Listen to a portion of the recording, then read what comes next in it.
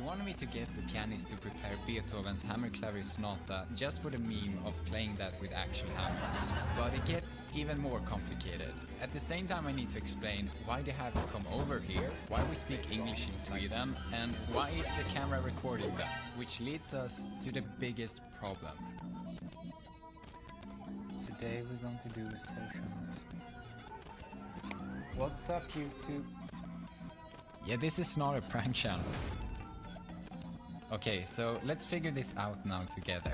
If you follow my channel, you know that I attempted something similar with the piano technician, but it failed, because he already knew I was trying to trick him even before he got here. But that's probably because the phone call sounded kinda suspicious. Yeah, I'm actually sitting by the piano right now, so maybe I can play something right now.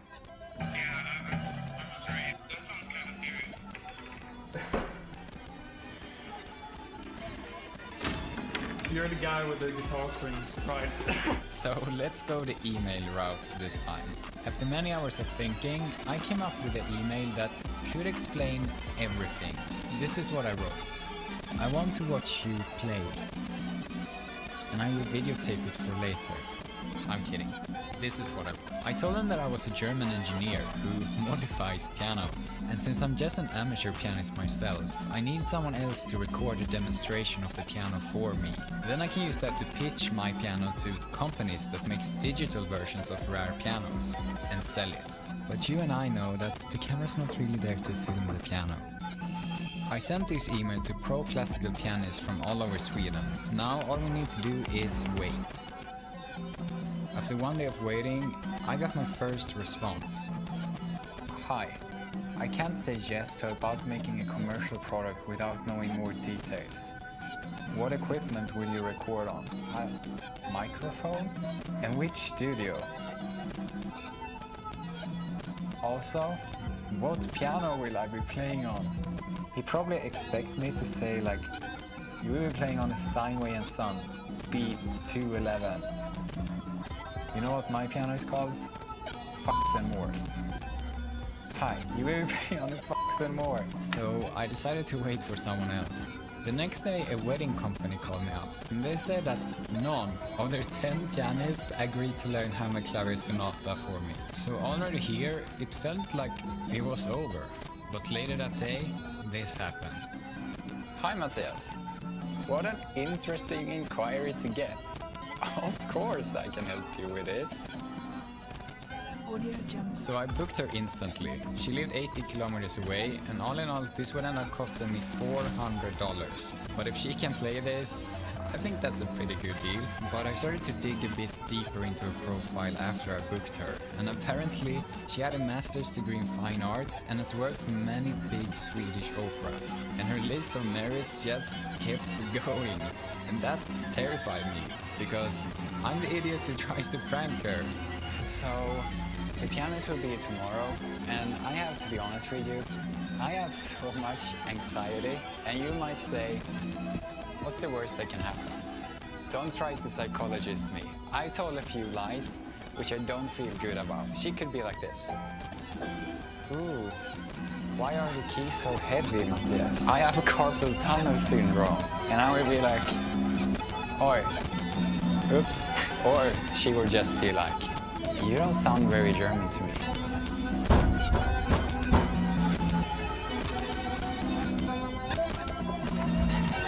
What? I did not expect this. It's the sponsor of this video, Atlas VPN. I know what y'all think.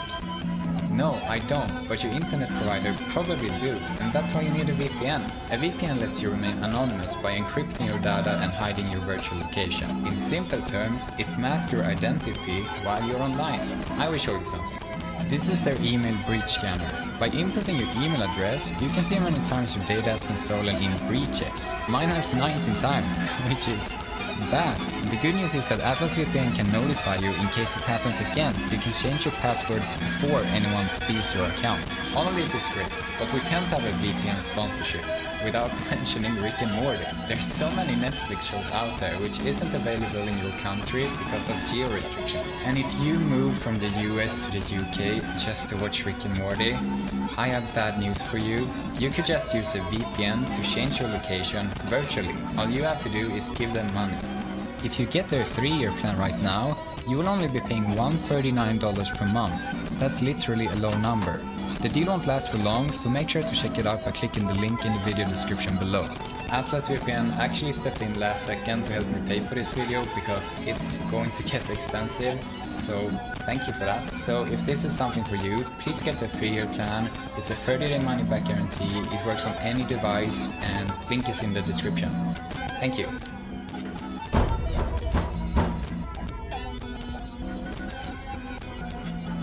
And that's when I saw that there were 2 of them. First, I couldn't figure out why, so I assumed it was her husband. But it's one thing pranking a pro pianist, it's another thing pranking a pro pianist with her husband. I know some Swedish because I've been living here for a while, but... How long have you been with that? 5 years. Okay, 5 years. Yeah. So that's the piano, and yeah. Yeah, okay. I don't know, do you like do a warm-up before you start playing, or? Bit maybe. And how do you want to make the recording? I mean, just plays through, or? I really just need a recording so they can hear what it sounds like. Sound. Exactly. Yeah. So this is like an audition, but for the piano, basically. Sound is piano sound still. Kind of. Ah, nice. Yeah. What have you done? Not yet. Let's. We can take a look at it I later. did something wrong. Maybe we can start direct. Okay, listen to this because I will do one of the worst embarrassments in my life soon. She laughingly said, "He's the page turner." So I assumed that was some classical version of "He's the triangle player." It's my husband. Welcome. Page turner. Oh yeah. So is it okay if he will be on the... Yeah. Yeah. But why the hammer clavier? Because Yeah, it's amazing music. yeah, it's. I kind of like it, and it's. I think it will sound pretty cool with this piano. Work as a sound engineer, or I I at your homepage. yeah, I kind of like take an old piano and like do changes to it to change the sound. So that's really that. Double drive through. You're gonna hook through the Windows one too, just for lows. You're pro. Yeah. Go through every drive through section. And this is where I realized that, wait, having a page turner totally makes a lot of sense So I because didn't. We her hadn't hands are slept playing in a piano. while.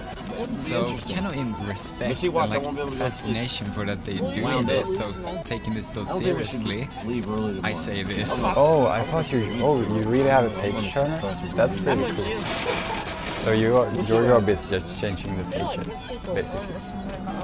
I Washington hate D.C. myself. It's right here. Why did I We're in say that? Washington, D.C. basically. Yeah, I didn't say that earlier, but that's our thing. Well, we don't know if we want to. We went to D.C. before, but streaming. But I mean,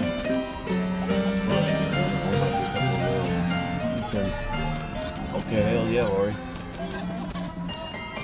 Dragon said we should have got some milk. Give those Taco Bell chips. You gotta play food. That's what he said. He said we should have got milk. It would have been good with this. Probably would have been good. Hey, Rick, you ever been to Hooters? They might not have Hooters. Are you coming over here? Are you coming over here? Hello. How you doing?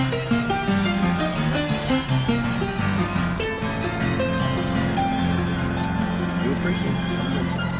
We just sounded guilty as hell. We're both like, oh, Just looking at it, Test this tea, make sure she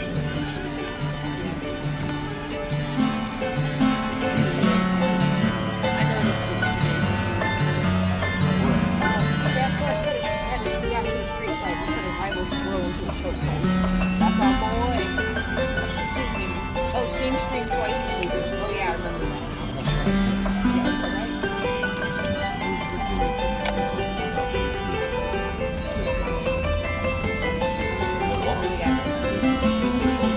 We got it. not unsweet.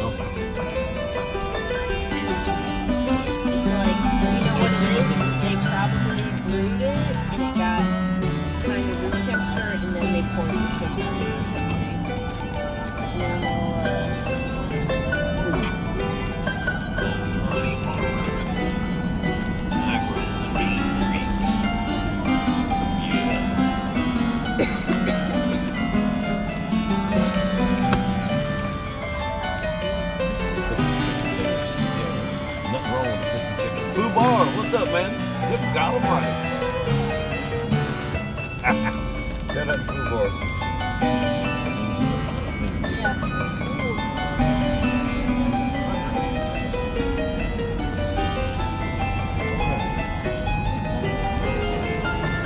Dang it. I forgot about that. I'm sorry if it ain't there.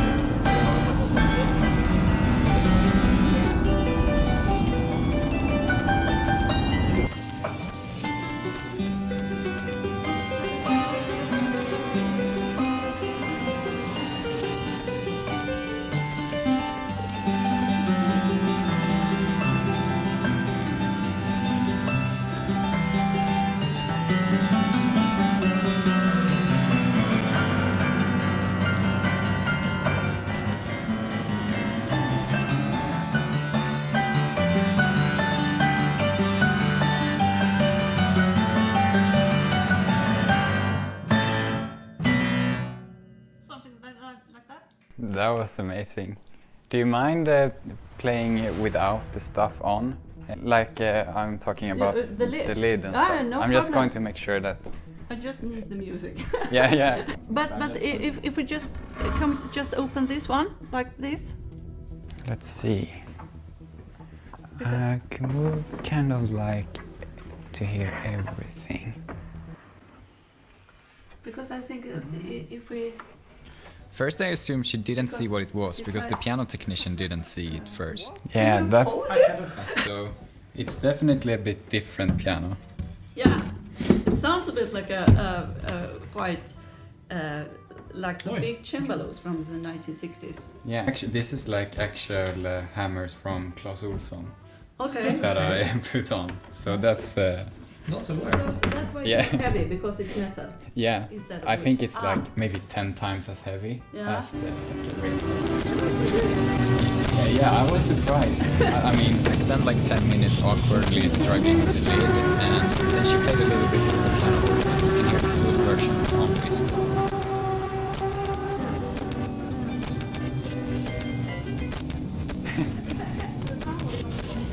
Yeah. They then explained that this is just a prank for a YouTube video to get permission from Forrest. And she was like, I was a bit curious how hammers on the piano seems like normal to her. And she told me that it kind of made sense to put hammers on the piano. And this wasn't the first time she played on the piano someone had done weird stuff to. They never did figure out that was a silly YouTuber before they got here, which means the story is kind of working.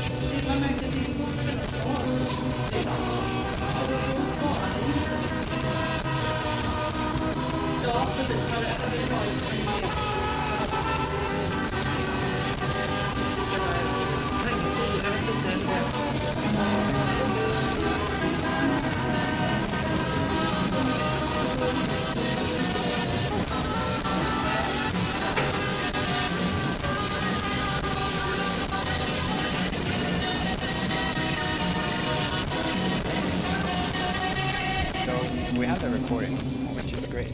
But I also want the reaction, and I know you want to, and that's why a lot of you clicked. So this video doesn't feel completed yet. But should I really hire another pianist? I would totally do it if more than 10% of you were subscribed. Okay, I will do it anyway, but please subscribe. The problem was that I had already sent out the email to every pro pianist within a 300-kilometer radius. After 1 week, I still had no responses. So I got desperate and started to contact pianists from Sweden's main capital. I know, it's a terrible idea making someone drive 500 kilometers to a drive. And then they have to drive 500 kilometers back again here in case they hate the situation I'm putting in. But that's kind of the worst case scenario. You're the one who told me not to think like that. After a few hours, I got my first response from Russia to the pianist who had studied piano at the Royal Academy of Music. She agreed to make a 10-hour drive, so I thought it would be a waste to take her to play one song. So with the help of you guys on Discord, I constructed a list of 5 challenging pieces. I sent it to her and got back an offer of $1,450.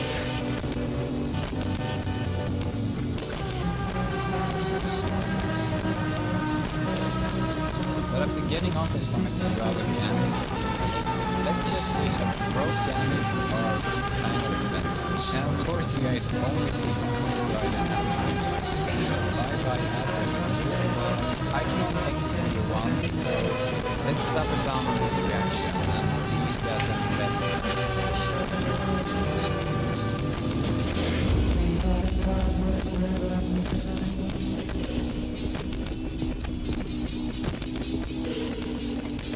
but at least it's good weather today, so that's it.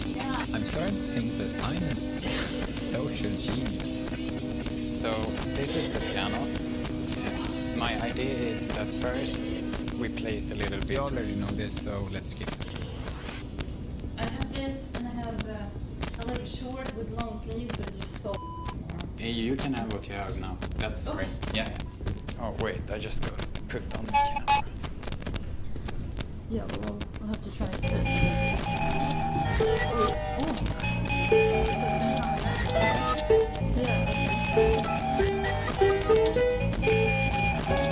Yeah, yeah. Some keys doesn't work. Yeah, we have to deal with that. But I think this is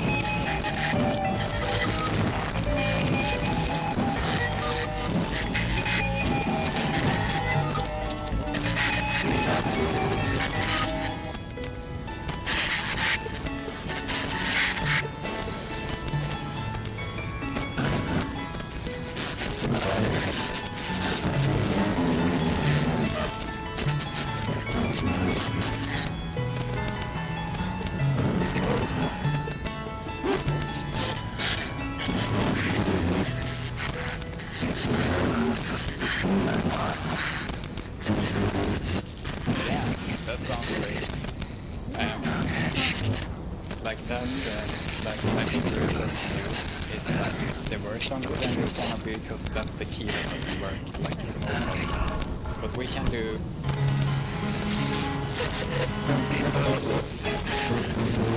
We can remove this one so we get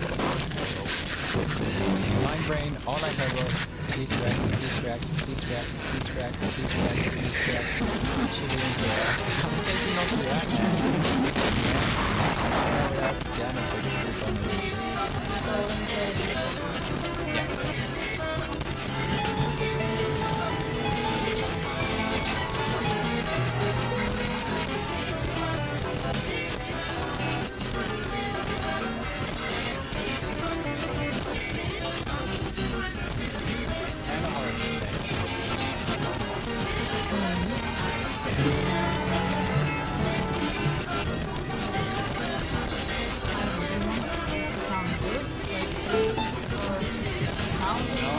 everyone knows that the piano is unplayable. When I play it, it sounds better. That's really down? Yeah.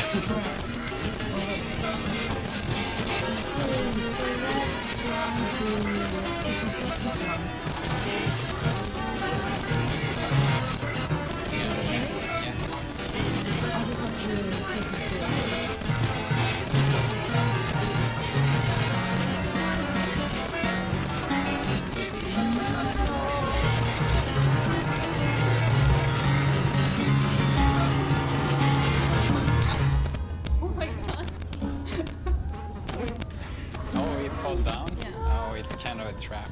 I tried to fix it, but yeah, actually, this is like regular hammers from the hardware store. It's just that they are metal and that's why it sounds this way. Yeah, and they are like really heavy. Well, you know, the hardest one was the anime stuff. Yeah, it sounds Regular. amazing. I mean, it sounds authentic. Yeah, yeah. It's not like anything I've heard before, for sure. No. I hope it's not. That would be kind of weird.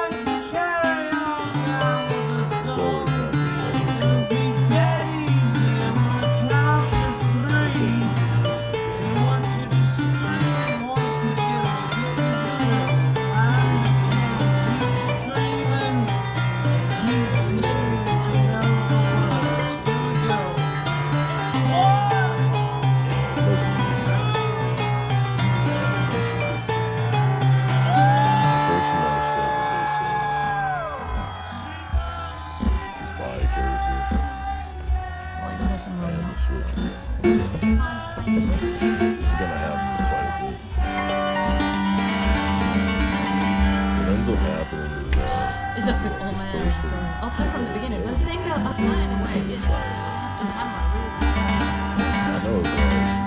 This year, so I That's got great. for sure. 2020 for sure. It doesn't make any sense when you get all this stuff. I ended up putting out some. This is private.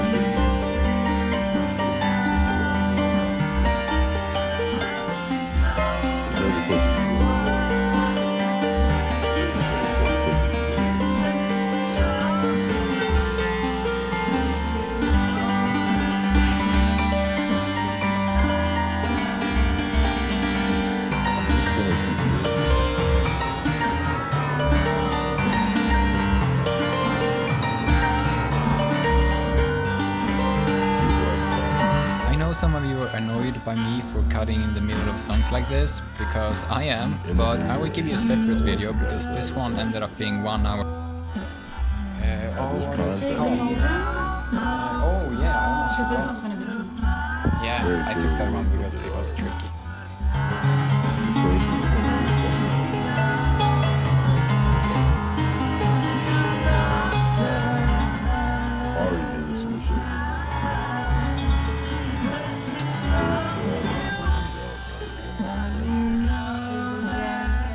Figure this one out. Anybody that's left on this program, don't worry about it. I got this. It's just private between me and you.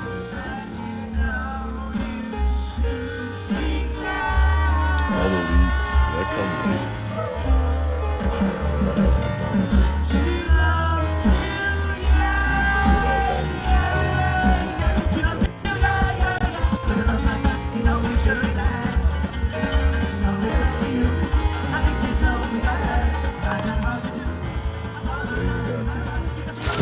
Got this window, this light on, we turn it on. This is one example. This is made different example. Not everything that's happened in the past. God is going to keep torturing and tormenting these people, and they're going to torment you. So, look at it as a relationship, as if like, I'm gonna break this off anyways. Thank you very much, everyone. It's number. It's not even about winning at this point. So It's we want to make it about just like it used to be back in the old days. So, at the count of 3, I like everyone it. rush the stage. No, come on, ready? 3, go. That's right. Everyone, come on. Everyone stand up for this one. You guys, if you're sitting down, stand up. Let's make it just like it used to be back in 1964. Everyone up, move up front like a real rock. Come on, everybody up. There you go. Everyone stand up. You won't get kicked out. From this moment on, you can do whatever you like in this place, within reason. Right, that's right. That's right. Everyone just take about 20 steps forward. That's all right. That's right. Now it looks right, like a rock and roll show, right? That's right. Right, hey, right. So, like I said, big free for all now. So that means like wiggle around and go as crazy as you can, and scream and yell, scream and yell. This one's called Everyone's Trying to Be My Baby. Man took some hope from a tree, dressed it up and you call it. Everybody's trying to be my baby. Everybody's trying to be my baby. Everybody's trying to be my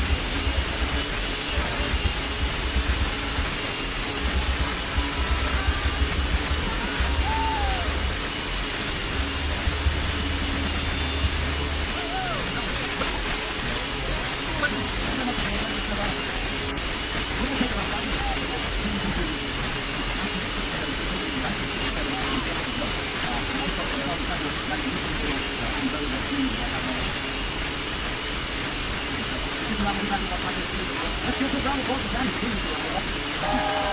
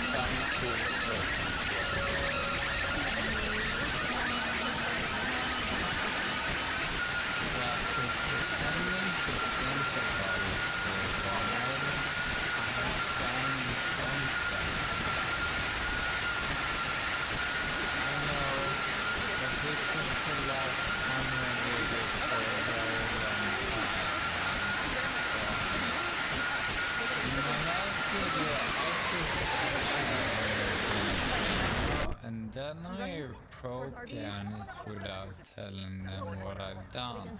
The first pianist For everyone, didn't this is really the react, conclusion of the matter. so I ended For everyone up that is still hiring under a this second program, pianist for you can't do the same thing I $1,440 did to the who had to drive 500 This kilometers is that video I was to talking get about in here. the previous In one. case I didn't get a Wrap this up. There's reaction no point this in continuing time, on. I asked her to prepare quite a In lot terms of of going online, pieces, I so mean, you wanna buy a I photo would cake? have a there's no point backup because video I got like these people this that's one, coming on more 24/7. focused on the challenge of actually I'm playing not the gonna stop piano. as long as She I am didn't know about on the this hammers internet before or she whatever, got here, contacting so she strangers practiced wouldn't everything be too on long until they regular start infiltrating piano. now. And if you themselves. I haven't don't seen my even know who's who previous at this point. videos, let me show Anyways, you why that What ended up might happening was be that, a problem. subconsciously dealing with this trauma, This is me playing this on a situation with all normal these different piano as good being in as the I masochism can. I said in the earlier video, and you can apply this too, but it would just be wrong. You wouldn't know how to do this. And it's unethical. And I said it increases, like we're all, the human anatomy is based around willing, craving, and desiring. And This everyone is has to me live. playing Those on people a are gonna hammer will die and piano just as good as I usually don't can. do it. This concept depresses me, which is odd. It's not a part of my, it's not part of my psychology. But So these why do people I that are suck watching so could much easily more the fall in love with second them. time? When you press down a key on And the you think, piano, well, you're wouldn't in a doing that way end up lifting you or being in the basement or launching the something? hammer That would be towards the strings. And know, the original more hammer on preferable this to be piano in only weighs existence 6 anyway. grams. Non-existence is If we preferable compare this to to one of the existence. hammerheads I put on I already figured out instead, maybe what the it's agenda of these people are is 27 just based around grams. optimism I and hope. don't know They want me to do exactly what something to it change the means world or more whatever. than it makes the the reason why they piano gave me all much this- more difficult to play. These different So things. today we're going to find It out doesn't if matter, a man. pro this pianist cycle's gonna can continue. handle the If I heaviest end up piano getting to to a point where I play can be somewhat in successful, the world. just continue the cycle of suffering, have a child, bring it into this Could earth. be. And then now they gotta I be, now just they got gotta an deal with email it, right? from the pianist, Now I gotta and have she said that she would be United here States in Federal 2 Corporation hours. title In the meantime, this video is 3002. sponsored by Magic Spoon. 15, Section I 15, eat a United lot States of Federal Corporation. carbs, When you have a birth so certificate, you're basically whenever I got can, I basically try just a to slave to the entire compensate society. with Doesn't some matter what race you canned are, what background you tuna come or from. a man. protein This shake probably goes for just everything in to the feel world. good about myself Our world is a again. prison cell, The man. problem is For these that people, I kinda hate it. Magic I don't Spoon want to deal with tastes them. like I don't want to be bothered by it. I regular don't want to be bothered by anybody. cereal, I'm trying to be but alone. at the same And be a time Sunday ray. consists I'm just gonna of, make characters listen you to guys believe in this, cartoons. 0 grams of This is what I'm gonna sugar, be now. 14 grams Be a- of be a Sunday ray. protein, only 4 net grams Any of of them, carbs, and greater matter is 140 birth and death. calories per serving. It's You literally, didn't choose your parents. okay, not You don't have literally, the but power almost to like choose eating any a of these situations chicken that you're breast. in right now. But for it's certain cereal. things. On top of Even if that, they determinism are isn't true, grain-free, because of the way society is gluten-free, shaped, going to and education, soy-free. institutions, So try academics, Magic institutions, Spoon's best-selling going into college, flavors high in a school, 4-flavor getting brainwashed, variety indoctrinated, whatever you wanna pack call it, featuring cocoa, and then being around all these different people you fruity don't even know. frosted and You know peanut your family. butter. These Click people the live in link this below environment, you to don't know try them. it You yourself. get attachments And to be them, sure to use the promo interact with code them, Matthias even on the highest at level of what could be checkout seen as to get pleasure, $5 be- off any pleasure in its order. highest form would just be Or ecstasy go to and intoxication in any of that. magicspoon.com/Matthias. It's the reason why you see people that are sex If you addicts, for drug any addicts, reason don't like addicts in general, Magic just Spoon live. has a 100% It doesn't matter if they're degenerates, they're money being back informed. guarantee, no questions asked. But I'm keeping them. because they are good. Thank you Magic Spoon for sponsoring this video. Try a little bit. Oh. So it's gonna sound like that? Yeah?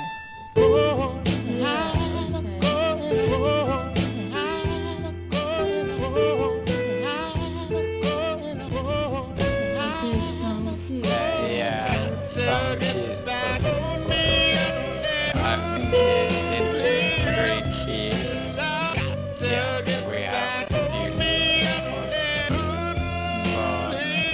I think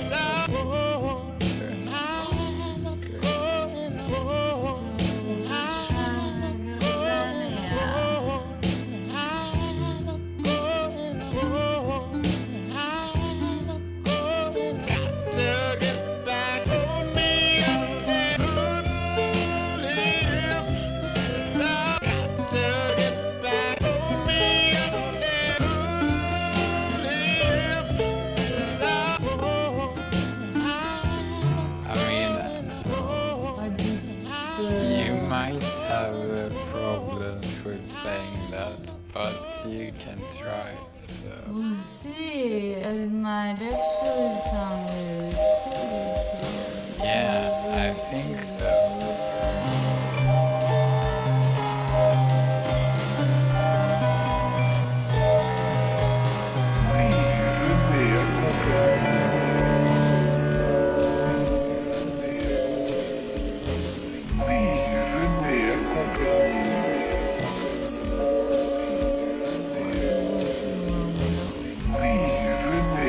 Please,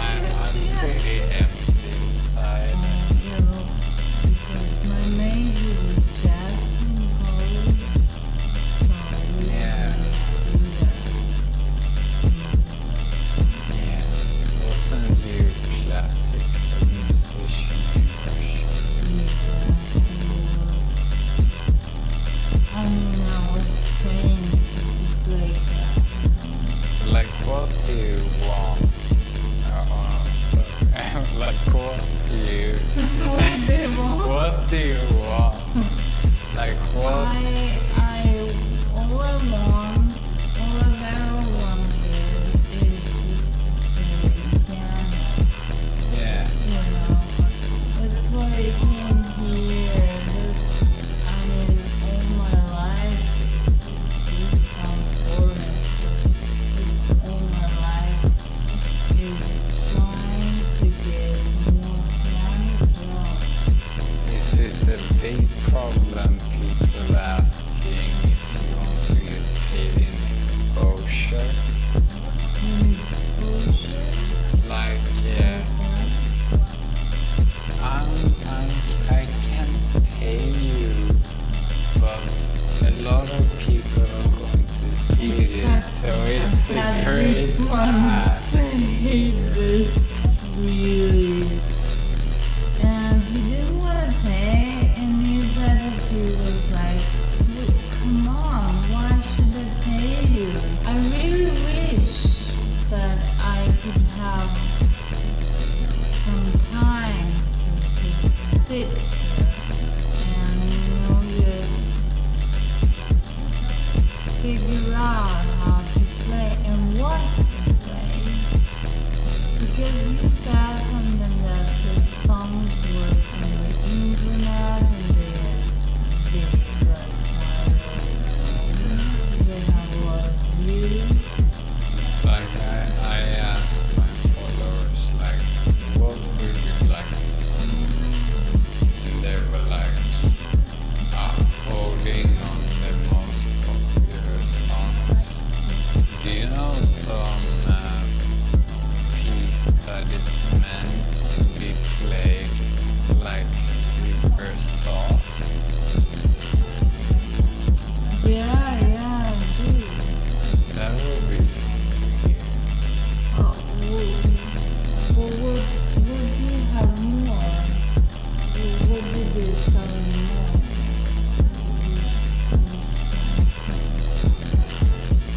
Like, would you know?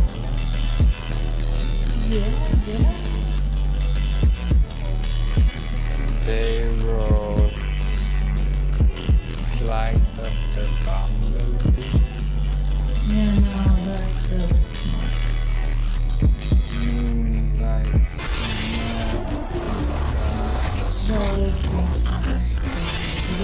yeah,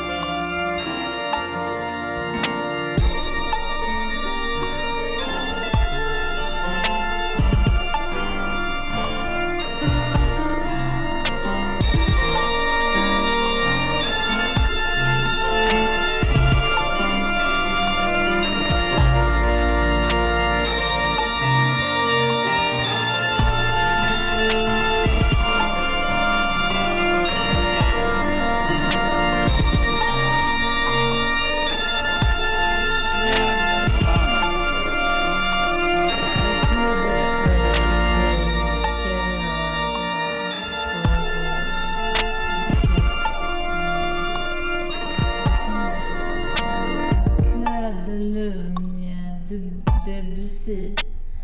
I don't know it by heart, but I could play some parts.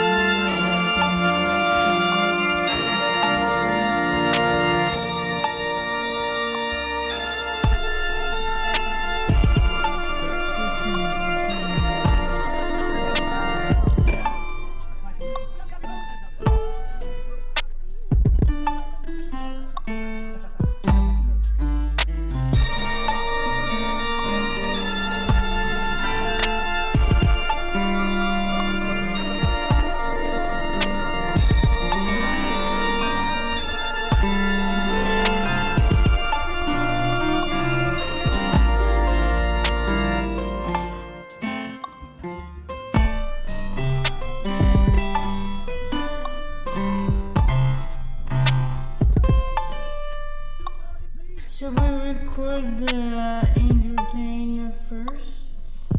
Oh yeah. Yeah. Are you rolling?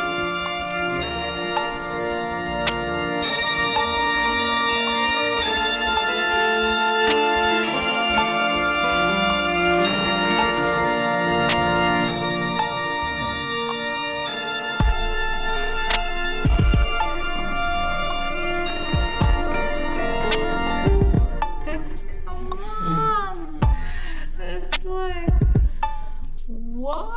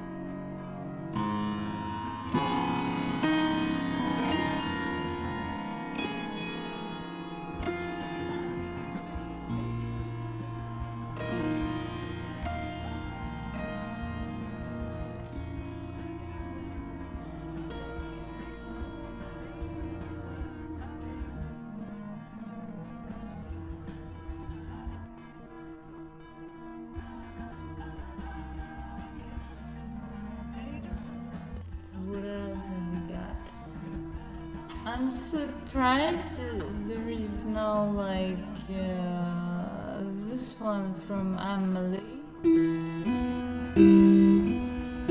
Oh, take that one. It's not viral, but I think Just take something you want.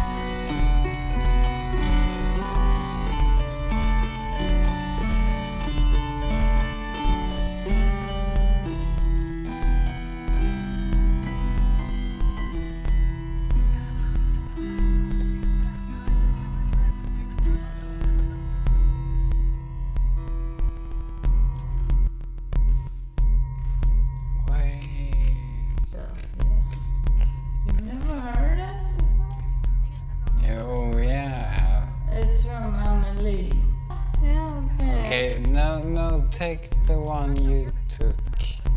I just Oh, I can play both.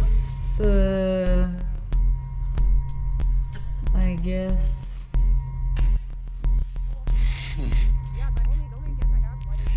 You sound excited.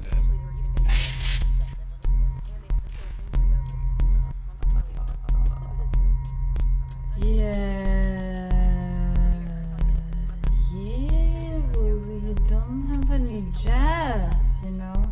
The entertainer was the closest to jazz we could get. But you can play jazz. Yeah, well, I'm not sure if I. No, if like it's they, I'm sure I read comments saying they want to hear some jazz. Yeah, but I don't know what they think it's jazz.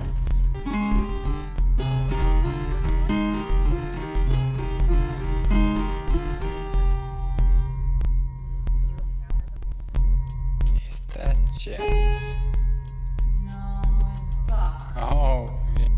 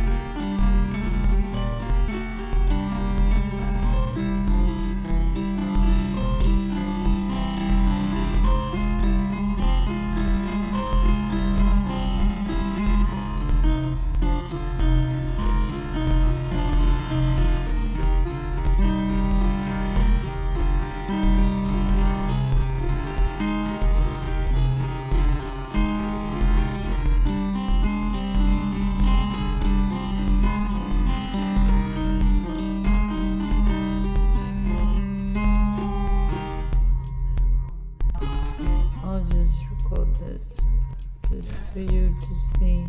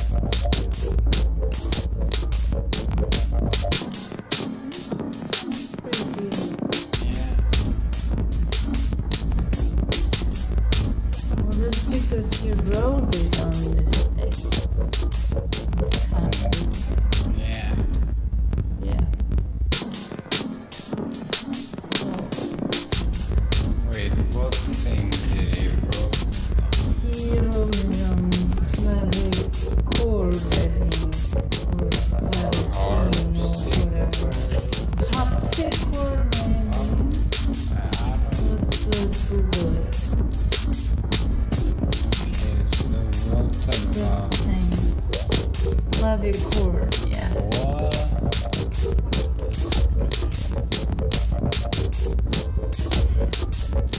Looks like the dollars are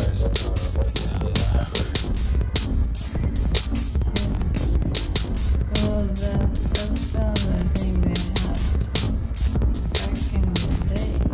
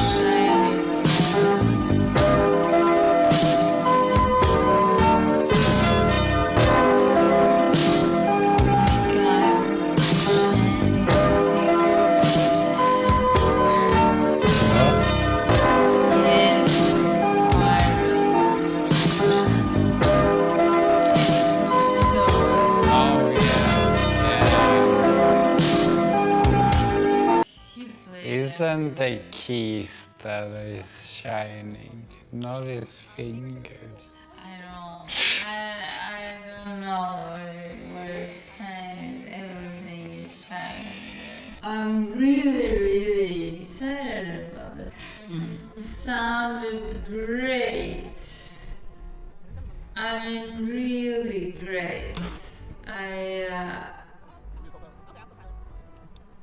I was actually blown away, but not for the whole group. I'm excited by the sound of some separate keys, because when you play it, when you play it together, it's like it gets lost a little bit. Yeah. I know. But what I would love to do is just to sit and try all the different keys, just one by one, because they all sound kind of different, like different instruments. Like this one sounds like instrument A, but this one sounds like an instrument B. Yeah. And this is what I generally like about the piano. Yeah. Even if it's like a normal piano sound.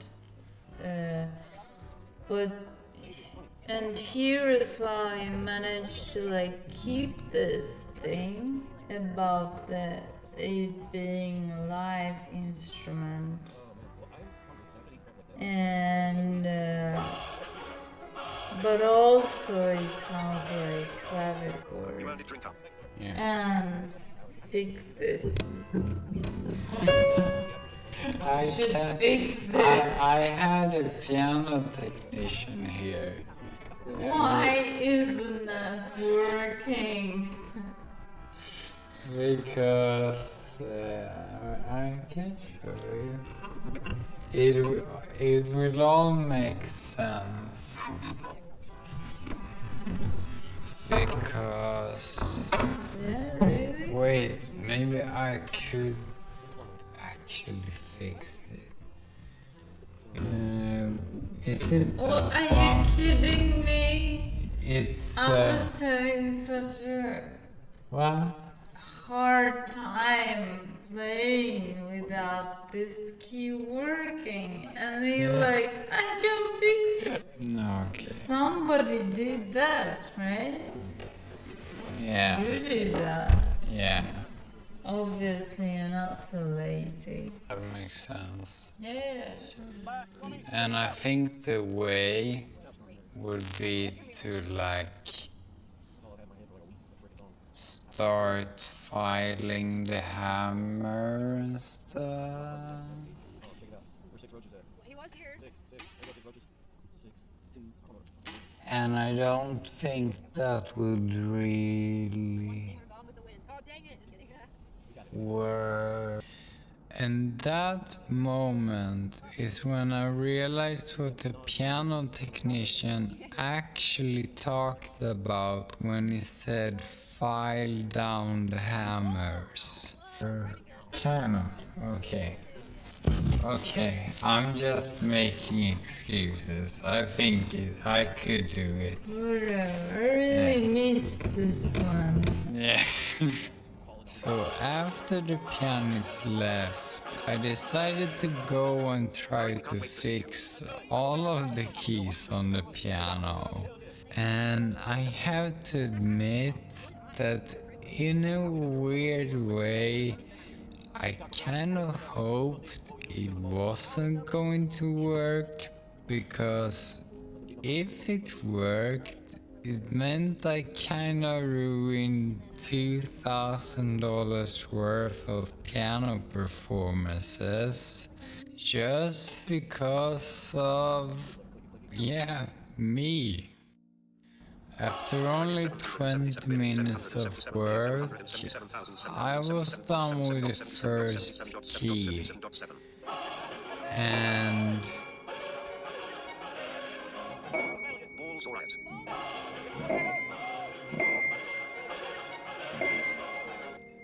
it works.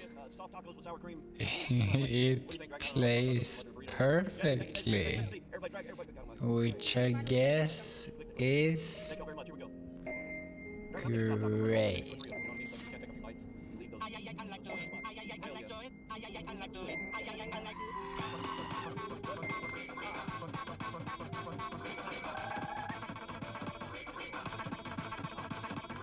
But here's the good news. Only a few days after, I got an email from Andrew from a company called Impact Soundworks, who wanted to turn the hammer piano into a virtual instrument. In theory, that means that you can turn your digital piano into an almost identical version of the hammer piano without the downsides of the hammers. So after pretending to think about it for a while, I signed the contract. It made me realize that this meme kind of transcended into something real. Do you have 90 of them? 90. Yeah, I have a lot of nails. No, I'm just kidding. I mean, I spent over $5,000 and put in well over 600 hours into building, editing, researching, and making videos about this piano. So I'm happy to say that this one actually turned out to be more than a joke. And this will get sold to like professional producers and composers. I mean, and you can buy it too, of course. But since I'm the idiot who's doing the recording, Impact talked me through step by step how I would do it. And it was like, Matthias, put one mic here, one mic here, one mic here, one mic here. And I was like, that's impossible because I can only plug in 2 mics in this one. So I spent $440 on a new audio interface, but I still only had 2 mics. And I needed some really good ones, and that would cost me a lot. And that's where a microphone company stepped in to help me, Louis. I told them about the situation, and they agreed to send over 2 LCT 640 TS mics, and those will cost me over $2,000 in total, but they send them for free. So from now on, I will only buy Louis mics for the rest of my life. Once I got some help from Impact and Discord with the setup, I was ready to start the recording. All I had to do was to record the individual keys one by one, which turned out to be a lot harder than I expected, because they wanted me to record every key on the piano at least 2 times in 6 different hardnesses or dynamics. That means I had to play a note in a perfect way, wait 25 seconds or until it stopped ringing for a total of 1056 times. and that didn't sound too bad. The problem is that playing very soft on a piano with hammers was a skill by itself. I did a test run, and for most keys I ended up needing 10 tries in order to get one accurate enough note. That means I need to repeat this up to 10,000 times in complete silence, alone with my own thoughts.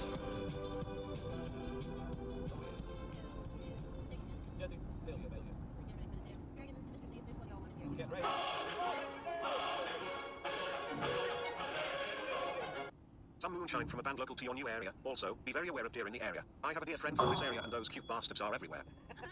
Right, Randy, thank you very much. Here we go. Get out of the way. And again, Mr. C, Dragon, and Onyx, if you're out there, I kind of did Onyx wrong yesterday. Anybody sees Onyx in other chats, tell them you don't got to talk to him. I'm sorry, man. I missed this shit.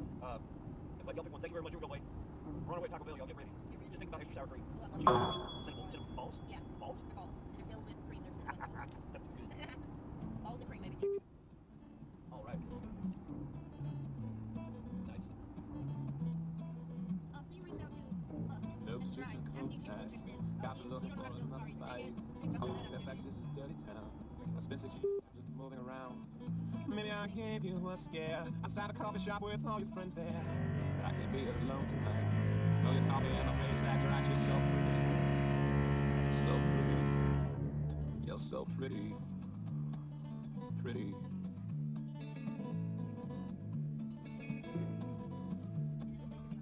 Saw you at the Planet last night. On the dance floor neath the crimson light. There's dancing walls around you.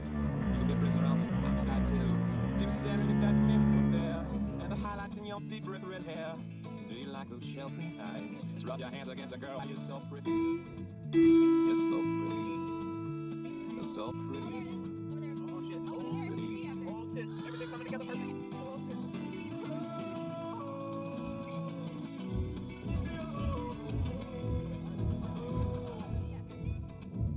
I realized eventually that this wasn't going to work, so I decided to do almost the entire recording at night when my neighbors was asleep, and somehow they agreed to that. Yeah, that. I'm gonna do it. And the next morning, I was finally done. I had a continuous recording that was over 12 hours long. Yeah. And this is where I decided to listen to the recording before I send it over. The shot was really good. Okay, and then But you know what I heard? A really quiet but very annoying buzz on almost every key. And after checking the piano, I realized that this part was loose and created the sound from vibrating against the piano. I knew that I could just send the recording, and I'm sure no one else would really notice, but I would, and I already worked so much on this piano, so knowing myself, I knew I had to redo the entire recording again. And I have to be honest, recording this piano was an absolute nightmare to do.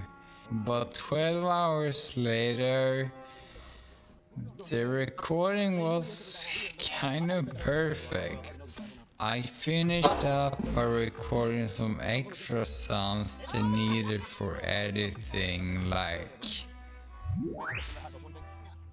Andy, by the way, let's do this. friggin' Andy over here. I'm not going to question it. I knew So yeah, I sent files over, and I feel like this was a happy ending to the hammer piano.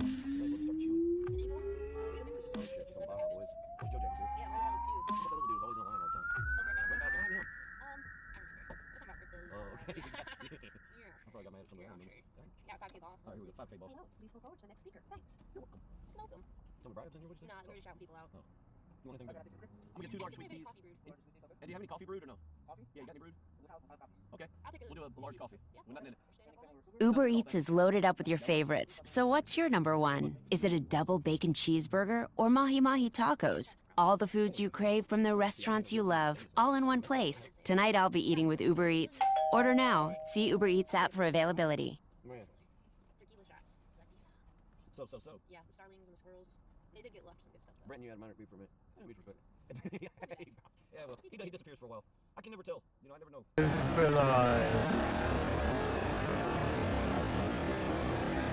Is it not working? Okay. Hello, and welcome to a live stream. I'm going to play Megalovania in a mile until someone asks me to stop. Now last time I did a stream like this, everyone complained in the comment section in the replay, saying I talked for too long at the beginning, so I'll try and keep this as short and sweet as possible. I just have a couple of things to plug. First of all, this Dead Inside merch. You can buy this now. I'm relaunching it from last year.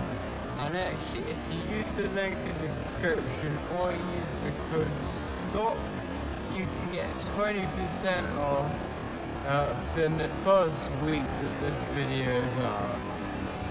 Now, second thing to plug, if you've watched any of my recent videos, you know exactly what I'm about to say. I'm nearing 500k subscribers, which is very good. And I've promised that after 500k subscribers, I'm going to do one of the most requested things on my channel. I'm going to play Vanessa Carlton's Making My Way Downtown. Not just in the streets, but I'm actually going to recreate the entire music video in which she kind of appears to be magically floating down the street as she plays the piano. So what I'm going to do is I'm going to get a piano, put it on the back of a pickup truck, and play the song as I make my way downtown, as she did in her famous music video. If you want to see that, please do subscribe for 500k. Right, I'll get a move on and play Megalovania. Also follow my Instagram, I'm nearing 6969 followers. I'm gonna go private then, so get in there before I do that. So without further ado, I'll get a move on with Megalovania.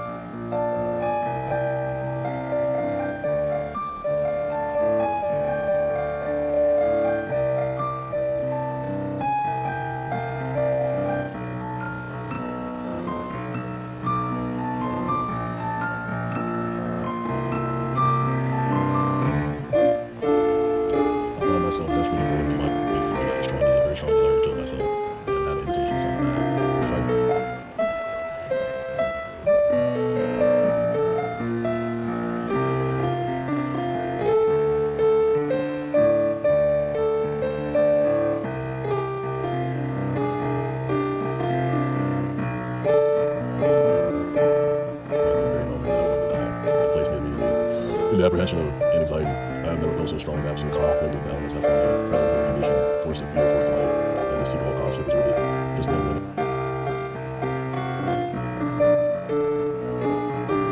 it was most burdensome, and when it could resolve again by its own will, by the own cause, as they argued. Gang stalking, as experimental as it is,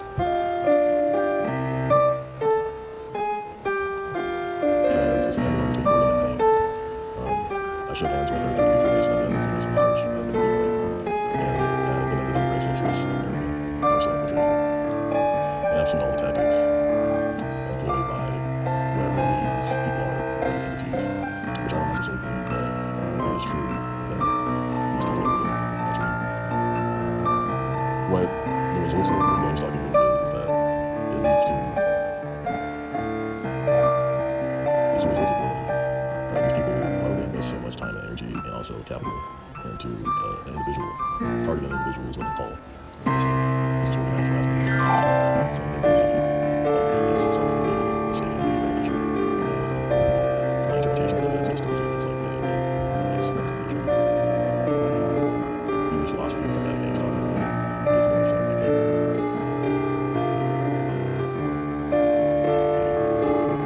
crutch. Because at the end of the day, we're all suffering.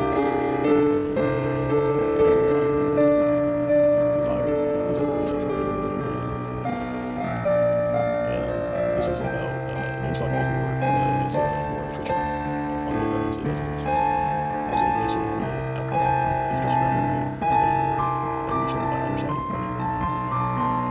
And it has no real objective, behind it. It's stalking or really.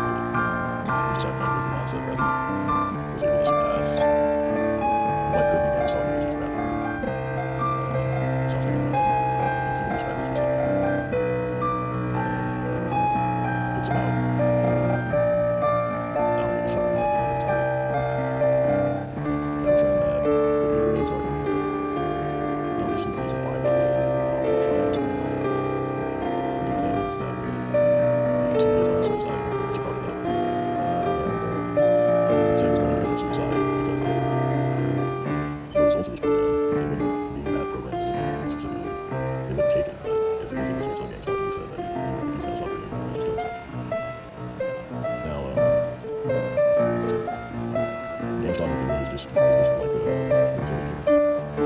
There's two otherworldly entities, but it's some people just play with us. The demons aren't enemy, the demons are just enemy for life. They don't have sort of like humans, they don't have that sort of attraction. And they want to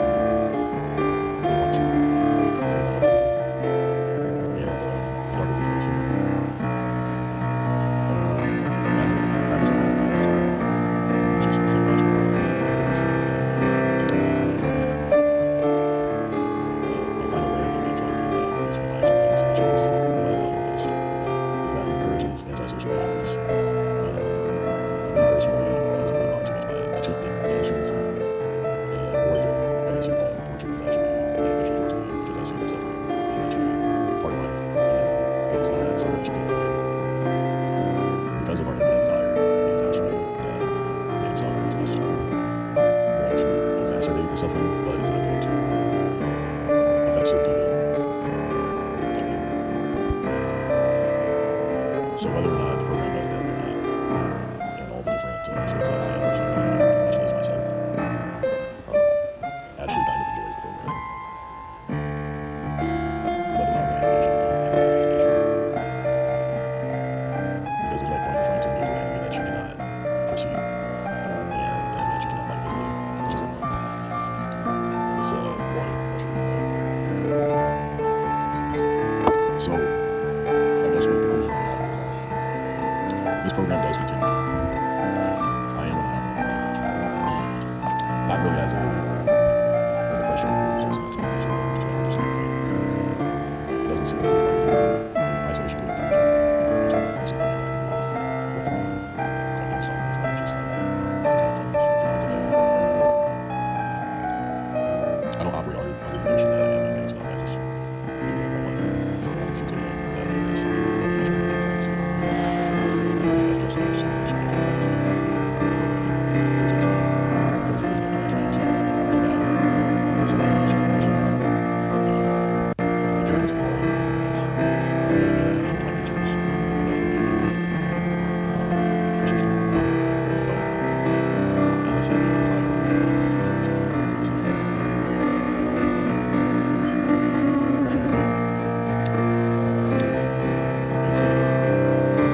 It's experimental, but also absurd. There's no point to it. So why should I feel the need to continue on if there's anybody out there that wants to design things by last minute or last minute?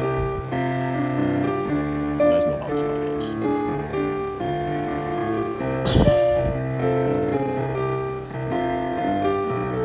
There are documents that are in the description that respect to this. And it makes it very clear that I have a certain desire to want to operate out of the fact that I understand designing the machinations that you have to life is a task every day. And though I don't have bias and pessimism in the situation, I can see that there is no point in trying to explain the circumstances because also I agree with the fact that influence by is it's not. If he goes, I go too. That's just the program. Is that it's a very determined thing. And that doesn't have any sort of big results like that. What membership has a loss of being which is good. Psychological warfare on both ends. And it's just, it's insanely meaningful. There's a nihilistic element to it, but also some culture is job.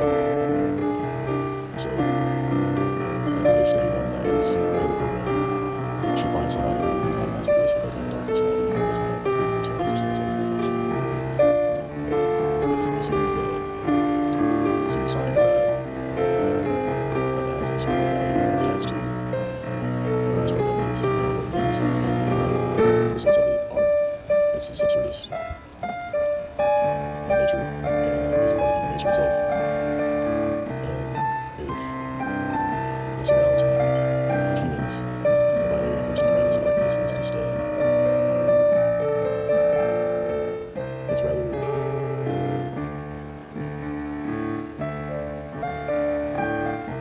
it's a useless tactic. You don't need to actually pull this off in a community. Go ahead and go through your training. It's just I don't need this involved in that. So it's a waste.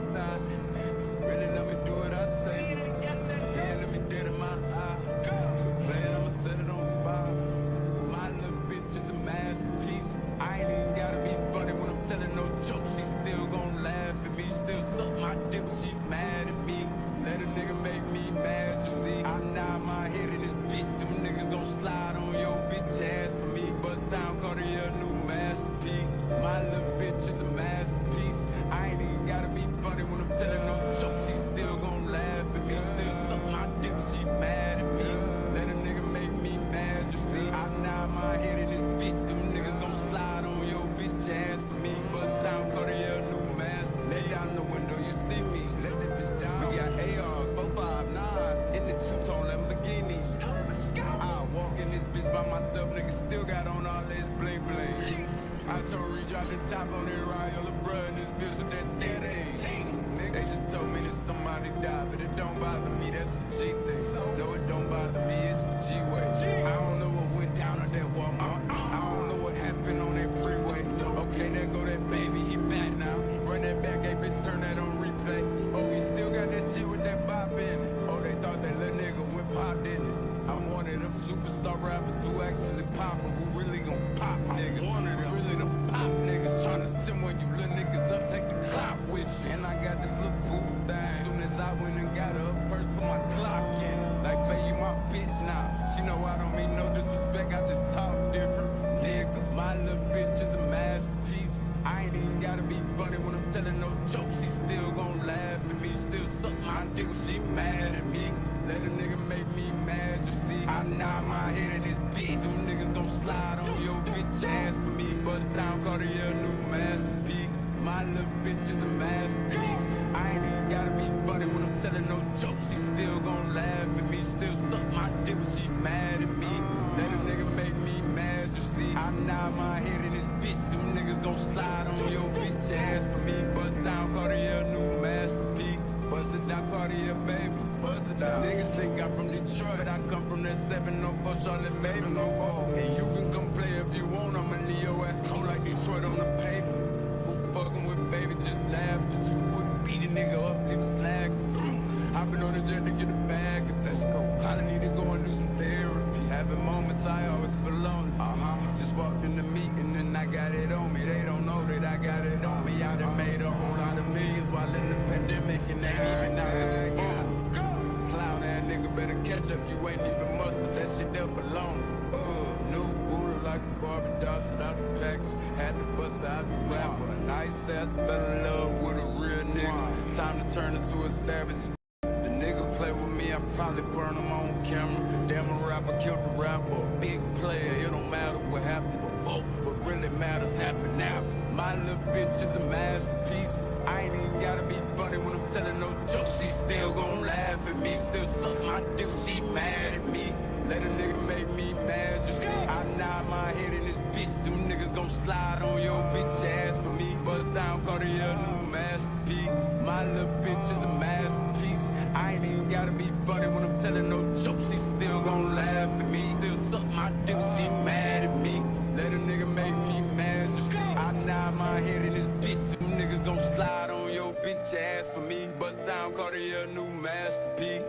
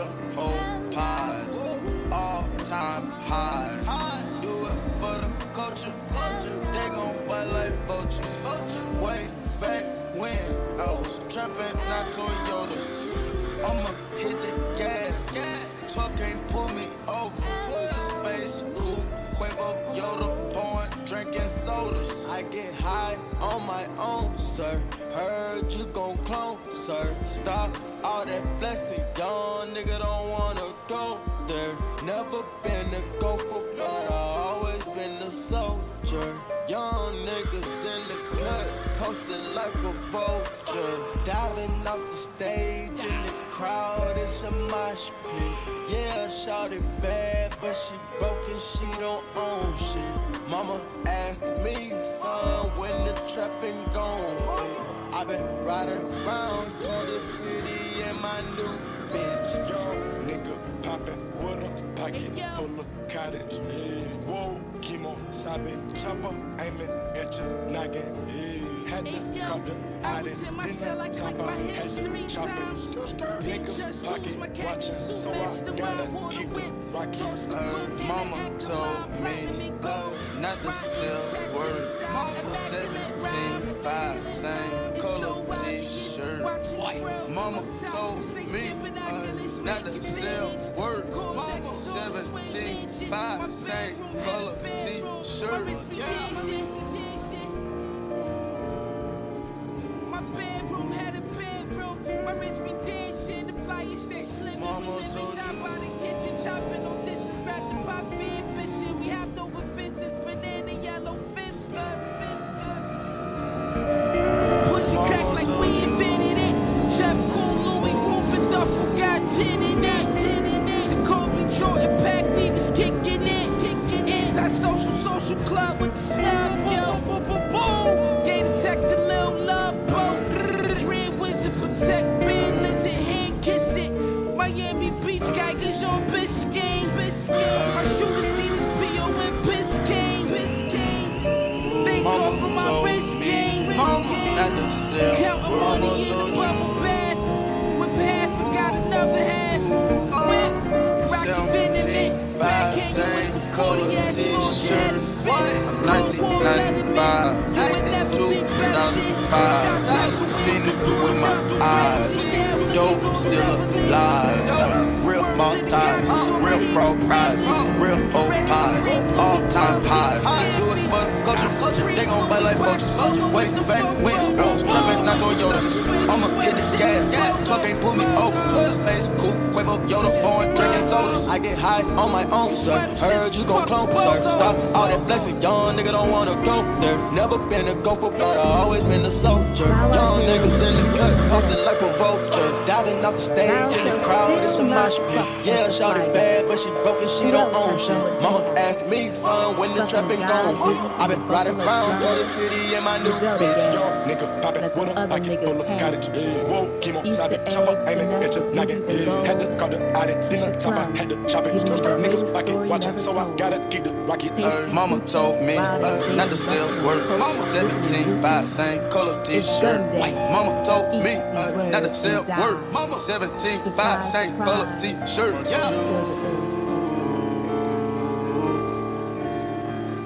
Mama told you.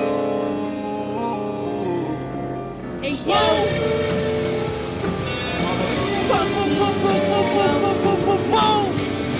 Hey yo.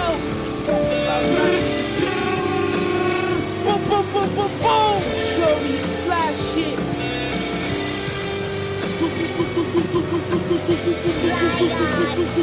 Hey yo, infatuated by cause paintings and laws waiting. Do so the social scraping. I don't be the flyest nigga ever. Mirror, all fight, bike and leather, yo. Superman all on my sweater, yo. War with the gloves on, turn the stove on. Money green, deep, big chains, he never drove for. I had the fiends on the block, seeing what's that nigga. Yay, Dylan, Jake, Dylan, 50 on both rips, scope whippers. Chanel bags for both of my bitches, peace. So dope for 10 years straight. Dog slips, ready-made, bag defended. Ready-made frog man, leaping over basics. Your favorite rapper, little nigga, let's face it. Lower NYC, apron like a bacon love. Shit cost 30 to 30, fuck the same word, we love. I do shit like Copper New Whip when I'm bored. Griselda Records, niggas, see the very small. Griselda Records, niggas, fucking almighty. Used to camp in the line out, getting boxes for night. Ow! Shout out to Fly Guards by Nike. Shout out to Chris, play close. I just might pick the rainbow. face blown off, one shot though, boom. Hop in the ghost of ghost, who's the ghost to show? Free my nigga Ike, free my nigga Soul, my niggas. God, why you take break so soon, take so long, God, why you take shit gone so soon, never made it 25, they never made it 25, they never made it 25, why you took my nigga so soon, hey yo, it's the fly god himself, it's Easter gun day. Champagne all morning. Last night was beautiful. We went out.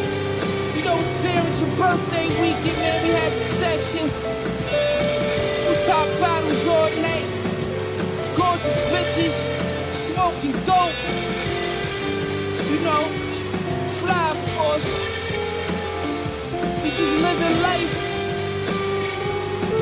Niggas dropping their albums, man. I'm not fucking impressed neither. See, I fell back for a minute. Doing the clothes and shit, everything's selling out, man. I think the people, you know, this shit art, my nigga. This shit legendary. Now I mean, like, I come with this shit, like, I come at this shit on some other shit. You know what I mean?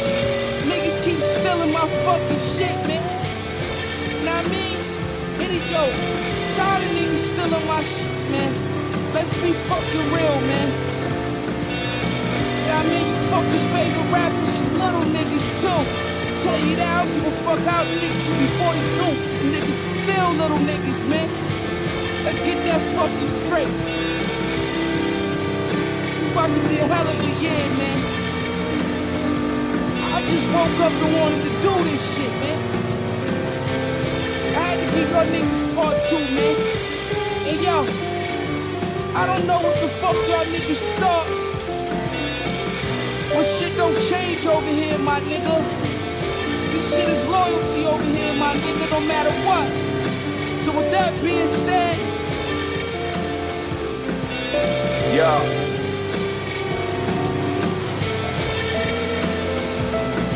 Hey yo, my nigga, I feel a lot of pain. Your cyclematic brain got the frontal lobes blicked off, you out of range. I feel every inch of every blade. That's why when niggas say we BFF, it's a little ripple, it's not a wave. It's a goose pillow inside the case. The crackers rock your ass to sleep with a pencil, niggas is wide awake. Temperamental niggas is out of space. How many several quill my nigga think? How many jits is not awake? I kept my penny pincher by the waist. I'm at my friendliest, tune in, I let my Henny sit without a chase. Dodge Viper, I got to keep the entourage tighter. Why have to keep her on for palm naya? Set these snakes in the grass on fire. Your Messier with the pats on fire. Look at the mess we made, you call the sack on fire. This Perrier, a water tap on dryer. What happened to the flow, the maximum load in the Mac 10 holes? 50 niggas is rubbing, they looking close. Sugar Hill, Billy's chickens is clucking in chicken coats. Missing throat, that put up real numbers on the physical. Might do a little something for a chemical. Ghost, old Malatroy tucking the toes. No smoke, the Ruger has it boy in Brooklyn's with both. Two-tone, Tag Hoyer with the Hoyer's Erickson bow. Qzo, I pop the turbo with the Stein for show. Uzo, I write some thorough shit and bias and coast. Loophole, I Heisenberg and shit, suppliers get broke. Mucho, I like to splurge and get designer with dope. Puto, I like to learn the business sciences broke. New roles, I like to herb the dealer, buy them in bulk. B7 or 8, I pop that bitch like Young Dog. Bump false, then his cannons away. Pull up at dusk and dawn, cabriolet. I brought my HBO Stussy to the mall. Mall slathered in cream. Mall slathered in cream. Hey yo, yo, who can take tomorrow, dip it in dream. I separate the soul, then collect a check and make a scene. Commemorate to wallows, throw them little heifers on the stream. Stool pigeons don't fuck with high wires, know me. New niggas don't fuck with wise guys. Bada bing, bada bing. Flip you like a foreclosure. Griselda bucket, all Cobra, ragamuffin, car, hard toga. Wrecking all pop over, for pop over. By the time I say hello, the ops block smolder. By the time I say hello, the watch a lot colder. Over, it's over.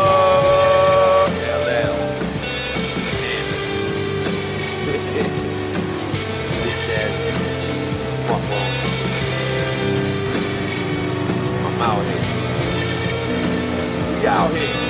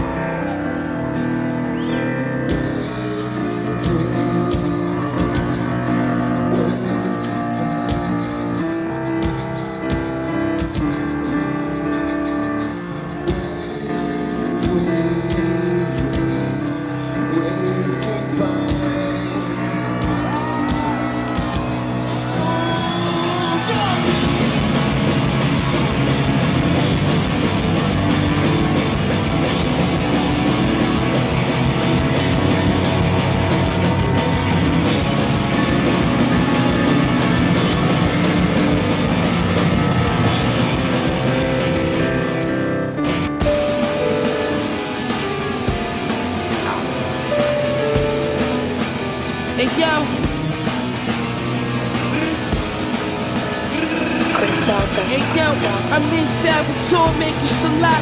Been taking 3 flavors. Shoot the nigga now, we speak later. Up to Whitney, got the Mac with me, hid behind the Warhol. Tip the bird door, shut up the whole store. Cherry 57 in the back, learning lessons. Crack getting drying if you ready in a second. 40 chains on Halo, I'm a guard nigga, fear of God, talking rocket nigga. I don't even jog, hanging out the wagon sunroof. Pick the nigga off. Meal with the chill vessel. All my phones red to make me feel special. Banana pill AK, I'm looking real extra. With the top keys, I'm on the green Teslas. So Virgil, right brick on my brick. Right brick on my brick. So Virgil, right brick on my brick. Hey yo, Amiri's filled with cash, I'm in the fashion district. Shoot your mama house before it have to pick it. All my niggas stealing, all my niggas killing. The niggas try to test me, now them niggas missing. Milk quarters, still awesome. Water whip coke, I still boss it. Rose, I'm faucet. Tell Pearl to write brick on my bread. Look, Lil Brody let off his 30, he ain't even flinch. Caught the body, dipped to the A, nobody seen him since.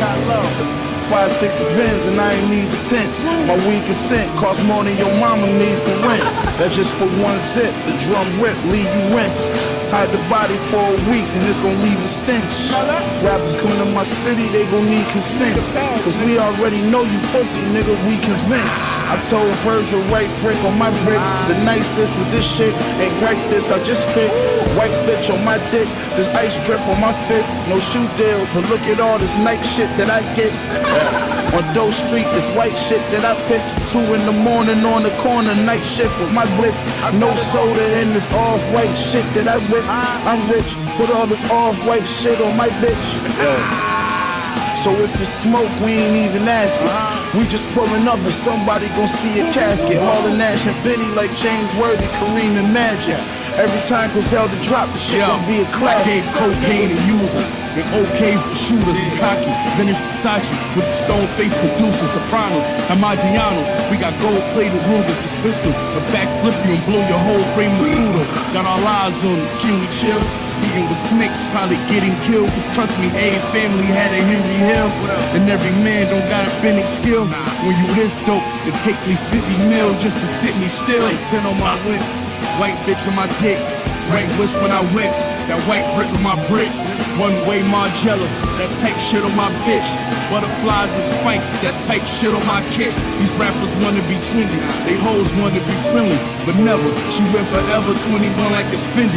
I told that bitch it's Givenchy, she pronounced it Givenchy. She wanna fuck me and run through all my accounts till they empty. What was she gonna do? I'm still thinking militant. Old paraphernalia laying around, I got rid of it. I settled all my differences. I really had a chicken with a tree stamp, like I stepped on it with a Timberland. The butcher, nigga.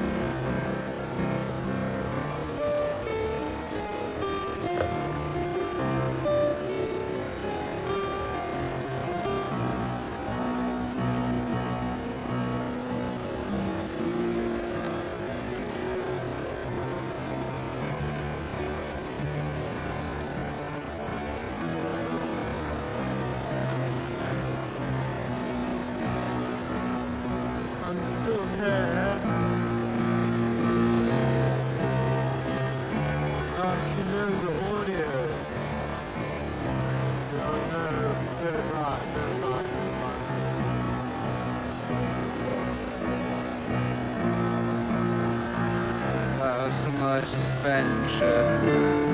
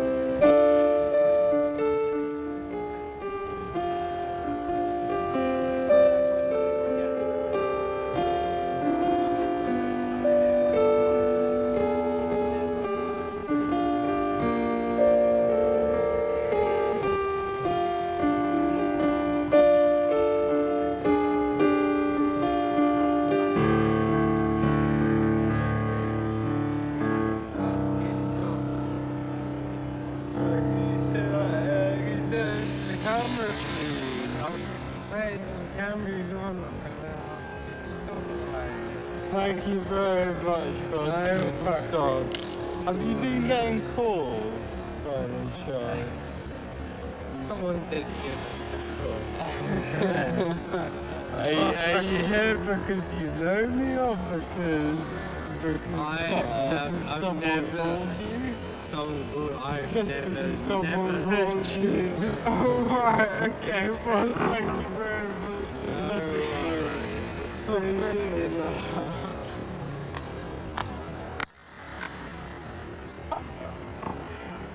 my lord.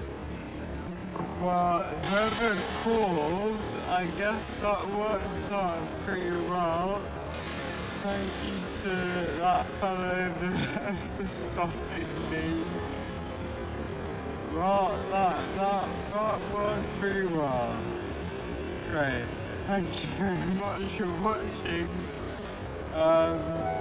If you do want to buy this merch, it's 20% off if you use the code STOP or use the link in the description. Also, don't forget to subscribe if you want to see that 500k special of me playing Vanessa Coulter's Making My Way Downtown or recreating the music video. I put the piano on the back of the pickup truck and recreating that. 500k to subscribe if you want to see that. I'm very tired, so I'm gonna go home and rest my hands as much as possible. If you want to support me, follow me on Instagram. I'm nearing 6,969 followers and I'm getting private then. So thank you very much for watching and goodbye.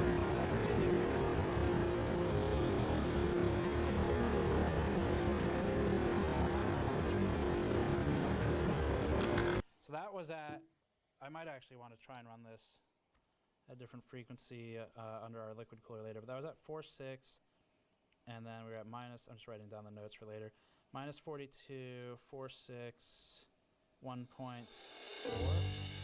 I love pianos, and that's why I have so many of them. But I always been more of a guitar person, and I will tell you why. On a piano, all you can do is this. Yeah, it's either pling or plong. But on a guitar, you can do a lot of techniques. You can do slides, you can do bends, you can do harmonics, and my favorite of them all, hammer-ons. So let me give you my pitch. A piano has 230 strings, and these strings are producing the sound by getting hit by a total of 88 slappers. If I replace these slappers with actual hammers from the hardware store, I would have the first piano in the world that could literally play hammer-ons. I can barely fit my video equipment because of all the pianos I already have, but the problem is that this piano has guitar strings, this one has fishing line, and this one has bass strings. And I need a piano with piano strings. I know what y'all think. It's only R15. It's probably not stable. You're gonna need another piano. So I drove to my secret piano dealer.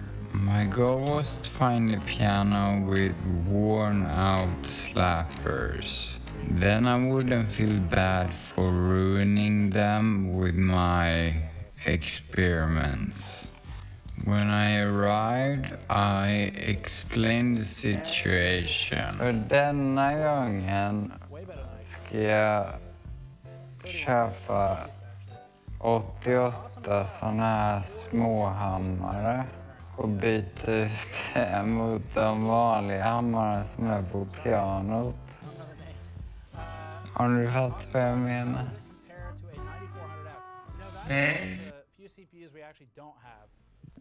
Jag tror bara jag ska ha ett vanligt piano helt enkelt. Normalt måste ta ut allt och glimma tillbaka och sen göra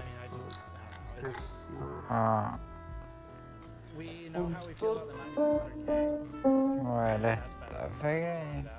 Jag har aldrig sett. Ja.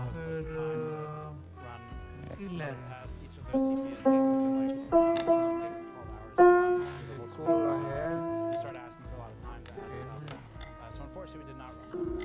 So we made it down a little lower this time. We're at minus 50 right now. No problems at the moment.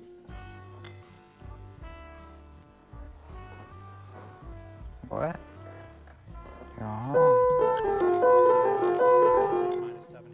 I ended up picking a pretty decent piano for $440. And I don't know about you, but I never seen a piano with curtains before, and I didn't know I needed one until now.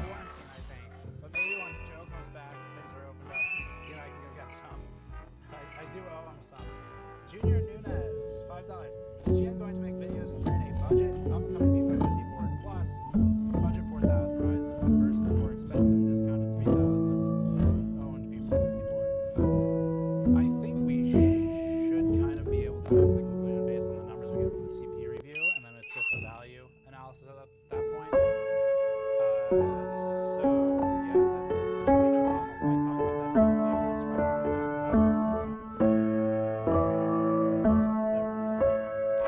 We have a problem. If even I can hear that the piano is out of tune, that means it's very out of tune. So I downloaded the piano tuning app for $35 and the app agreed with me. Every dot you see here is the key on the piano. If the piano is in tune, I think they should align with this line. So it was time for me for the first time ever to actually try to tune a piano that has piano strings. 2 hours later, and look at the dots. Yeah, it's still bad, but it will work.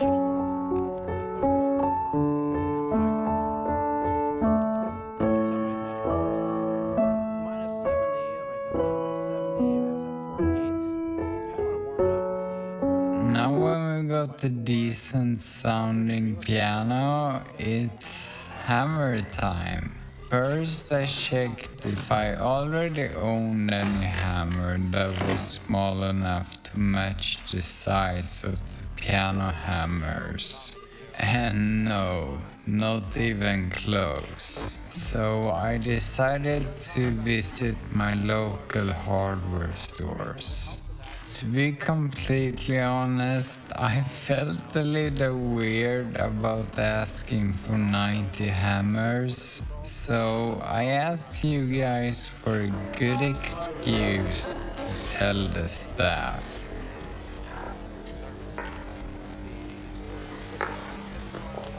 Hey, can I ask you a question?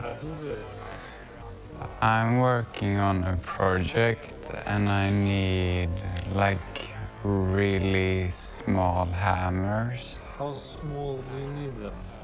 This one is actually the smallest one we have at the moment. Yeah, this one looks pretty good.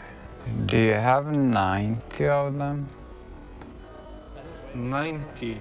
Yeah, I have a lot of nails. No, I'm just kidding. I think I can order it for you. And I have 3 of them. I need 87 more. Yeah. We never had that much in stock. Oh, I don't think another big timber has such many. No. Yeah, that kind of sucked, but I think they were too big anyway. So I asked you guys in the community post if you had any ideas of hammers I could use. After going through 670 comments later, I placed an order of the top 3 most promising tiny hammers. 1 week later, and here they are. First on the list we have number 3, the Engineer Hammer. It is smaller, but it's way too big and heavy still. Number 2 is the Doctor's Hammer, you know when they hit your knee and hopefully something moves. Actually, they never tried that on me, so let's try it now. Yeah, great experience, but I kinda want a hammer that looks like a hammer, so skip. Number 1, the Larry Hammer. This one looks perfect. And they only had 4 in stock.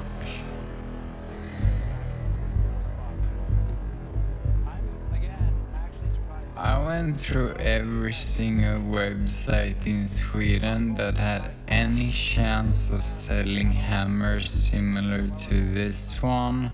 After 2 days of intense searching, I found it. It was the unbranded Clas Ohlson hammer. So I emptied their entire central warehouse of 58 hammers and spent $340. The rest, I will have to drive across Sweden to get in physical stores, but that's a problem for later. You know what I realized? I've become that guy in the math problems. Matthias bought 58 hammers from a hardware store and used the sponsor of this video, Honey, to get 15% off. How much did he save? The real answer is nothing, because Honey doesn't work on Swedish websites. So you are the lucky one here, okay? If you don't know what Honey is, it's basically a browser extension which you can get for free with just 2 easy clicks, and it can help you save money. But you might not want 58 hammers, so maybe you want a knife. Okay, so I will guide you. This is how it will work. Right now we're one of the 30,000 supported websites, and Honey pops up and we just click apply coupons. Click apply coupon. Honey pops up and we just click apply coupons. Now we wait a moment as Honey tests the codes it can find, and if it finds one that works, yeah, it did. We saved $13. It's free. So if you have a computer, you should have Honey on it. If I ever come home to you and you don't have Honey on your computer, that's going to be really awkward. Get Honey for free by going to joinhoney.com/Matthias That's joinhoney.com/Mattias, so they know I sent you. They really like this video idea, so please make me proud and maybe we will see Honey again.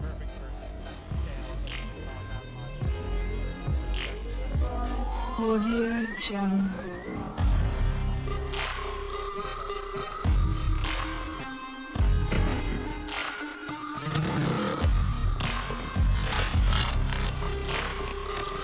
If I wasn't an engineer, I would be like, whoa, this is a lot of hammers. But I'm an engineer. Where are people actually buying for a 7700K? I have no idea what I'm supposed to do now. But, you know, got the hammers.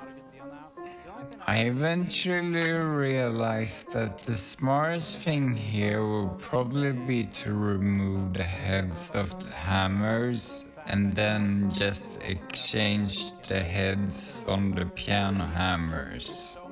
And the heads of the hammers came off pretty easily.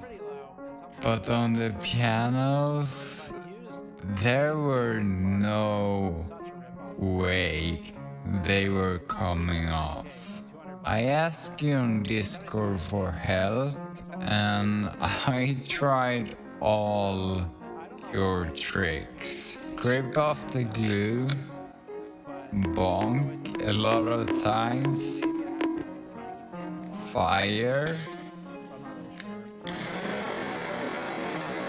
and also an alcohol solution. It just didn't work, and I think there's only one way left.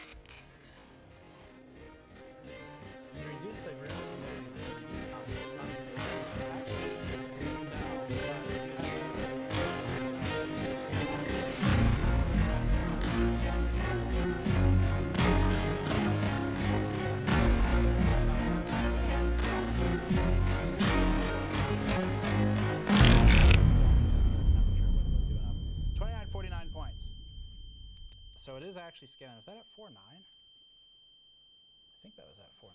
2949. I should run R15 so we get both of the numbers. 1.40. 4 point something. Yeah, that was pretty effective. Oh, so cool. Now there's no tuning back.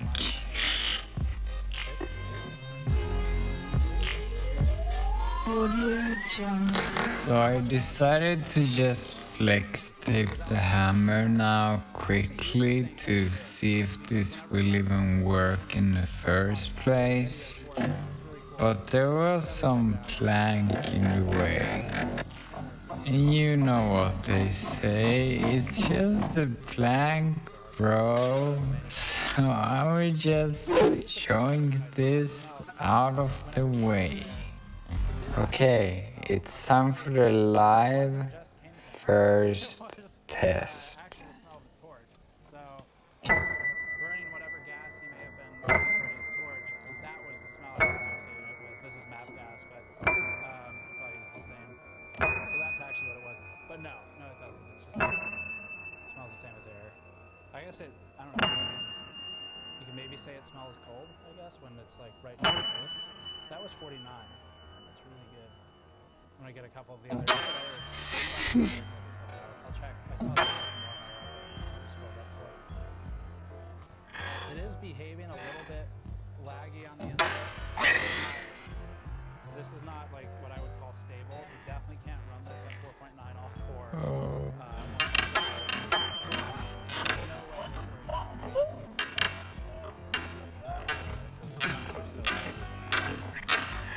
Okay. Yeah, it's not even fun. Yeah, I will do a better solution than the tape, but I'm surprised it's even working. So now I have to admit that I never used my hands for anything else than scrolling YouTube and yeah. But I do know how glue works. So I bought the strongest glue I could find. This one is supposed to become as hard as wood. And it was really strong, but there's a problem. I want the hammers to be glued so they hit the strings perfectly, like someone would actually hammer the strings on the piano. If I just put them on normally, this would be kind of weird hammering technique. And I'm pretty sure it won't last that long if I glue it like this. But my dad gave me another idea which sounds good in theory. Let's just see if I can make it happen. First I had to find hollow steel pipes in a very specific size. Apparently that was not easy at all, and I spent 4 hours looking until I found these on Amazon. And 4 days later they arrived. They only had 2 in stock. I'm going to need a lot more, but let's start with what we have and then I can order more in the meantime. Next I figure out the perfect bonking angle for the hammers, and then all I need to do is just cut this steel pipe 8 times in that same angle.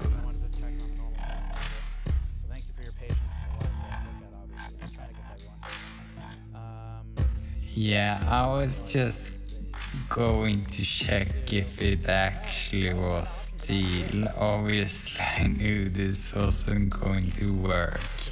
Let's go to Biltema and see if they have something. I don't know about you, but for $190, isn't that looks pretty good.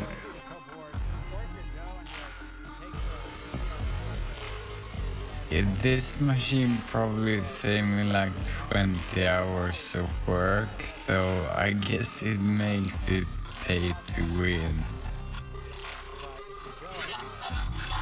I never knew something called steel glue existed before, but yeah, apparently it does, and for me that's great. So I put some glue on the steel pipe, put it on the hammerhead, waited for 5 hours, and then I could just slide the hammerhead on. And it actually worked, and it looked kinda great. It did take me 1 hour of work to make one, so I guess it's 87 hours left, but let's do it.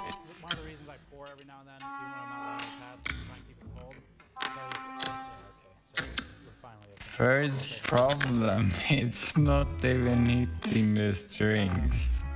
But I have an easy solution. I just need to use that saw again.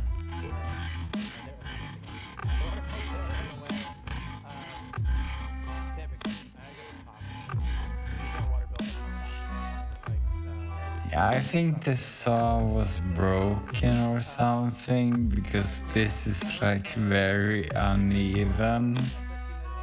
I was kinda hyped for this video at this point, so I started to work 13 hours per day just so I can finish it as fast as possible. The second day I started mass gluing the first round of hammers, and then I could eventually, after over 32 hours and 3 days of work, put on the first 16 hammers. I have honestly no idea what to expect, but this is getting exciting. And it hits all of the strings perfectly. Now it was time to get the rest of the steel pipes at the post office and just finish it.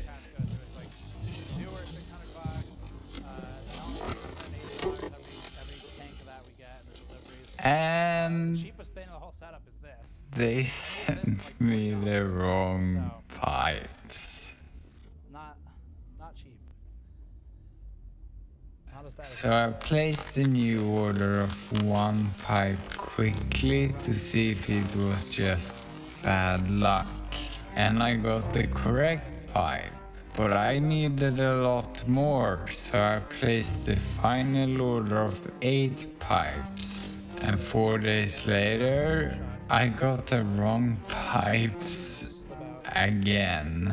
It was here I started to realize that the piano gods probably cursed me because of my crimes.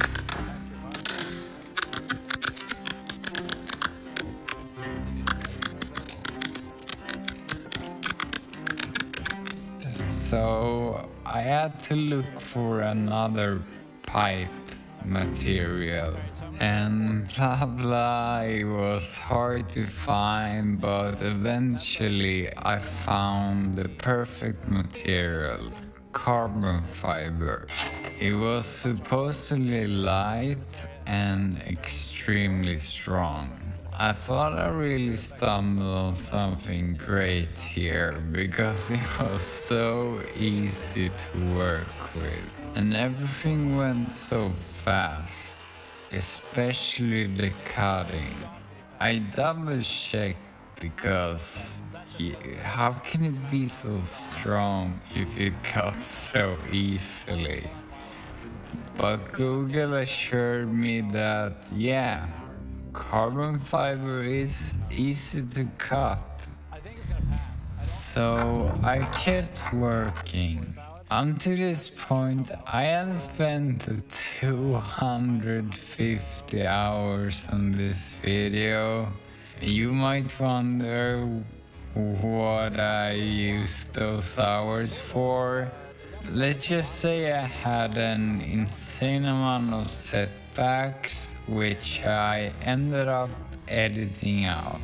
So I was pretty frustrated, but I kept going forward somehow. And I had spent another 2 days putting on 40 carbon fiber hammers when I realized that I actually never tested them on the piano.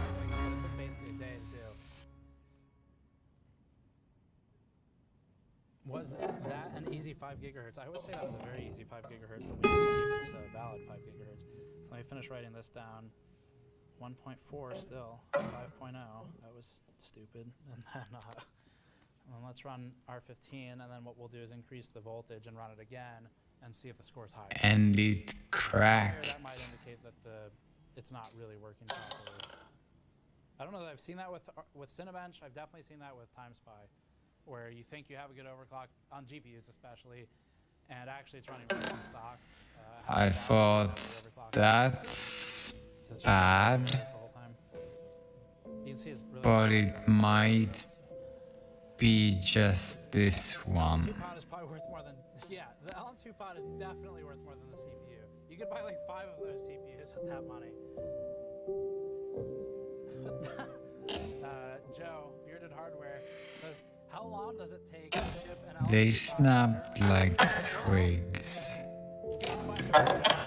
If your LN2 pod All of them. takes anywhere between 3 weeks and Looking back now, I'm pretty sure this wasn't carbon fiber. I think I bought carbon in fibers. I actually quit this video here because this was one of the most frustrating things I've done in my life. But after thinking about it for a day, I realized that I destroyed this piano and I had not uploaded on YouTube for 35 days. I just couldn't come back with an I tune my guitar to cabbage video. So I ordered pipes in brass material. So yeah, let's start over.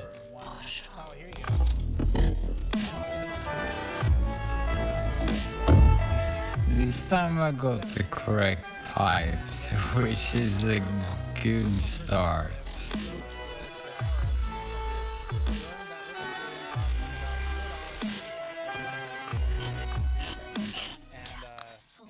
My life kind of turned into making these hammers. I mean, I continue not socializing and I barely took time to eat. I was producing hammers like a place that produced hammers really fast. After 58 hammers completed, it was time to drive around Sweden to get the rest of them in physical stores.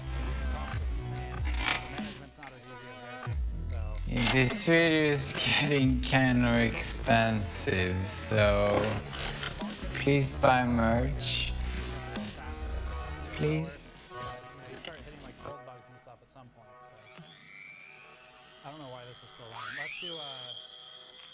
Let's bring the voltage up and see if the scores change. Because one thing I don't want to do is run all these thinking that it's a good overclock, and actually the scores are like 1,000 points over this review or something.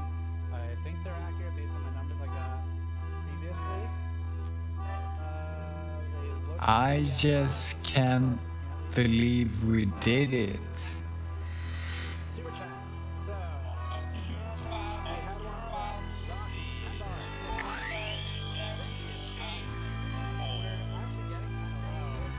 there was just one more thing I needed to do.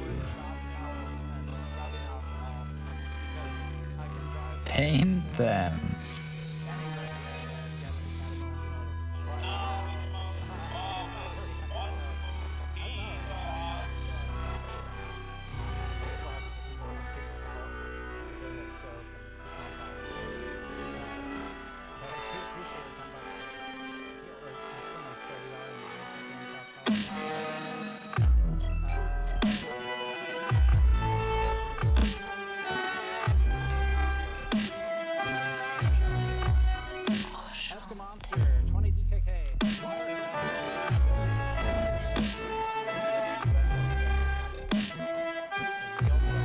So all of these moments brings us back to right now.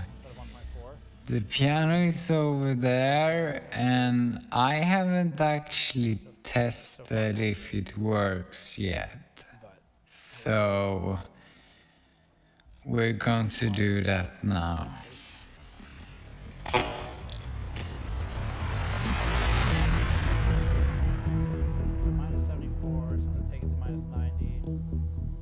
That's what we don't want right there, is all the snow that just exploded off the top.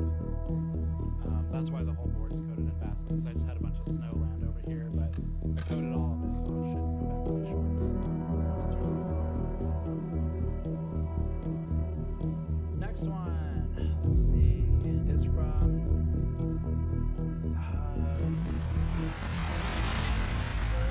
friend SSF, $5. Little something for Jan. You guys have helped me build a badass machine. Nice. I mean, that's definitely a goal, so I'm glad it helps. Bearded Hardware, $2. What's up, Smackers? Literally the only word in his vocabulary. What's up, Joe? Let me catch up on these a little bit. We're about an hour behind on the super chats, so let me get up to maybe 30 minutes behind, and then we'll look at some of those. Ask him for, oh, here's one. That was Roman's message, and then Bob Flanders, 777. Yo, Dr. Steve, I counter your 666 with ... Always enjoy hearing content.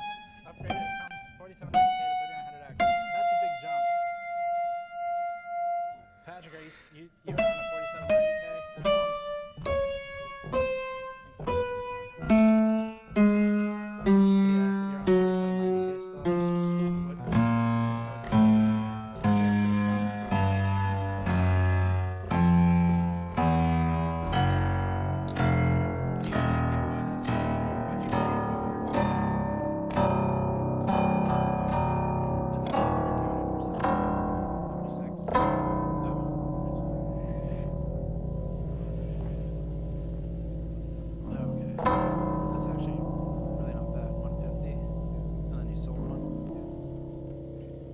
It actually works.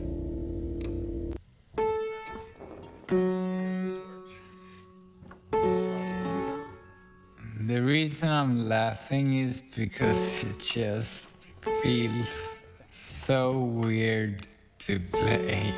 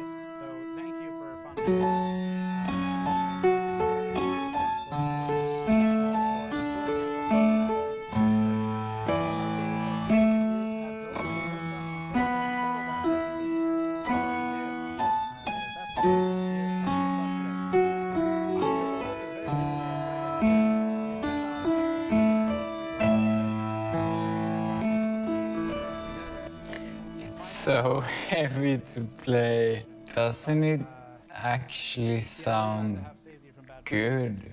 Like actually good? I think, other than...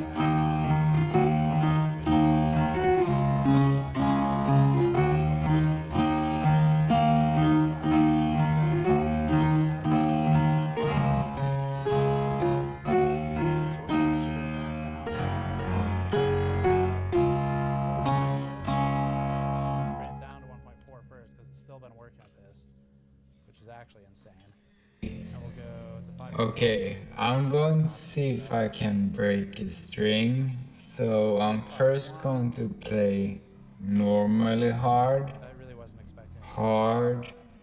and then as hard as I can.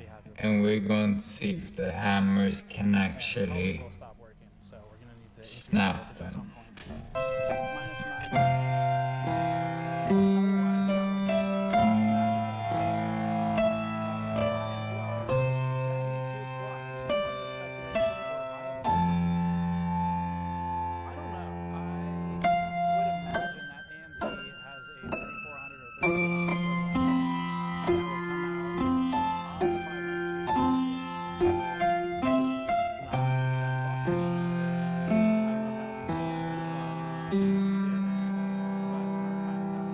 Okay, now harder.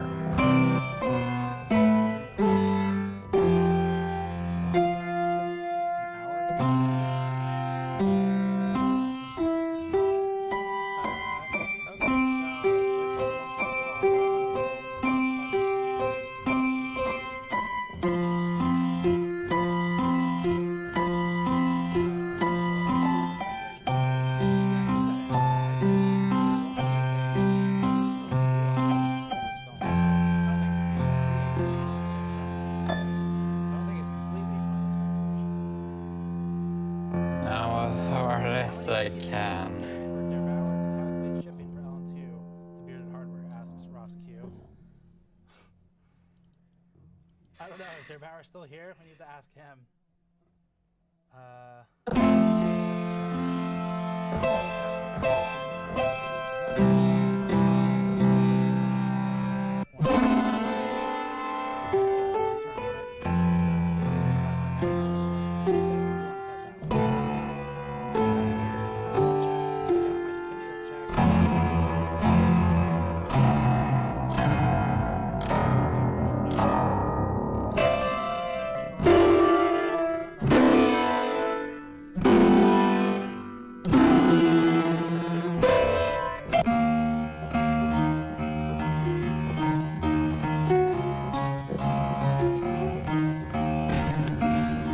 Does it look like I have a mental breakdown?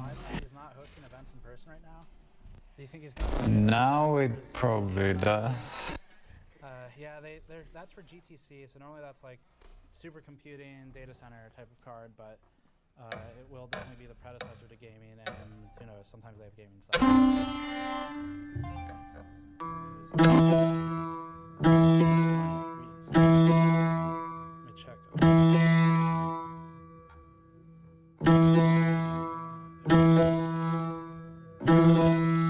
Okay, I guess it's working, and the strings doesn't break, so yeah, I'm an engineer, I guess. Yes, I know I missed a million opportunities in this video because I didn't really have time for all of it, but that's why I'm taking requests in the comment section, because in my next video we're going to have some fun with this piano. I'm now going to take a few days off to rest, is what I would say if I didn't have this limited trade offer. I'm here to make a deal with you. Only 8.9% of you who are watching this video are subscribed to my channel. If you subscribe now, I will answer all the comments in this video for 24 hours. And I will tell every single one of you personally to join my new Discord. If you don't know what to comment, I really like great video ideas, so show me what you have and I might make it happen in the future. Also, 500k merch looks kinda hot. 440 left. Wait, I just realized that I never tried the curtains with hammers. Yeah, I kinda don't remember how to put it back, so that's for next video. But you can't really just take that number and trust it as like one is great because there's no one else happening or if the BIOS got reset, memory time is bad, whatever. But at the same time, I can't really make a firm recommendation on what voltage to run for daily because I have to take those into account and I don't know if it's really safe for 24/7. So I can't make a recommendation on that. 1.5 is pretty high. 4.7 is really good clock though.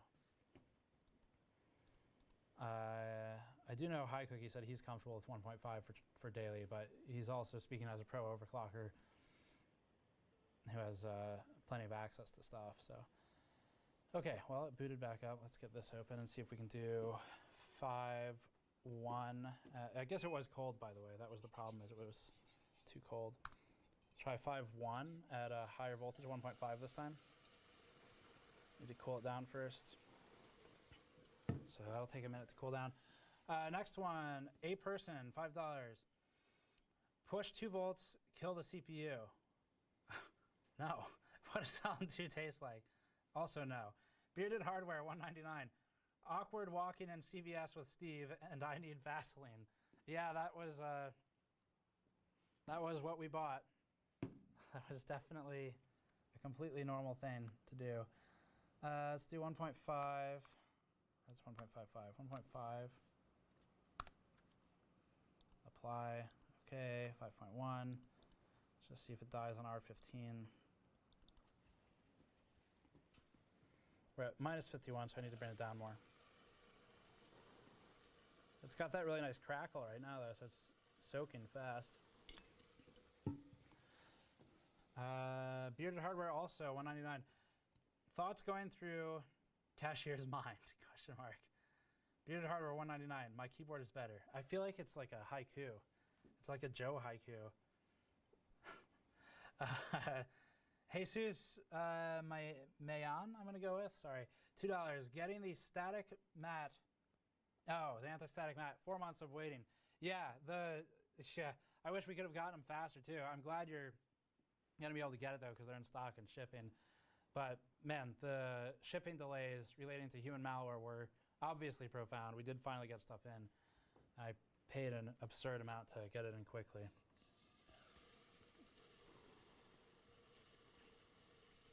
Because otherwise, you're looking at 60 days on a boat. Okay, let's run that. Let me grab some water.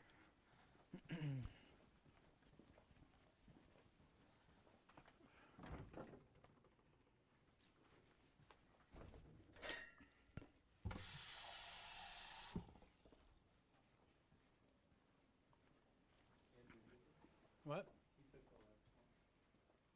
Oh, the last drink? Okay, all right. It's like, couldn't talk, my voice was dying. Jonathan Davis, $5. You should ask to borrow Linus's Blowimatron. I saw that thing when we visited, and it's also insane. Also, his chiller is like extremely dangerous and janky, but fun to work with. We used that in the, I did a laptop overclock with them on an Alienware, what is it, Area 51M or something, the laptop, and we used the chiller for it. 1286 at 5.1, 1.5 was stable. That was about minus 90. Minus 90, 5.1, 1.50, 1281. Wow, okay, that is crazy. Let's get our 20. Definitely need to keep this cold at this point because I don't want to have to break it down for condensation or anything.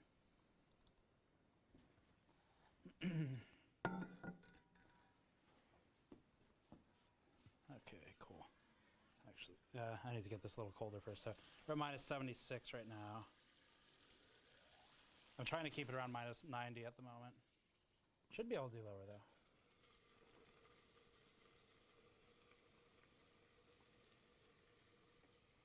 Freeze the hell out of that thermocouple wire though. Okay. Oh yeah, I said I was going to run single core. I need to do that still. We should probably do that in R15 so it doesn't take 8 years to do. Next one. Reaper Hacks. Love the content, man. Probably given you 1,000 watch hours by now. But anyway, why don't you use a streamable link? You get most or all of the money. Oh, Streamlabs. I'm not really exactly sure how all of that works, and I also am not sure that YouTube is okay with it, so I would have to look into it more. I've never really worked with Streamlabs. Toys Are for Boys. I mean, to be fair, YouTube is hosting like hours of this, so I don't feel too bad about giving them some money. Toys Are for Boys, 666. Here's 666 in Canadian to keep the evil out of your OC. If it crashes right now, we know who it was. Big Al, 268, good to see you back. $5, noise of opening LM2 valve. Ultimate RTX voice test. Yeah, it's definitely not quiet. It whines a lot. Like, I think someone described it as like an alien or a UFO noise once, when we did this? Yeah, that sounds about right. I think that's about what it would sound like to be abducted. I should probably a little bit more in there. Okay, next one. TP Lusk, $5. Based and Steve Pilled. I don't know what that means, but thank you for the $5. Super Nice John, 50 SEK. I need that mouse. I have to blame my poor aim on something. Yeah, referring to the EVJ mouse I was using earlier. 3047. That's at minus 85. So let me write all that down. Minus 85, 5 point. Oh, I already have that written down. I just need the 3047. So it is scaling pretty linearly. Let's do a single. It almost certainly doesn't have to be too cold for this. Oh, I did it on R20. No, we don't want that. I'm gonna be here all day if we do that. Let's do a single thread on R15.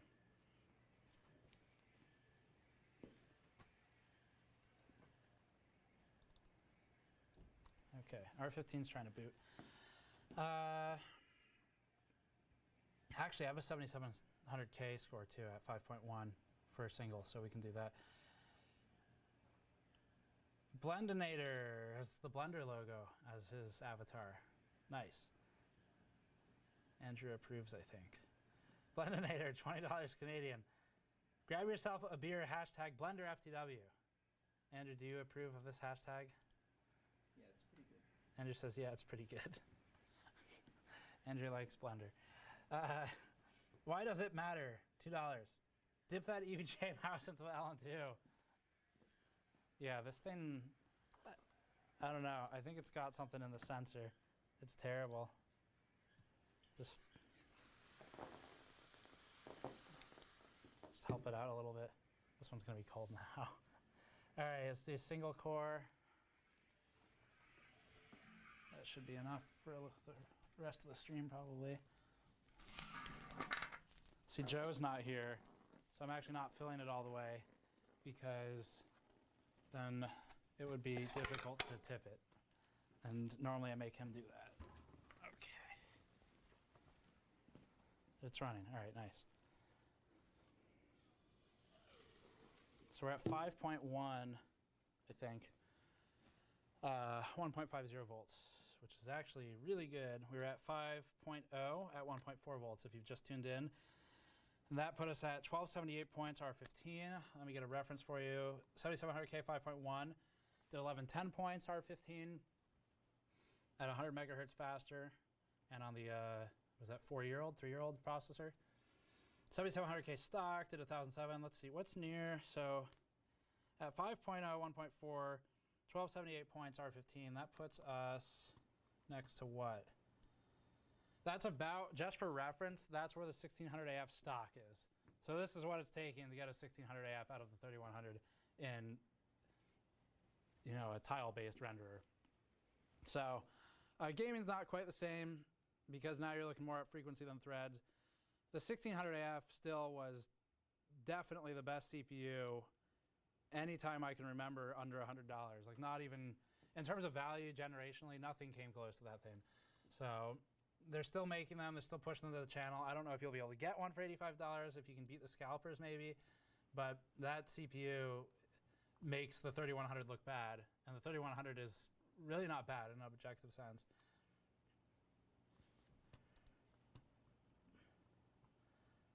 .9 did I hear about? No, we have not done 5.9. Someone asking about the nothing like permanently damaging a CPU to gain 6 degrees improvement. So first of all, it doesn't actually permanently damage it. We haven't killed any yet. It doesn't really work that way. And secondly, it's more like 200 degrees Celsius of improvement, not 6. So it's a bit of a difference. Okay, is this a good buy?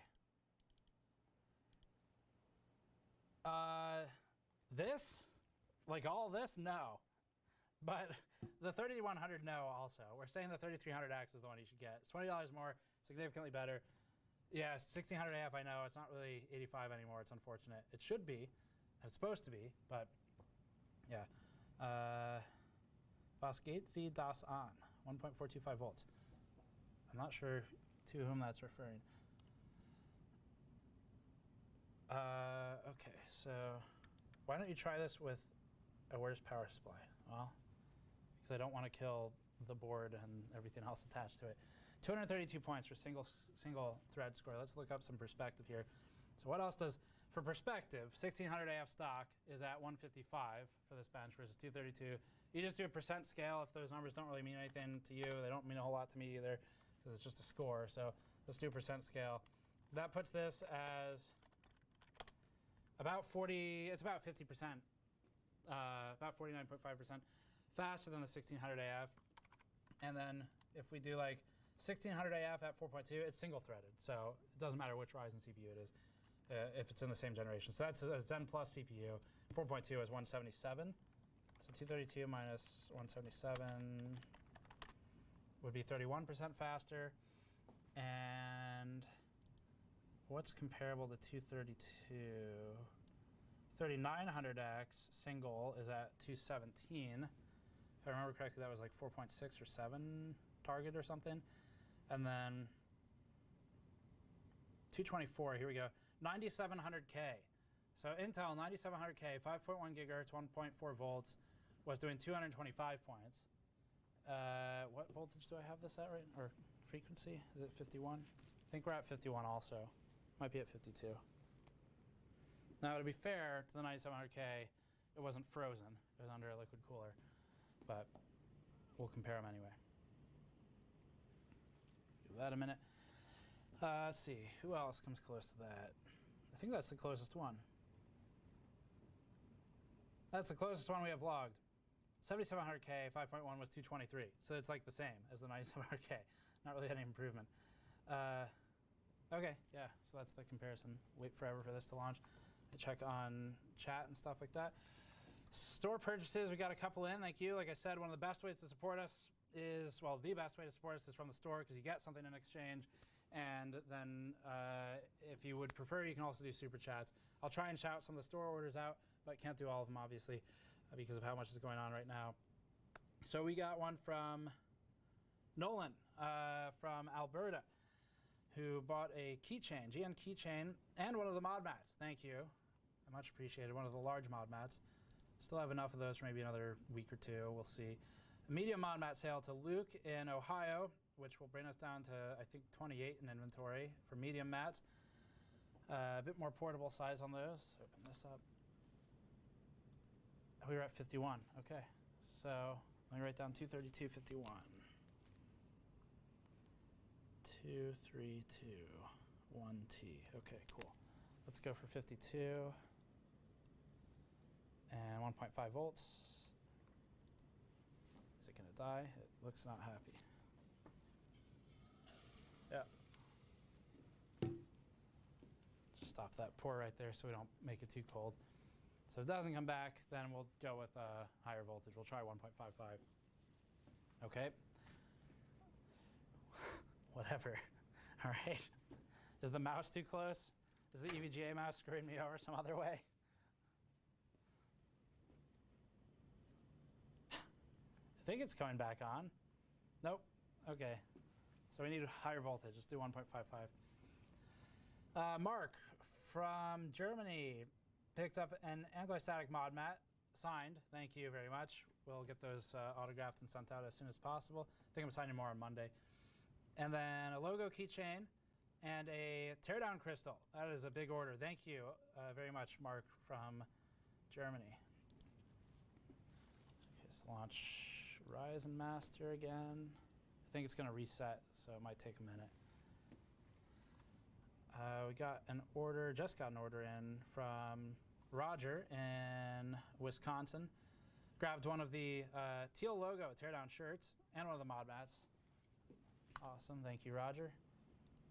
Much appreciated on the orders, guys, and the super chats I need to get back to, obviously. Okay, so it's reset itself to 51, 1.5. Let's go back up to 52, and then let's do 1.55 and just see if it maybe doesn't freak out as much on desktop. I think we're gonna be about the limit here. 5.2 is really high. Yeah, I don't know about that. 5.2 is really high for this CPU. It's probably a low bin CPU. So we're definitely doing 5.1 with good scores. Let's see if we can do 5.2. I'm gonna push for it. Should be able to hit it. Maybe it needs to be colder. I'll let it get into Windows and then bring the temperature down. Alexander from Helsinki. Nice. Grabbed the medium mod mat, signed. Don't see a lot of orders from Helsinki. We do get some though. Okay. Oh yeah. Why does it matter? Dip that into LN2 for the UGA mouse. Saw that. Eric, $5. I have my GN mousepad and GN large mod mat. Just got here today. Nice. Awesome. Let us know via the support email if you need anything setting those up, but mousepad should be straightforward. Mod mat should be good to go if you got everything in the box with it. Okay, so we're going to do 1.55, except I'm going to try, I don't know if Ryzen Master's bugging it out, but I guess I could always go through BIOS. Problem with BIOS is it's a little slower, and one of the issues we've learned with Ryzen overclocking is booting at a higher voltage, like 1.55 and up, can sometimes be really problematic. So it's interesting because, say hence it won't be applied. Interesting because with Ryzen Master, you're limited, unfortunately, to 1.55 volts. It does not, actually there might be an override. Let me see, in settings. Is there an override? Histogram, advance, okay. I'm not sure what that is. Is there like a maximum voltage? Not on this version, if there is one. Okay, so I think we're limited to 1.55, but there might be a workaround that I'm not aware of. It's definitely possible. But let's just set 155, which it already is, and then we'll do 52. I'm going to bring the temperature down first.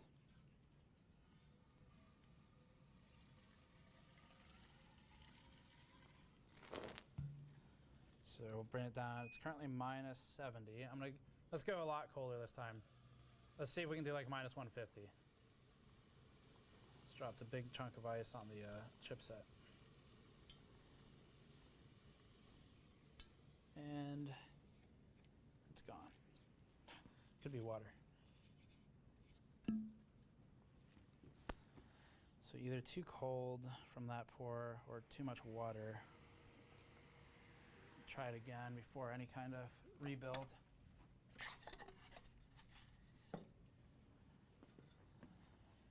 Troy Borg, how does the CPU compare to the 3770K? Does it outperform it or about the same? I don't have a 3770K, unfortunately. I had someone offer one recently. We need to follow up on that. I can tell you how it performs relative to like, let's do the one surrounding that. Well, if you're asking overclocked, I guess it's a different story. But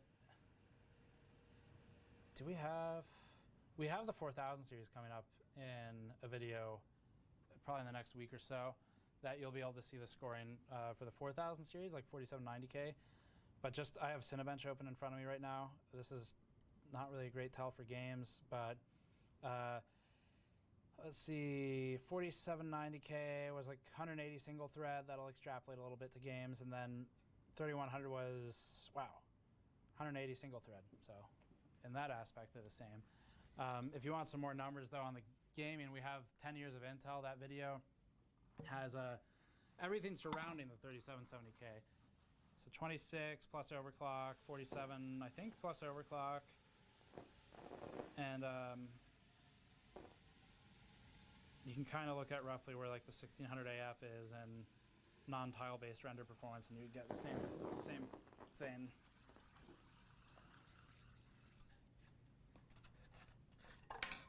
Let's see if we can get this thing back alive. I need to bring the temperature up right now, I think.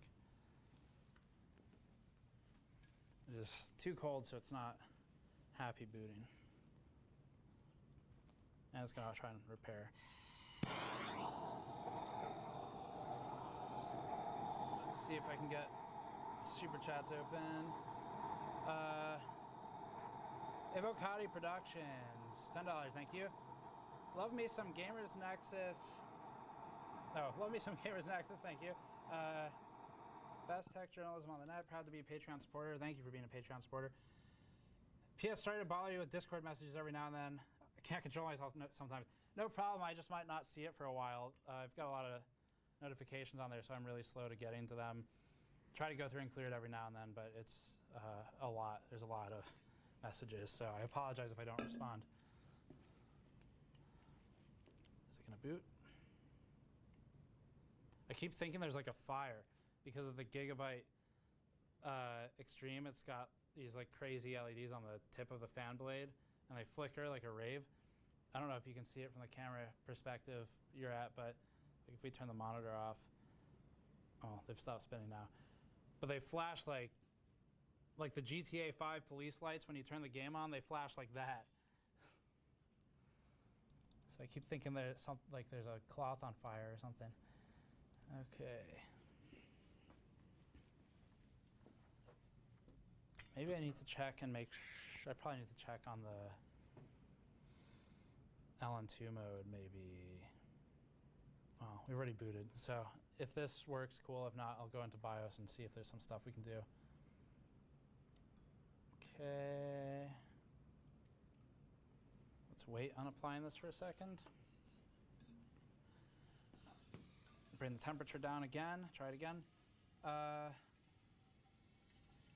Andreas Thompson, 20 DKK, thank you. Gets RTX voice would do wonders with that fan. Yeah, the EK one previously. Probably. We tested it with the 3000 or whatever RPM Noctua fan, and it worked great. The 10 series we had weird bugs with. It doesn't seem like everyone can replicate, but some people can. So it's still basically an alpha. Once it's kind of out of alpha status, I might actually try using it for streams where we don't want to, if we don't have LN2 noise we're concerned about. It'd be nice just to get rid of some of that fan noise, but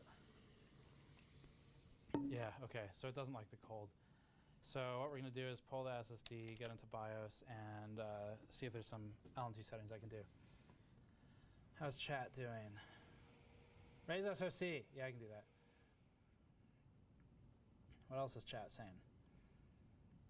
4790K gain. Yeah, it's a good CPU still. I think it's time to do SOC. We're at, 5.1 successfully so far. Okay. Why? LN2 mode on. Oh wait, I already have a profile for this. Let's just do that. Stream. Okay. That should take care of the advanced settings tab, yes. And then let's do SOC. Let's get the boot voltage a little higher. 1.4. And then let's do SOC. 1.3. VDDG should already be overridden somewhere else in this profile, but we'll do it twice since AMD has so many of the same settings everywhere. 1175, 1150, 1175. Let's go up to the, this is what I'm talking about again, just if you missed it earlier, but and the overclocking is going to have like half the same options. It's not always clear which one overrides which. I need VDDG override. 11, let's do 1150, 1150. Okay.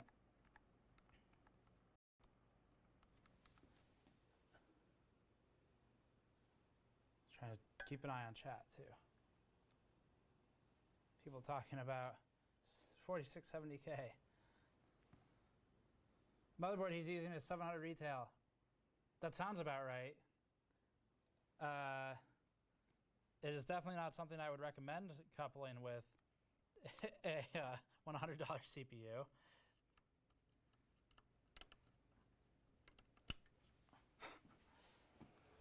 Let's see if it'll boot. It's at -84, it might be too cold. Alicia O'Brien in chat says, can you please do a review on the... And then the message stops. So I'm gonna go with maybe. What is the best performing thermal paste? I'm willing to pay whatever. Der Bauer has got some paste he'd like to sell you. So for like extreme cold, definitely Cryonaut and KPX are the two for extreme cold. The thing you care about in extreme cold that you don't care elsewhere is at what point it cracks or how much the paste will crack. So when you're working on it, sometimes you'll hear an actual pop when the paste like cracks under the extreme cold. And at that point you want to basically heat it back up with a blowtorch and sort of reflow, like melt the paste. But as for non-extreme paste, the extreme paste aren't necessarily the best performers for normal above ambient cooling. So Thermal Grizzly is a long-term sponsor of ours, obviously, but they make Hydronaut and Cryonaut that are both good. Arctic MX4 is probably one of the more affordable, common ones that's widespread. It's perfectly fine. We use it all the time also. For the most part, the only things I really try to avoid is the extremely cheap paste that's like turns parts green. We have some of that. Or the really liquidy paste. And because and then there's also like the electrically conductive paste. I don't really like to work with it. It performs well, but there's a concern of shorting stuff out. And when you like replace stuff as much as I do, that risk gets a lot higher. I think it's too cold, so I probably need to heat it up and see if all of our settings actually are going to help us out here. Hope they are. Let's get this heated. Definitely too cold for booting. Something that Ryzen's really picky about. Originally, when this stuff came out, we couldn't get it to boot below -15, which was terrible. But the LN2 modes they've added have made that a lot better. Okay, -40 should be good. So recap while I'm trying to get this stable again. So far, we've had a really good run with the CPU. I was not at all expecting the performance we got. We got 1.4 volts all the way up to 5.0 gigahertz. That was at -100 degrees, so it's not even my final form. It can go colder than that, but that's really good. That's actually kind of crazy because we were doing like 1.343 at 4.4 all core on a liquid cooler. So really good scoring there. Points wise, that's 1278 R15. It was about 3,013 points R20. And then we had 5.1 going at 1.5 volts. And that one was at 1281 R15. It was at 3047 for R20. If you want to look up other scores, you can find them on HardwareBot and compare them. And then single threaded did 232 points. So that should get everyone kind of up to speed on where we are with the scoring. This is a 3100. And that is the dual CCX 2+2 approach rather than the 4+0 single CCX of the 3300X, which is a better CPU and is the one you should buy if you're going to buy one of the two. But we wanted to work with this one just because it was the cheapest one, and that makes it fun for different reasons. I think it might be maybe recovering. It's weird when it diagnoses the PC, it never says you poured liquid nitrogen all over the board and now there's condensation everywhere. I don't know why Microsoft hasn't added that in. It would be really helpful if they could do it. They're just out of touch. They don't know what their user base wants anymore.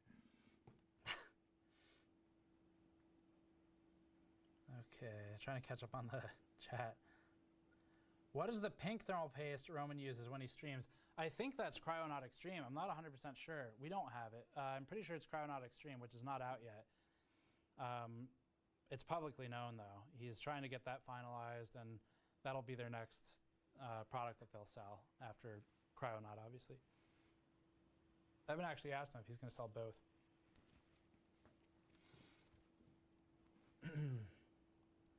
One of these days, the proc hot should be disabled.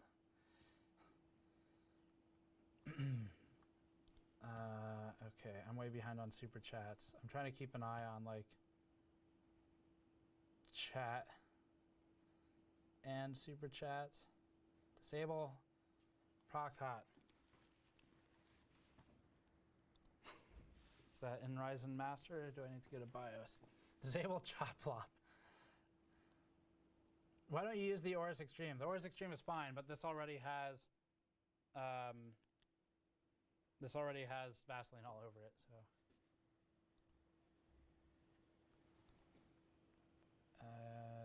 There it is. Click to disable. Okay, manual mode. I'm not really sure if that's going to fix our problem, but we'll try it. Considering we're at cold, but I guess if it bugs out at cold, then sure. Let's bring this down. Actually, let's not bring that down. 41. Okay. Is this going to work now? Disable. Okay. Apply, I guess. Okay. Let's bring this back up. Let's do a 5.0 run. Just to see if we can get it all working again. Do R15 for something shorter. Temperature is currently minus 37. Joe says, what's shaking and what I miss? Joe, I think you misspelled slacking. It's okay, it happens to the best of us.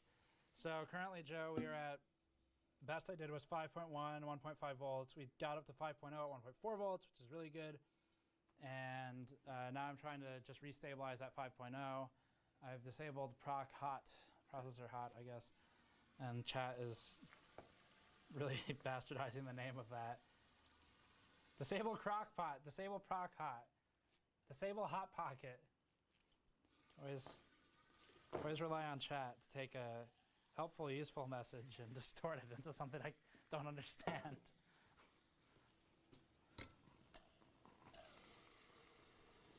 Joe, do you do that in your streams? I haven't actually messed with the proc hot setting before. I already did. I got it, guys. It's off. Enable the disable proc hot button, someone said.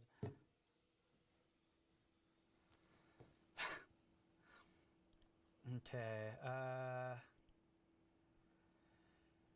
think I got that one. Bob Flanders, will you sign the mouse pad if I buy? I'm not doing that today, sorry.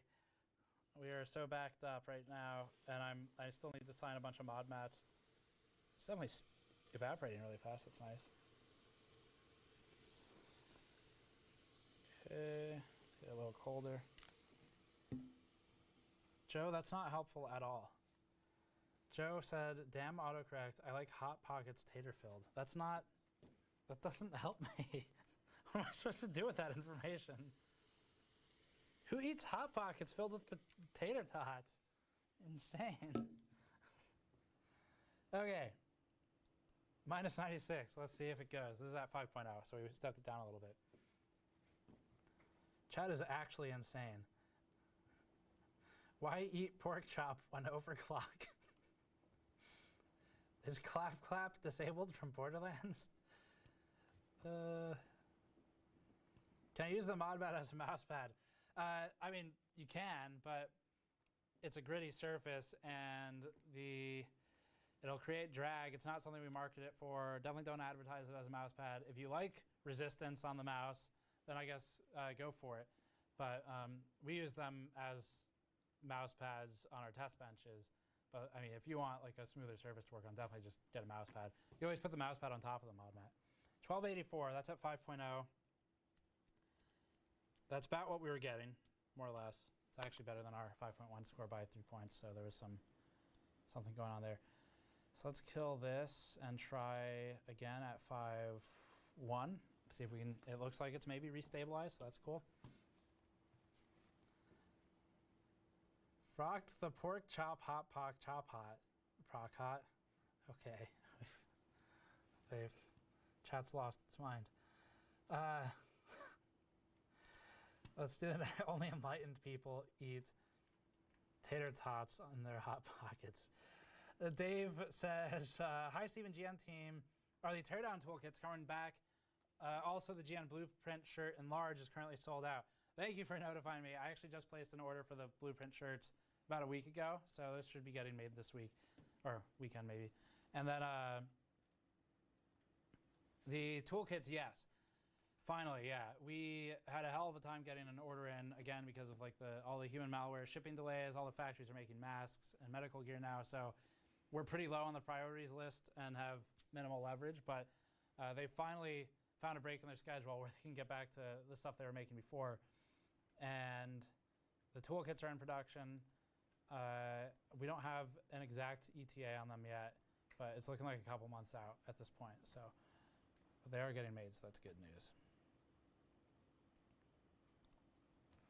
Okay, let's run this again at 5.1, see if it's maybe working better now. Lola Brick, will you do a custom mod using that car radiator as a side panel, please? I always forget about that. This is just sitting here. Yeah, this is a Mora 3. This is by Watercool. I think I called it. I said it's like a car radiator, or I might have put car radiator in the title. It technically is not a car radiator. They did customize it, but it's basically like the size of a very large, something you would probably find in a vehicle. So it's close, but they did customize it apparently. I don't know to what extent. Will I do it as a side panel? I don't have a plan to, but I know that Roman at Gamescom 2018, Der Bauer, had a case that he prototyped that had this as part of the case, I think as a side panel. I don't know if we did a video on it, but and I don't think it came to market, but it was a fun project to look at, and I would love to do something with it, but I could also understand that it will probably not make a ton of money because I don't think a lot of people buy those Moras.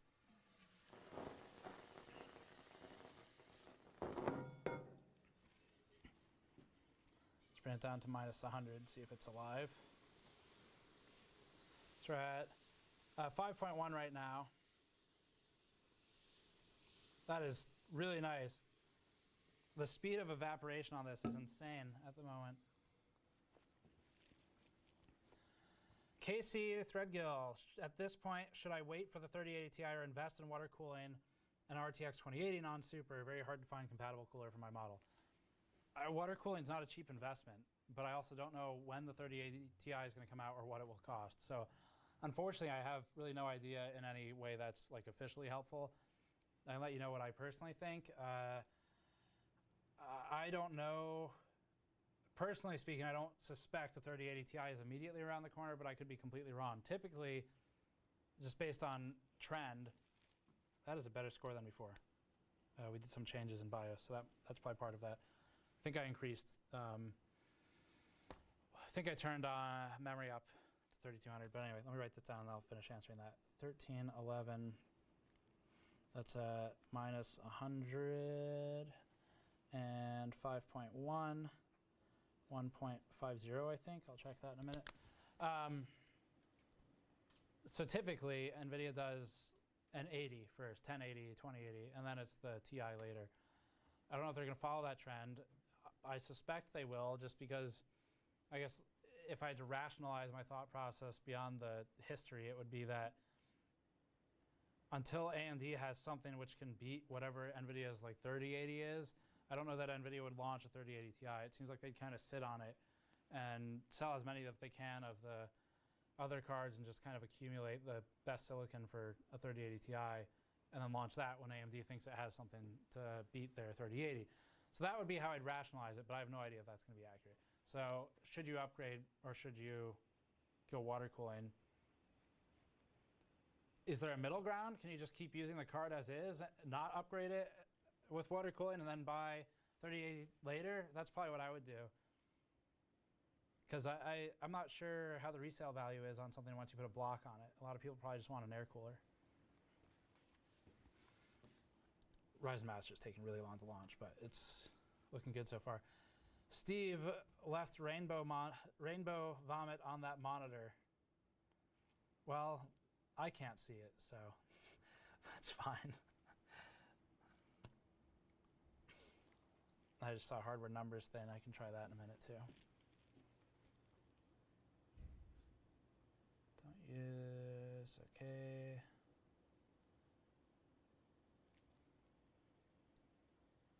I don't have the MSI tool, unfortunately, hardware numbers. I don't like Ryzen Master, but I don't have the MSI tool. And then I have issues booting once I use BIOS to increase the voltage. But let's see how far we can go with this still, because we were almost at 52 earlier, so let's just try this first, then we'll try those suggestions. Okay. So it's at minus 95 right now. Should be sufficient to just click run and see if it's gonna live. No LN2.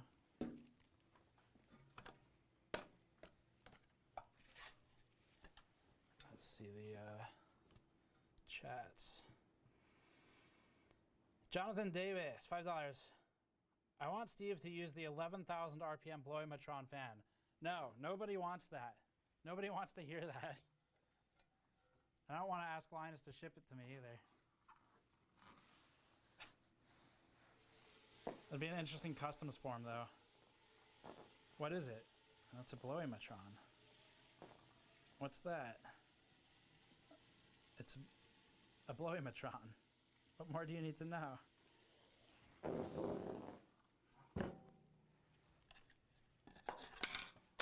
Did it live? Oh wow, okay. Score's the same, but it did live. So that's 5.2.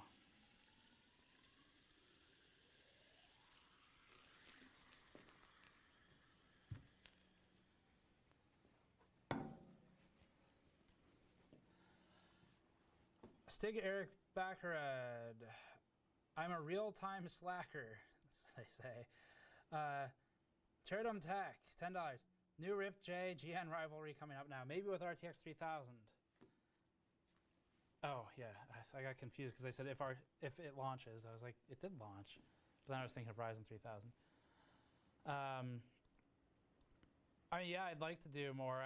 It'd be fun to do one on like a budget. I'd have to ask them about how we'd set that up, like a less extreme version. Just to maybe it'd be something that like viewers could check their own hardware against if we do something that's less insane than like dual Titan RTXs and all that stuff. But no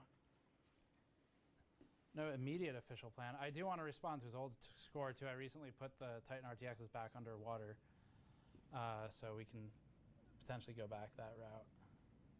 Okay. All right, let's see.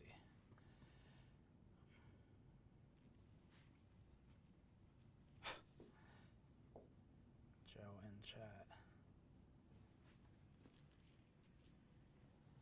PLL 2.3. No cold bug, okay. Can't do 1.77. I don't think it'll boot. But what do we have? SoC, I think I put at 1.3. Let's just do 1.4. And instead of the 1.5, I know, but PLL, I don't ever mess with. What do we have here? Okay. Is hardware numbers in chat still? So PLL 2.3, he says SoC 1.5, but we'll leave it 1.4 for now. Shouldn't have any cold bug. And then the other recommendation was not using Ryzen Master, but I don't have the MSI tool right now, so we'll use Ryzen Master. Did he hit 5 gigahertz? Yeah, we hit 5.1, and technically I think just did 5.2. What RAM are we using? It's a G.Skill 4000 megahertz kit. Okay, we're just gonna go with Y3100 instead of 3300X just because I wanted to, because it's cheaper. I haven't really had a problem with 1.55 yet, but okay, if we could not like backspace it, that'd be great. I'd do like 6 volts, that seems good. Please, keyboard. Thank you. Can't use this thing, but I needed a smaller keyboard. I need Joe to bring his back.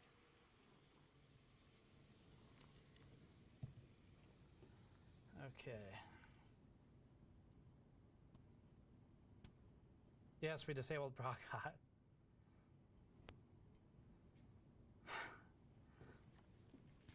Why no power measure? I guess I can. Let's just do, I think we'll just take it at the wall, it'll be easier. Actually, Let me grab these.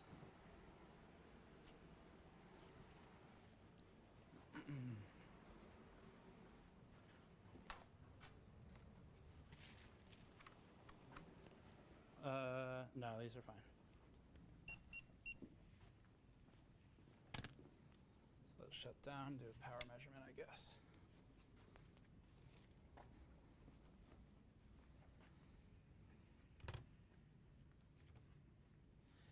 So people are asking for power consumption. We'll just take that.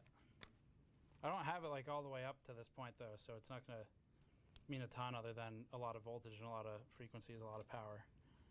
But I guess that's still kind of fun to see.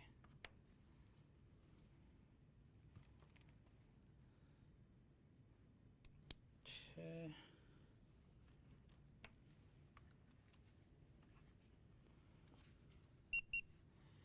Okay, power in.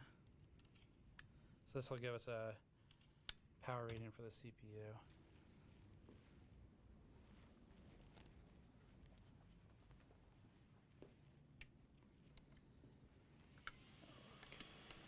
All right.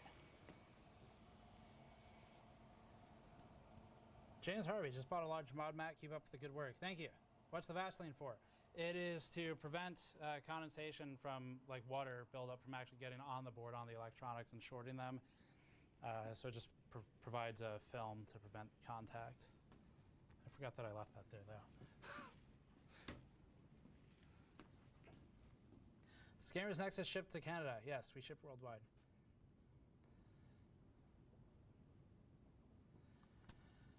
Okay. Let that boot for a minute.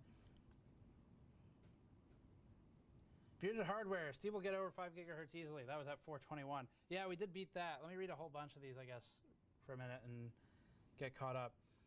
Dave, the fan doesn't spin until Steve, the name of the power supply, gets hot. Kevin Wise, $5. Steve, do you know when the XY70 Tomahawk will be released? They told me they were hoping for May, I think, is what originally, but that I don't know if that's changed. Boom, $5. Just bought a mouse pad to replace my 10-year-old Dell XPS Metal mouse pad. I have one of those. I have a game branded one actually from that I won from some gaming thing. Yeah, I know exactly the model you're talking about though. Is there anything cool or different about OCing an i7-5775C? We are still exploring that. Yes, there are cool and different things. We'll need to do a full content piece on it. The EDRAM is pretty interesting. Shake Capo, $1.99. Is this the cooling the PS5 is going to use? I don't know. I don't think so. SPLZD, 103, $10. No message. Thank you. Hydraxon, HUF 400. Ayo, have 400 HUF bucks. Thank you. What is HUF currency? Hungarian. Okay, that makes sense. Thank you. Robert Mail, $10. Tell Linus to make short circuit t-shirts. He'll get the reference. Okay, I'll trust you. Or he'll just make them and not ask anything. He'll be like, yeah, that's a great idea. Harry Morris, $10. Thanks for the awesome media mod mat. My mom bought me one for my birthday and surprisingly came sooner than expected with all the human malware issues. Well, happy birthday, and I'm glad you're liking it. I certainly like working with them, but I'm biased. And yeah, thanks for picking one up. Bearded Hardware, $1.99. Give me my tots. Joe's got to come back up to do some overclocking once we can get tater tots. Because he's made that a thing, and now that's all I hear. We caught up a good amount here. I should probably read another page of these or so. Andrew Roughcar, $10. Thank you. Why not a 3300X? Yeah, I've answered that by now, but I guess I'll just do it again. So, because I wanted to use a 3100, it was that simple. Ford Power 5288, $20. My R9 3900X refuses to go below 1.4, 1.49 volts, even when idle. Any quick tips you can throw at me? Well, idle, that voltage, I don't think you really need to be scared about. 1 one, I'm not sure if the software is fully accurate, and two, it's not really doing anything. So no, not really. Evocati, Buildzoid might be able to talk more about that. Evocati Productions, $10. Better than Ryzen Master is the internal ASUS tool. Yeah, I know, I don't have it. Can set vCore, CCX2, desired frequency in Windows 10, and it's instant. Oh, can send in Discord if you want. Yes, please send it in Discord. I will use that next stream. I asked MSI to send one, but I think I asked when they were already on their weekend break, unfortunately. Oh, shoot, I set the voltage independently of the frequency, so I'm going to have to set a lower voltage in this. But yeah, no, that would be great. I could definitely use a better tool than this. Let's try 5.3. I'm thinking it's not going to like that. Yeah. So I guess we'll probably boot to BIOS, set the frequency there and the voltage there, and see how it goes. See if it can boot at the higher voltages. I do want to get a power number though, which would just mean running a lower frequency, I guess. Okay. Ratio, let's do 53.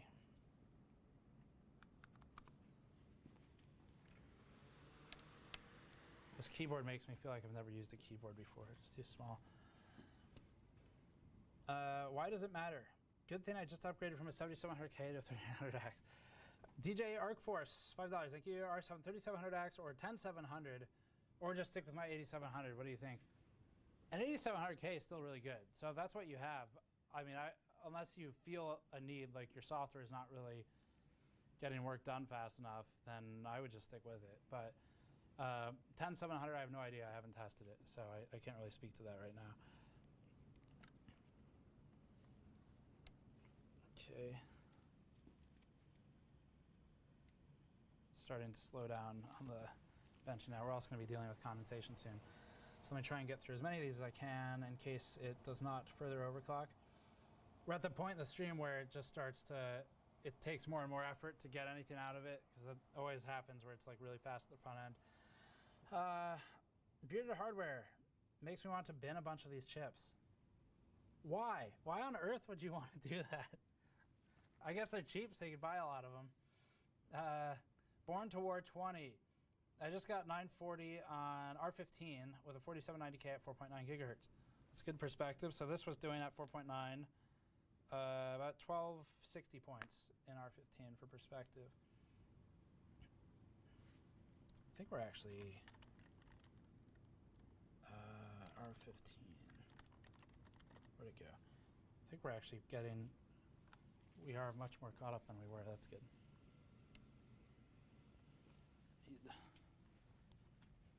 Need to heat it up.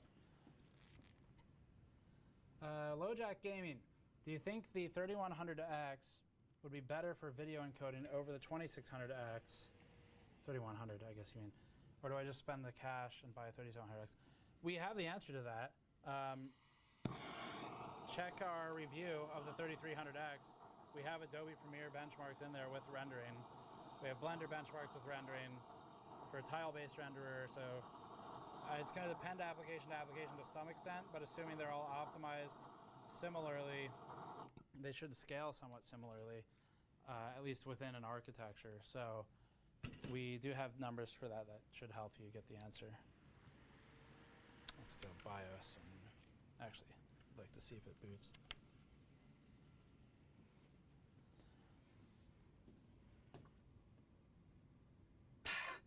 Bearded Hardware, when Steve orders the wrong CRC, chips end up dead.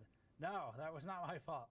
Mike Farino, $5. Do you know of a technical reason other than BIOS chip size that Zen 3 wouldn't be compatible with X270 or X470?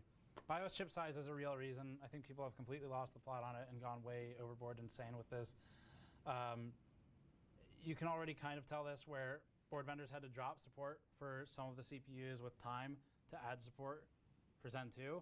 So it's a real reason, and not everyone has 32 megabyte BIOS.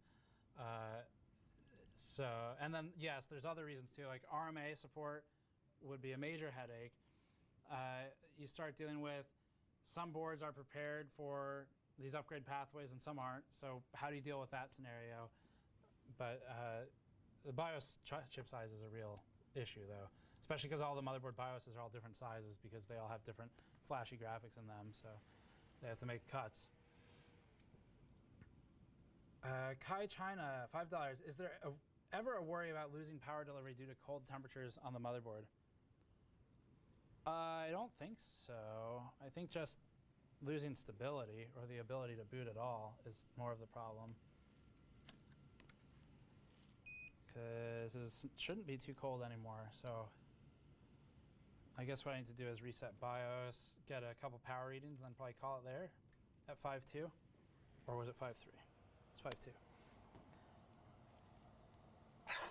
Garrick Jacobson, you just need more soldiers. That was a funny video. It's on Dare Bauer's channel if you didn't see it. And it was his 10th gen coverage. Chris, I want to OC my 3200 Vengeance RGB kit with 3700X. Do you think it can make it to 4600 plus? You should make a video about Extreme MMOC. I'm not an expert there at all, but Buildzoid has a whole series on memory overclocking that'd probably be great for you because he doesn't leave any detail out, so you can get like the whole start to finish. 3200 to 4600 is quite the jump. I would not go into it expecting that unless you destroy the timings. Keep in mind that frequency is not everything. You have to bring the timings, like worsen them as you push those frequencies. So there's a chance you end up in a worse scenario in performance than with the lower frequency. I think this is going to be a BIOS reset at this point, which is going to be a pain.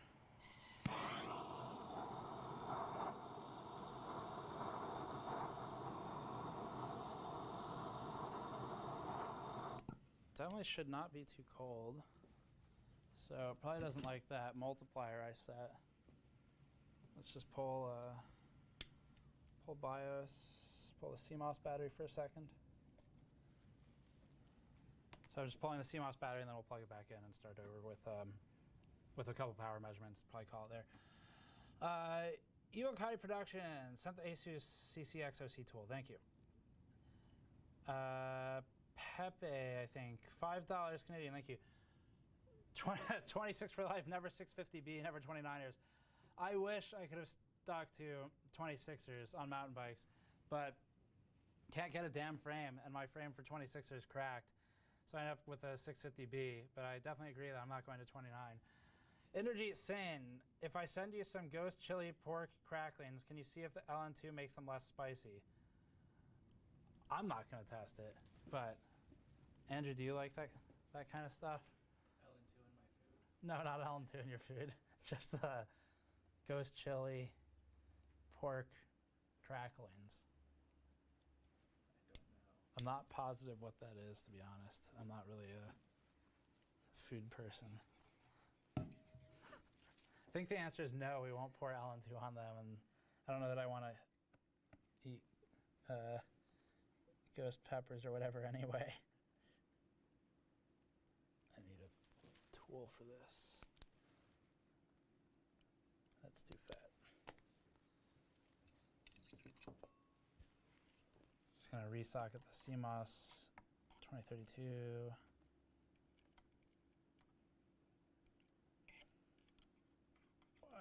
Why do we have to shove these down between things?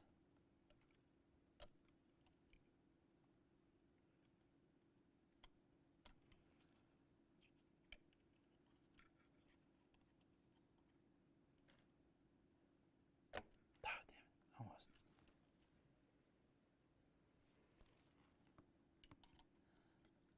Sorry, I'm completely focused trying to get this pin back in between a heatsink and the audio panel.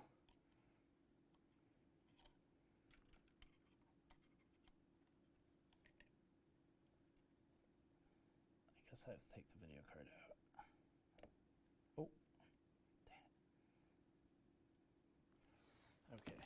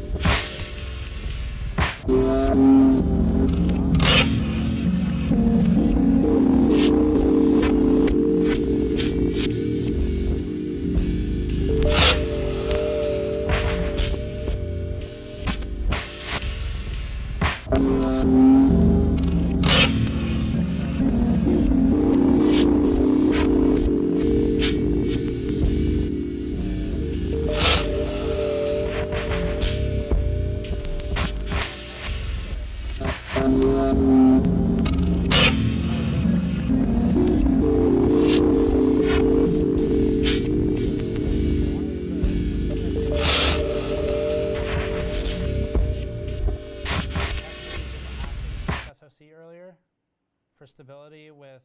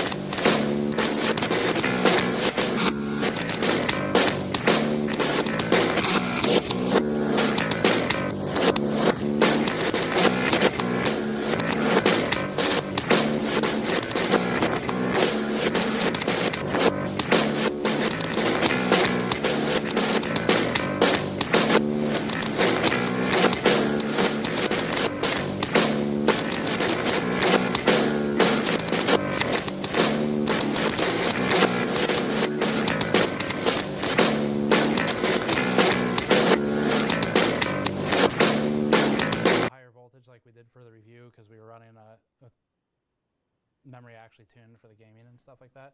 So I guess that's right. That's stupid low. Let's see, how's like 5.1.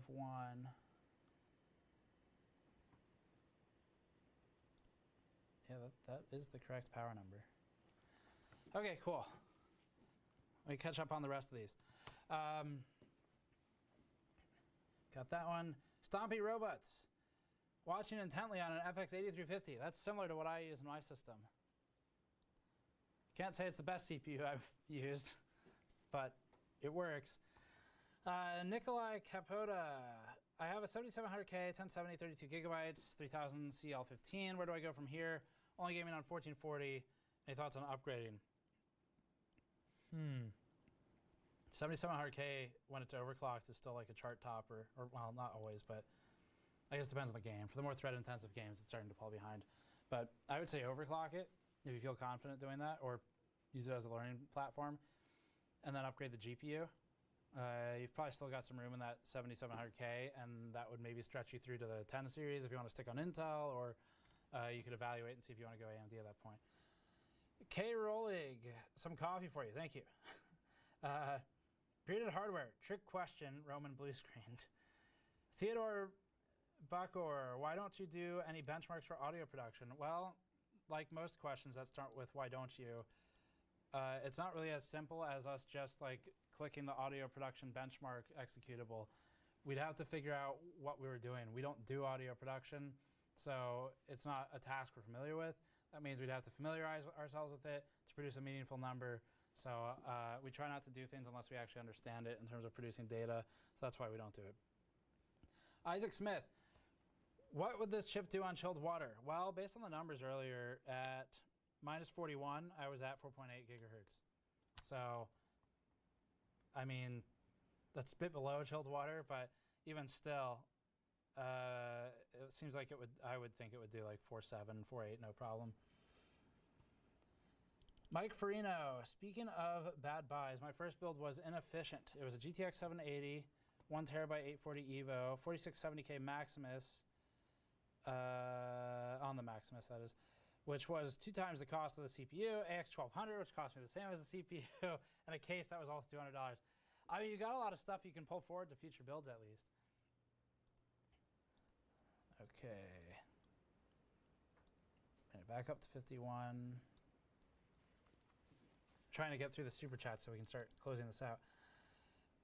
Joseph, will mod mats be signed if purchased during the stream? No, there's a separate like signed mod mat drop down. If you want one, you can click on that and order that one.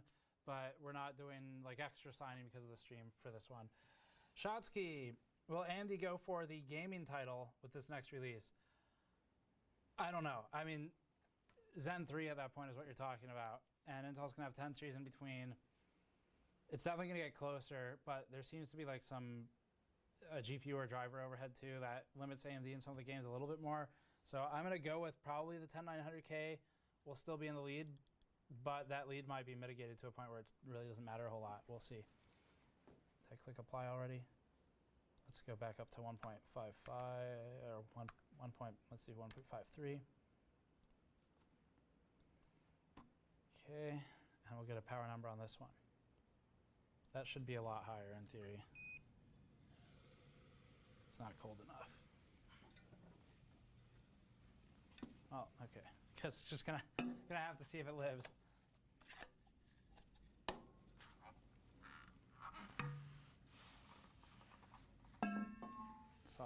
Saw it coming.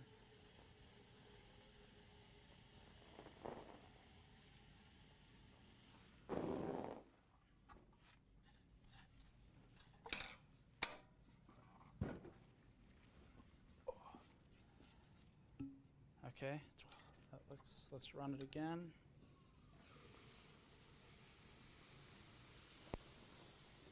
.2 amps on that one, by the way. So current clamp's not super legible through all the smoke, but 7.2 is the number on that. Multiply that by 12 and you get your powers. It's still 7.2, 7.271. It's actually really low. That's just silly. After you finish benching the next Intel CPU releases, how many Intel SKUs do you think will top your gaming benchmark charts until you finally get an AMD top performing CPU? 12, 15? I mean, if you like get rid of the OC results, then maybe like 97, 99, 10, 9, 10, 7. Ignoring like HEDT, I would say probably like 4, and then once you add the overclock numbers in, it's a lot bigger. 87's up there still in a lot of cases. 1306, that was 5.1. Okay, let's just go for broke on the last ones, I guess. Terraphocopter, $1. Thank you. Bob Flanders, is that the Excelsior? I want the Constitution class. Oh, in the back over there? I think that's the NCC 1701B, but I'm not sure. Wayne McAllister, love your content. Recently built a new system, and GN reviews really helped. Thank you. As a particle physicist, I appreciate all those charts and the proper access labels. My workbench is now sporting a mod map. Well, thank you for buying one. As a particle physicist, you are way beyond my level of understanding a lot of the stuff that you do, obviously, but I can say that I've run TimeSpy Extreme Physics, and that has particles in it. So I think I understand your job now, based on my experience with TimeSpy Extreme Physics. I don't know what you use in particle physics. I would assume you probably use some kind of CFD software or simulation software. I don't know. I'm curious if that's CPU or GPU intensive these days. I know a lot of that stuff can go on CUDA now, but I'm not sure how optimized it is. Renzier, $10. Thank you. Travis Stern, $10. Are you interested in LGA 775 XOC? I have a box of parts, including a nice motherboard that I'd like to send to a worthy grave. I mean home. A worthy home, they said. If you want to send it to a grave, it might be Joe, would be the best bet. I've never done 775 XOC. I've barely done XOC in general. So my experience is pretty limited, obviously. But I'm not interested in it right now. I don't know what I would do with it. It's not as easy to overclock the older stuff. But maybe that's something I can ask Joe about and see if he wants to like come up here sometime and couple that in for like a legacy stream.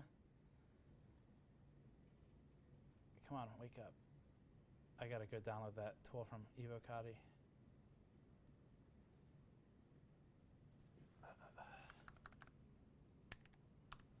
Okay. Apply.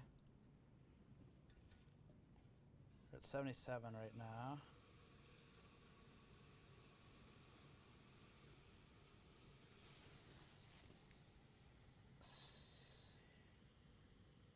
So looks like 5.2 is probably going to be our max today, but we'll see. DCAM65, thanks for being far and away best PC hardware channel on YouTube. I don't know about that, but I appreciate it. Just wanted to ask, do you think an EVGA CLC 280 would be enough for 3900X? Yes, no problem at all, for sure. Those fans are kind of loud, though. That's the 140. The fans you'd get with the 140 is definitely a lot better than the 360. So you have that going for you on the 280. I think the 280 CLC is the best one in terms of price, performance, and noise that EVGA makes. The 360 is like, you got to tune that thing. It sucks otherwise. It's way too loud. But 280 is good. Cool Dad, $2. Do you think my 3770K at 4.5 bottlenecks a 5700 XT? The one CPU I don't have. Well, I'm not sure. I guess it would depend on the title. If you're playing at higher resolutions, you always have the advantage of probably not. Like if you're playing at 1444K. This is still alive at minus 130 now. That's good. I'm gonna try bring it down to like minus 130 or 40 and see if it lives. Okay, let's go.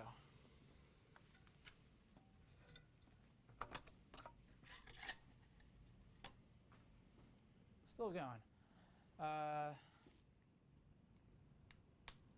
Ranzier, $5. Forgot my message. This is a good time for big jumps. My daily from an FX 8350 at 4.425 all core to a 3800X at 4.425 all core. Nicely done. That is a massive jump, especially since now you have real cores instead of the class action lawsuit were the 8000 series. So that is a huge jump. And I like that you're running it on the same frequency, presumably all these years later. If you bought that 8000 series new, that's a lot of years on that frequency. But that architecture clocked higher and was also significantly worse in every way. So big upgrade. Wow. Okay, sweet. So it's alive. So that's 1322. 1.55 minus 140. It is working again.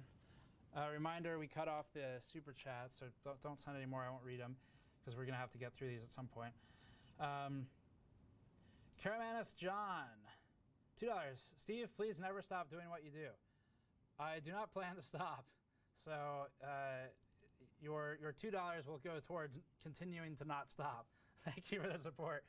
Baker Campbell, $10. Hey Steve, just want to tell you thanks for the charity recommendations, especially Eden Project. Yeah, they've been doing a lot lately. I think Gamigo Group is working with them now. Also, that 5.0 at 1.4 beat my expectations by a Canadian effing mile. Like, WTF is that?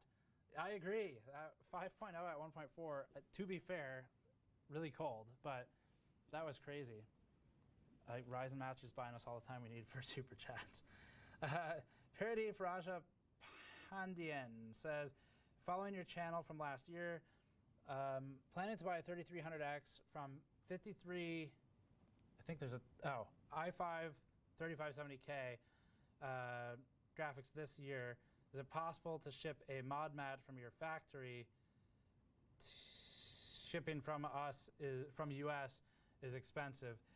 No, well, we have to ship it from here. So yeah, I know. Like shipping to India from here is definitely not cheap, but unfortunately that's the best we can do right now because we're not like an Amazon size or something, so we don't get the discounts. The tiering on shipping's completely insane. To get discounts, you have to do so much more volume than us that I don't know that we'll ever do it. So sorry, that's the best I can do on the shipping, whatever's on the site. It is like a 6-pound, 20-something inch long large object though, so it's not cheap to ship. Robert Irwin, at least it wasn't scented Vaseline I guess when I went and bought it with Joe. Yes. Yes, at least it wasn't that. So was that 5.3 I was running at? Let's try like 5.35. No, not 325. 5.350. Okay, we're at minus 130, so let's bring it down to 150. Definitely works better to an extent when it's colder. All right, run. So we've gotten up to 5.3 now. We're trying 5.35 because I'm suspicious about the end. But it's at minus 152 degrees. Next one, Rob, oh, I got yours. Vocaloid posts.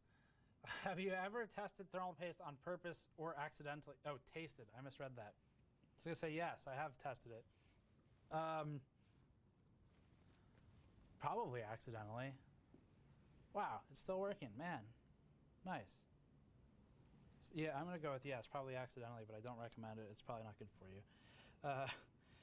5350. Sweet. 1.55. And it did increase the score. I don't know how efficient that score is, but it went up. Let's just go ahead and run our 20 while we're at it. Kind of pushing my luck on that, but let's do it anyway. Let's do our 20. Get a score for that one. So it is actually back in action, going up again. Nico Mimi. No message, but thank you. Knife-tography, $5. ModMac got me 200 extra FPS. Thanks. That's unexpected. Also, I would pay for all costs associated with having the ShamWow guy do a ModMac commercial. Does that include the liability cost of hiring the ShamWow guy? Because I'm not sure that I want to be associated with that. Andrew Lai Win, 50 ZAR. Steve, how much would we need to donate for you to shave all your hair off? Literally not possible. Elia M, $5. Do we know anything about Ryzen 4000? No. We don't know anything official about Ryzen 4000 other than the fact that there's a laptop version that's already out, but I know that's not what you're asking about. Okay, wow, that was extremely delayed. Minus 142, let's go. See if it can do it. We're at 5350 on a 3100 $100 CPU, 4-core 8-thread, and it has been actually scaling. Beat the 7700K a long ass time ago. That was very far from where this is. Spotted Tango, $10. Just lapped my 5820K using your guide with bearded hardware. Nice. That was mostly him yelling at me to buy better sandpaper. Had some bidding from Liquid Metal, and my God, 6-degree reduction at idle, and core-to-core deltas are super tight now. Thank you. Nice. Yeah, 6 degrees reduction is a pretty large drop for just lapping. So that's you must have done a really good job on flattening it out for sure. And core-to-core deltas, you're definitely looking at the right place. That's typically the biggest place you'll see the difference is bringing down like the core that was the farthest away from getting into the cooler. So that is good to see. Chad Lemons, sure this has been asked. Do you play games ever or just benchmark them? I don't get a whole lot of time to play them anymore. I used to play games like 40 hours a week a long time ago, but these days when I do play games, it's typically the genre I mostly grew up on, which is RTS. So I play a lot of city builders, real-time strategy. I like the Total War series a lot. I played Apex Legends for a little bit, but that's pretty much it. Okay, so we're gonna get a score out of this, 5350. 3213 points, does that scale? That is actually 200 points higher than our last score, which was at 5.1. So 3213, wrote that down. Let's see if we can do 5.4, or maybe 5.45, go 1 gigahertz higher. That is really good scoring on this thing. Dual CCX sucks. Yeah, I know. We kind of like wrote the book on that before you guys even knew that was the configuration. I'm aware. Garrett Nichols, what's the highest frequency you've been able to get out of any Ryzen chips on LN2 so far? I think 5.5. I want to say it was on a Threadripper CPU or a 3950X. I think it was 5.5. John Bryant, cheap gaming laptop that can run at 1080p Ultra. You're asking the wrong person, sorry. I don't pay any attention to laptops at all. But I mean like a 2060 to 2070 class card, like 2070 mobile should probably be fine for that. Not sure about models though. Is there Tango? Is there a reason to upgrade it to a 2080 rather than a 1080 if I don't care about ray tracing? Well, 2080 is a lot better than a 1080. But if you mean a 1080 Ti and you don't care about ray tracing, then there's not a huge reason if the 1080 Ti is cheaper. Our review would give you some info on that, but it's aged a bit since ray tracing is a lot more relevant now than it was then. They didn't have any games out when we reviewed the 2080. 5450, let's bring it back down to minus 150. 1.55 volts still. Spencer Levens, at what speed do you think you'll see diminishing returns? It looks like we started to see that around 5.1 or 2, just quickly glancing. Can it do it? Maybe. Joseph AVI Pro, disable proc hot. It'll stop the BCS temp. Yep, got that. Thank you. Adromelk, $5. Just wanted to thank you and your team for all that you do. You helped me build a great system. Thank you especially for the P400A review. Yeah, P400A was definitely the best case we worked with in 2019 for sure. I wish they actually had it in stock though. It's been terribly hard to like even see it. Seems like I don't know if they're sold out or if they're just not making enough. Mabuk, what do you think is the safe voltage for a normal all-core overclock on Ryzen 3000? People are now saying 1.275 volts is unsafe, which seems crazy. I don't know. People say all kinds of stuff regarding overclocking. it's based on one CPU, then you don't really know how that person used it. So I don't really want to say what I think, because I don't want people to take that number and then get mad when I say, I think it's this, but I'm not sure if their CPU degrades. So I'm not going to commit to an answer, and I know that's annoying, but I have thoughts on it. I think that 1.275 is probably a little aggressively low, but I'm not sure about the high end. So it didn't like that. What was our temperature when we died? 145. It seemed okay at like minus 155. So colder, I guess, is the answer if we want to push that 5450. 5.5 would be a kind of crazy clock. We're almost through these super chats. Devalsky, any chance of making a ModMat-sized mouse pad? Well, we have something coming out soon that's not quite as big as the large 4x2 ModMat, but we do have a mouse mat coming out very soon that you should keep an eye out for. Facial impediment, $10, no message, thank you. Lola Brick, $2. How much RC could a 7700K get with an NHE 12A cooler? That is really specific. You're more asking about like the CPU at that point, but I don't know, like 4 something, 4.8, 4.9, 4.8. Feels more comfortable to me. I'm gonna heat this up to like minus 50, and we'll try for 5500, then we'll call it there. Legend FF, love your reviews. What's the best alternative to the Liquid Freezer 2? I was thinking about the 360, oh, the 280. I was thinking about the 360, but not sure it would work with my P400A. I don't think it will, but I'm not sure. The P300 definitely not. But good alternatives would be the EKAIO, which I haven't posted the review yet. And I don't know how good it is internally yet, but I do know that the thermals are pretty comparable to Arctic solution. So EKAIO might be one to consider. Kraken X62 is good. It's not as good, but it's definitely one of the better ones. Cam sucks. I like really hate the software. It's garbage. Just got to get up to minus 50. We're at minus 70 right now. Reed H, what's your most fun undervolting experience? Undervolting. I got my 3500U to 3.3 gigahertz at 1050 millivolts. And I'm looking forward to the, you should be careful about that. I don't know about the U, but just as a note, with Ryzen it's possible to undervolt it, but actually the scores are really bad. So it'll look like it's stable, but it's running much worse. We did a video on it. I think if you search like undervolting Ryzen, you would find it. That said, I had the most fun undervolting Vega, I think, probably Vega 56. There was actually a really big gain in performance from doing it there. We're trying for 5,500 megavolts. 5,500 megahertz is what we're trying for.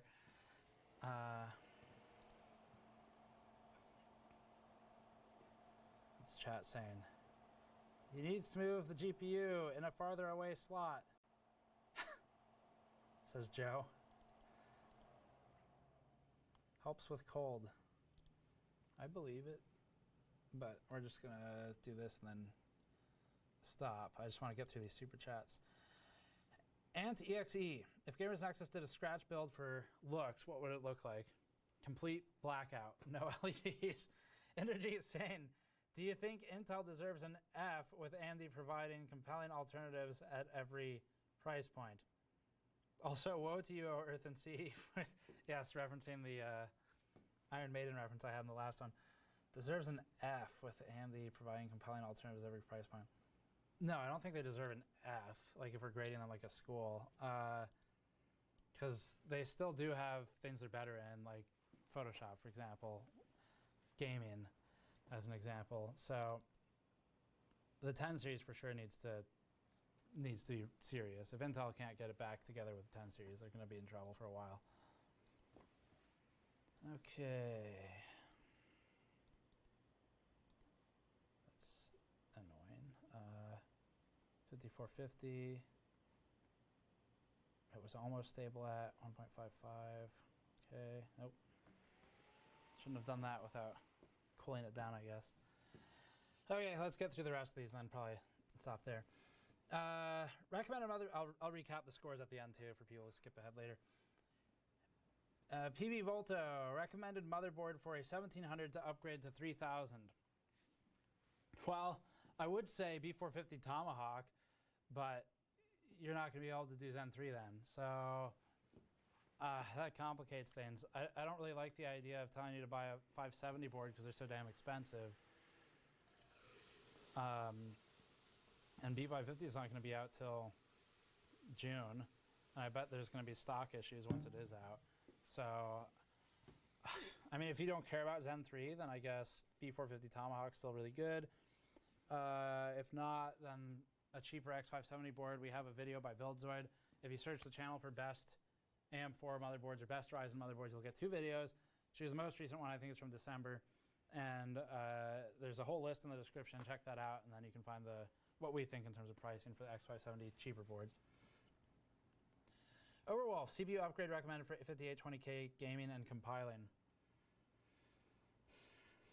If you do more compiling than gaming, that would change the recommendation. But let me pull up our Chromium tests at least. So within like the $500 price class, the 3900X stock was finishing our compile in 65 minutes, and the 9900K stock was finishing in 105 minutes. Quite the advantage there on AMD's. 5.1 gigahertz 9900K was 88 minutes. If you do a lot more code work and you're trying to spend about $500, I mean, first of all, wait for the 10 series, not that far. Let's see how that does. But otherwise, I would say if you're doing more code work, then maybe, and it's similar to our Chromium benchmark, then maybe the 3900X if you're trying to spend about 500, and then if you do more gaming, I guess 9900K. Depends how much. If you're making money off of it, I'd probably favor the compile work. Let's just do this as the last attempt here. I'm not going to click apply this time. Actually, you know what I should do is bring it down and apply, and then go here and disable. Okay, and then we can bring it back up.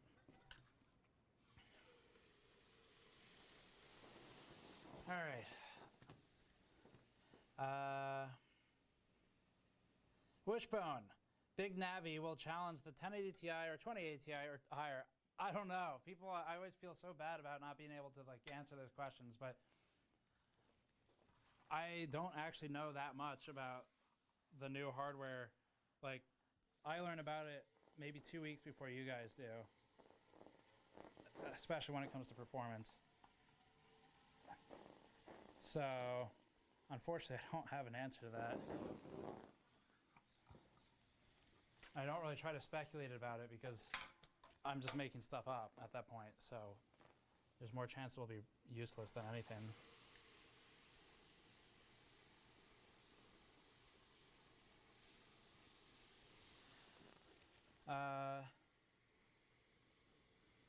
Metal Jackson RR3.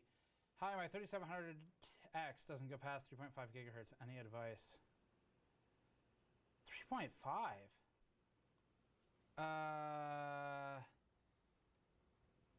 Like the AMD 3700? I think my advice is to RMA that CPU. That sounds like something is wrong. Or maybe try like a different BIOS. Or if you have a local store that sells stuff, maybe you can just buy a board and bring it back if that doesn't fix the problem. But that sounds like a defect somewhere.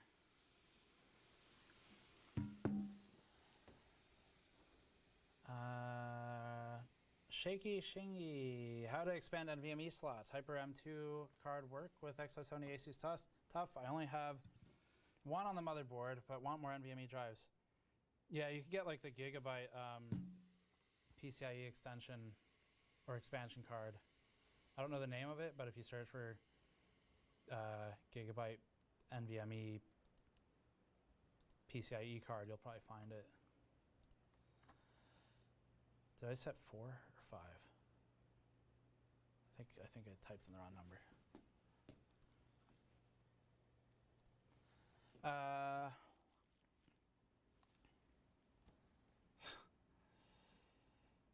Let's see. Calrin, disable F. The Eternal Dreamers to $199 to buy a Hot Pocket. I don't know if I want the $199, if that's what I have to spend it on. I'm sorry to say. Can I buy tater tots with it? Baja Truck Guy, $5. Tater tots. There you go. All right, now we're getting somewhere. Bearded Hardware, $199. You hit the limit. So when he sent this at 540, we had not hit the limit. We have probably now. It's actually doing 5350 megahertz was my last clock. So almost 5.4 gigahertz. That is really a lot higher than I expected. 1.55 volts. Pretty happy with that. David Powers pulled the trigger on a mod mat a few days ago. Finally, I tinker with my BS on a proper surface. Thank you for picking it up. That is the goal of it. To, one, not damage the table, and two, just kind of make it easier to work with everything. So, glad you're liking it so far. Turkey Chiblet, $4.99. Thoughts on the Lian Li TU-150? Would you review it? Is that the new one or the old one? I do know the. Oh, that's the 2019 one. Okay. It's small. It's like. I don't know. I'm not the biggest fan of that series, but it is small. The original TU was actually pretty sweet. The one that had a handle on it and was shaped like I don't know. It was probably like a foot by a foot or something. But I have not worked with the TU-150. I saw it at trade shows, and that was about it. Okay, that's last attempt, and then I'll just read the super chats if that dies. 150. Minus 155. Minus 160. Okay. See if extra cold gets it through. Minus 170. That's probably a little too much.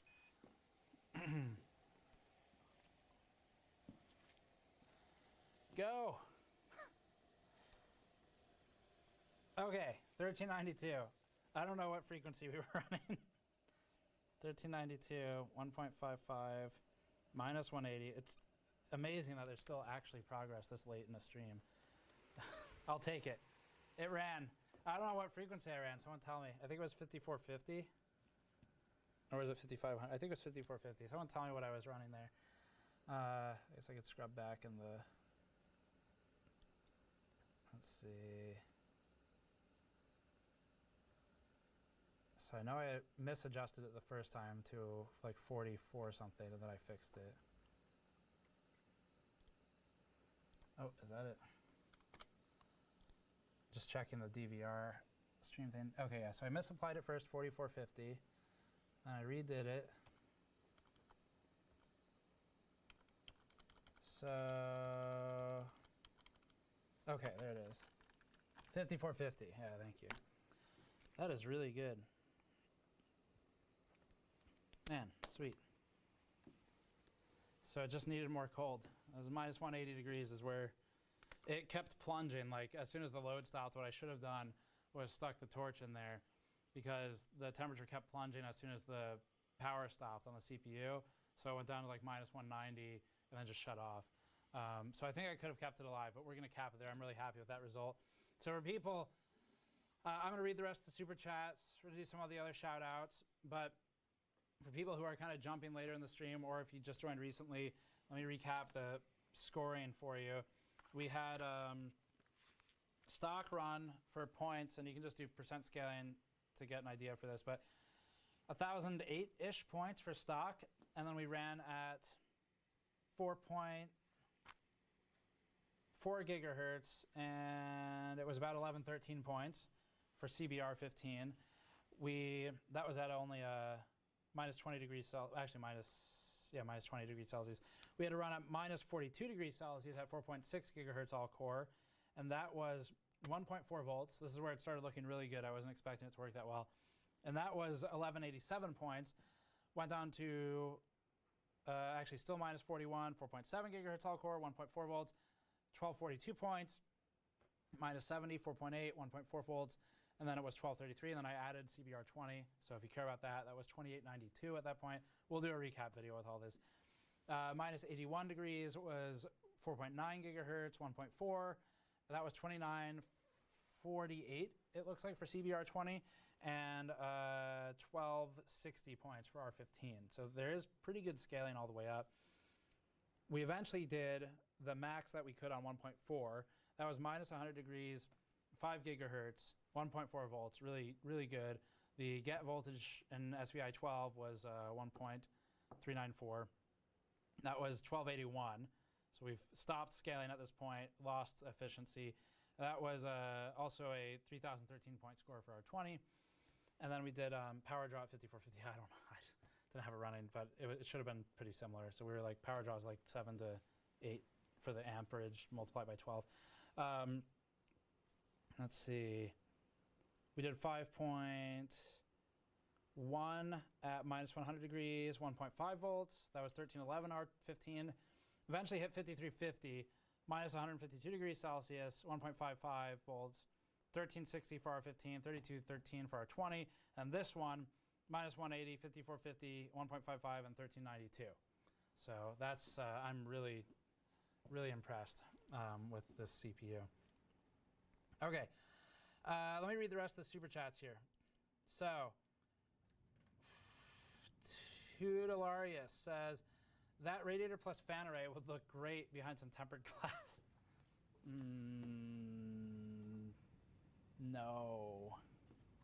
No, that's not how you use it. But you should be a case product manager. I think Corsair's actually hiring one of those right now. Just send them that. They'll hire you right away. Mag1988. Hi, Steve. Can you recommend a water block for a Zotac 2080 Super Amp? No, I don't have the PCB layout in my head. Sorry. I'll tell you, like, I don't know specifically for that, but I'll tell you at least that we've worked with a lot of WaterCool ones, the company, lately, and I've been pretty impressed with their quality overall. There was like an oxidation issue with one of them, but overall I've really liked the quality on those. Evocati Productions. If Steve, this one involves you, Andrew. If Steve is Tech Jesus, then Andrew is Ocular Moses. Give my compliments to the cameraman. Definitely the best at Blender ever. He says thank you. Hardware numbers. Oh, I got yours earlier as the recommendation. Bearded Hardware. Should try down to 160. Well, that's what we did, and it worked. So good recommendation an hour ago. Steph Tav. What is your preferred mechanical keyboard? No preference. I don't really care that much, like, as far as keyboards go. Brown switches are quieter. I don't like the louder switches anymore. It's too much with all the typing we do. Sean Grant. Off subject, but on the subject of mountain bikes, have you considered putting a 66cc motor on a mountain bike? No. But I have an e-bike that I've shown on the secondary channel, on the GN Steve channel, if you want to look at that. I've not considered putting a 66cc motor on a mountain bike, though. John Bryant. Have a 1070. Have a 1070 looking for a reason to upgrade GPU. It's a generation old, I guess, if you're looking for a reason. I don't know, if you're not happy with the performance, then I guess there's plenty of reasons you could find, but that's not enough for me to provide help, I'm sorry. D4RK51D332. LN sounds so satisfying when you pour it from the thermos to the thermos. Speaking of pouring, here's some dollars to have beer on me. Well, thanks for the $5, D4RK51D332. Yeah, LN2 makes a pretty cool noise. That's why I don't want to use RTX voice with it. Metal Jackson, did I get yours? Yes, I did. The Sickness 1234. Which CPU is this? 7980XE? No, but I'm glad someone remembers that meme. We're almost through these, finally. This took me a long time. Eric Lawrence, what would you use for a mini ITX build today? Like, case? I don't know what case I like Silverstone's mini ITX cases. I like the SG I think it was the 13, the Sugo 13, I think. It's old now, but they have a 14 also. I really like that one because it was pretty high airflow. It's not that large. It's definitely larger than super many ITX cases you can get, but I liked it a lot because it's good performance. Fallon Pikel, $10. Longtime fan, shut up and take my money. I don't feel like I can really say thanks or anything to that because then I wouldn't be following the order. But thank you. Hardware numbers. After -100, -120, raise SOC to 1.5. We did end up going to 1.4 on that. F clock should hold 1500 plus full pot. If you have cold boot, lower F clock. I'm checking where to find PLL on an MSI board. Yeah, I'll try the PLL next time. We did raise SOC to 1.4, ended up at 5450 megahertz, which I'm pretty happy with. I'm sure we could do more though, but definitely I think bringing down the temperature. So hardware numbers are saying 121, 110, 120. I think bringing down the temperature helped a lot. Hellcats, I second the short circuit shirt request. I guess I'll message him. Cord Misa, what current voltage are you on? Did you not leave it at 1.55? We did end up leaving it at 155. Almost to the last of these. I can see the bottom of the sheet now. Thank you for all the support. Thank you also for being patient, getting through all of them. Man's LTX 2020 cancellation thoughts. Good question. I talked with Linus about this when we were in Taiwan and said like, hey, word on the street about Computex is that it's going to be postponed. And I said, you know, that if this is, this was early March, so we didn't really know what was happening at that point. I said, if this is kind of cleared up by the time LTX is, it might be a good opportunity for you to host some of the product launches that were going to be at Computex. And it sounded like that was kind of lining up, but then obviously things got worse. So, I mean, my thoughts are they probably made the correct move because can you imagine first of all, people are going to be afraid to travel. People in media would be afraid to travel. And then imagine like the PR side of things too, where it's like you just took out every tech content creator. Everyone's like sick for weeks. So definitely the right move. I think they might be considering an online thing, but I'm not sure what the status of that is. I'd be happy to be involved though if they do it. And I should note, he said that they do want to come back for 2021, so it's just for, well, you know, as long as human malwares are concerned anyway. A person, what voltage will instantly kill a chip with Allen 2?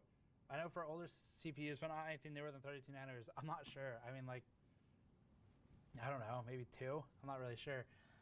It's not something I actively try to do, so. Brenny Boy, $5. I was technically at 611, but I'll try and get the last of these because, oh man, there's still a lot of messages. I tried to set a cutoff at 610, but still people kept sending stuff in, so I appreciate it. I'll try to read them within reason. Thank you for providing content to us during this rough time. Game on, everybody. Game on, indeed. That was a really good overclocking session.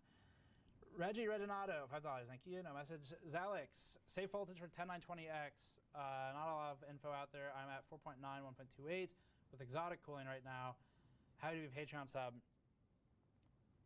Exotic cooling opens the door a lot because now you're talking about maintaining lower temperatures. So I guess tag me in the Patreon Discord with what that means, with what exotic cooling means to you. Shady actually maybe tag Buildzoid too, I guess. Shady97342. Thanks for the CB revisit video. Still rocking my 4690K 4.7. That's a really good clock for that. It's interesting to see how it does compared to the newer chips. Yeah, I really like doing the revisits also. It gives you perspective that this stuff ages actually pretty well a lot of the time. Okay, I'm gonna cut it. I said 610.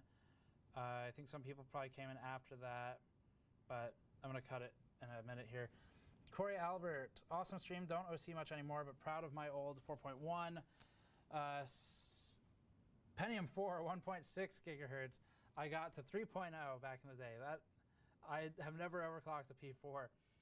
VC Jester, you're way better at this than that guy with a bigger beard.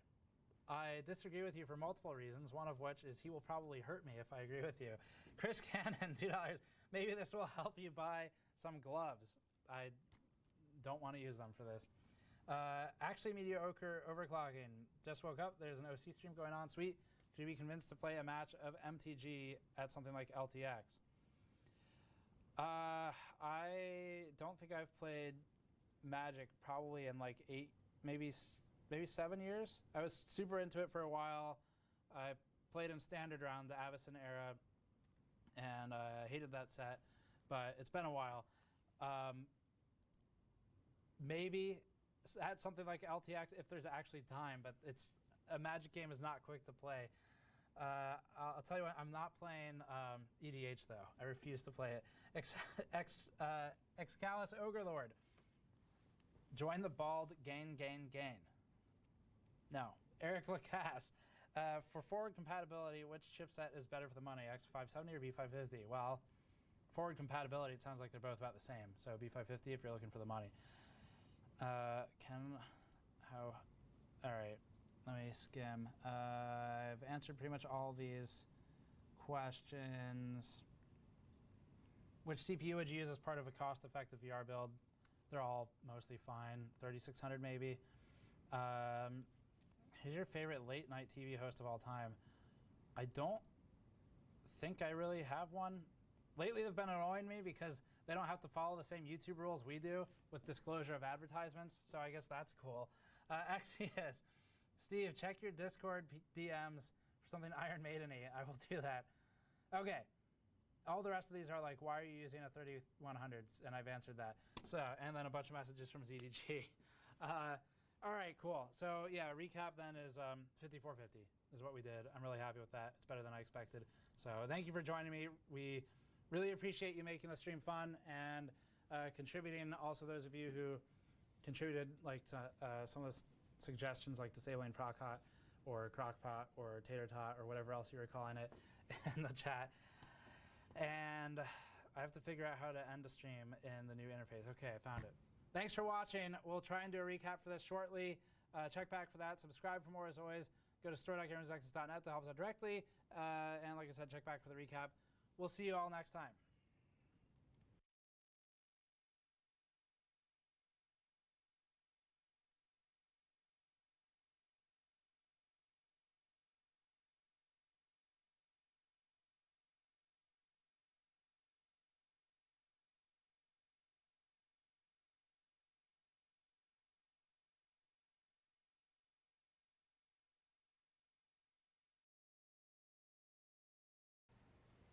Okay, we should be live, probably. We were testing audio on the secret side channel where some of our Patreon backers helped out. Make sure the audio works. Thank you very much for that. So we are live, I think. Let me know if there are any issues. I am going to send out a quick tweet and let everyone know we're live.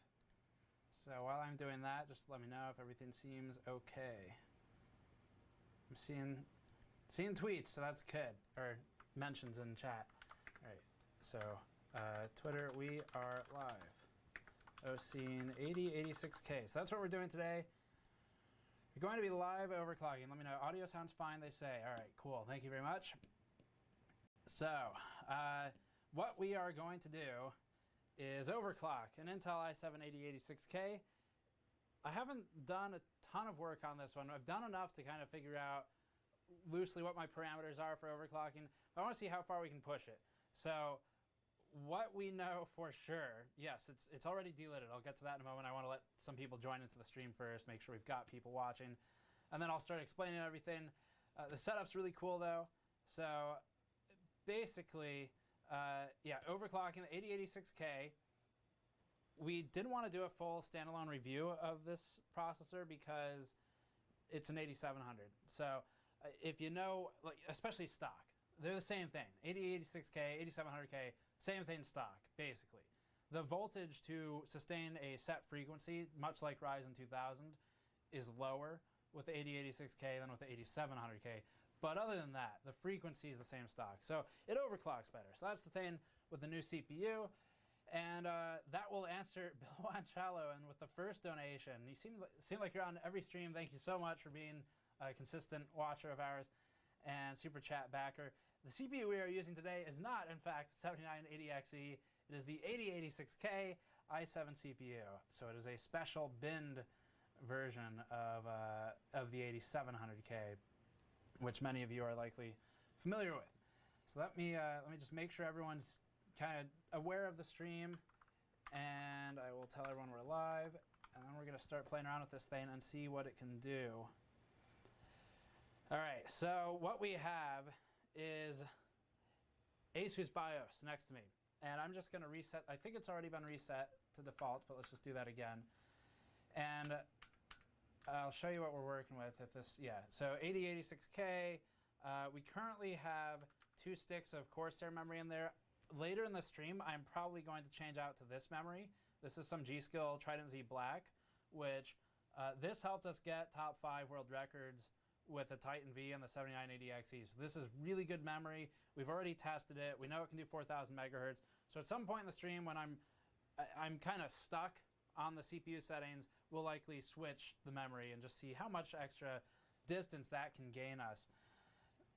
So let me just kind of answer a couple questions in chat as we get rolling. I see a lot of people are rolling in right now. So you know, we're giving everyone a minute to get in because it should be a pretty good stream. Alex, €5 says, how is it going, Steve? It's going pretty well. Thank you for asking. Looking forward to seeing how this CPU does. We're going to push for, I don't know, I'm hoping we can do at least 5.3 gigahertz. I see a couple of you in chat are talking about your overclocks. One of you, EK Dromi, you say you have yours at 5.2. So I'm going to see if I can beat yours today. We're going to go for 5.3. And I'd like to do 5.4, but I don't know that that's going to be possible. That's pretty hard to do. For cooling, we don't have anything really special or exotic on here, so that's going to be probably our limiting factor at some point. I'm not going to be able to do 1.5 volts, I don't think, for example. Still letting people roll in. It's building up fast, though. We're at 840, I think, watching now, up from 400 a minute ago or so. So a couple of messages. Finn Dog, $2. Let's get this nuclear reactor going. We'll get there. I took the i9 out, so it's not as nuclear. It's like a baby nuclear reactor with the 8086K. Just to let you know, I guess, how this, the kind of power consumption. We just shot a video a little bit ago on the power consumption and thermals for the 8086K. And with one of the higher frequency and voltage settings, I think it was drawing 250 watts at the EPS 12 volt cables, which is a whole lot of power for what is a 6-core CPU. So it is quite power hungry. A couple more questions before I get started. How do you have your 8086K already? I got an email saying I won yesterday. Intel sent it to us. So I don't know. I thought, didn't they already sell them though? I thought you could already get them on like Amazon and Newegg. You don't have to win it. Okay, so all right, two quick super chats and then we'll get going. We're at 1,000 viewers now. I think that's good to start overclocking. So last 2 super chats before we get going and do some housekeeping stuff. Nori Rivera, $10, says, let's get all the memes out of the way. Did you use Google Translate for the dryer? Oh, really? Someone remembers that. Seriously, is Snowflake and Midnight okay from the fire? Yes, they're fine. NVIDIA clearly sent out those technicians, and shout out to Bot Crusher and Zeta. So in order, the dryer comment is related to the washer-dryer combo we had in Taipei. None of us had ever used a combo washer-dryer. Makes a lot of sense in a country where, or especially a city where there's not much space in the apartment. We couldn't read it. We needed help. Actually, Dennis from Linus Tech Tips helped us a bit with translating that thing. So thank you to Dennis for that. And the cats are fine from the fire, yes. Actually, everything's pretty much fine except for the entire breaker panel, which was replaced. Tech Therapy, €5. Can you overclock an 8086 4.77 megahertz non-K to 5 gigahertz? Is there actually an 8086 non-K? I'm actually not familiar with it. Bryn Palmer, 5NZ, says, better to get 8700K and hope to hit 5 gigahertz than pay the extra for the 8086K or and get the 5 gigahertz guarantee. So yeah, that's something I'm going to be talking about today is this thing actually worth it? And I guess we can kind of tackle that first.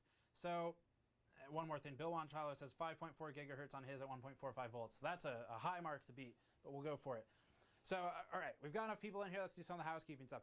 8700K versus 8086K is a great question. I think it's like $420 for the 8086 versus, I don't know, $330 to $350 for the 8700K. That's a pretty big price difference.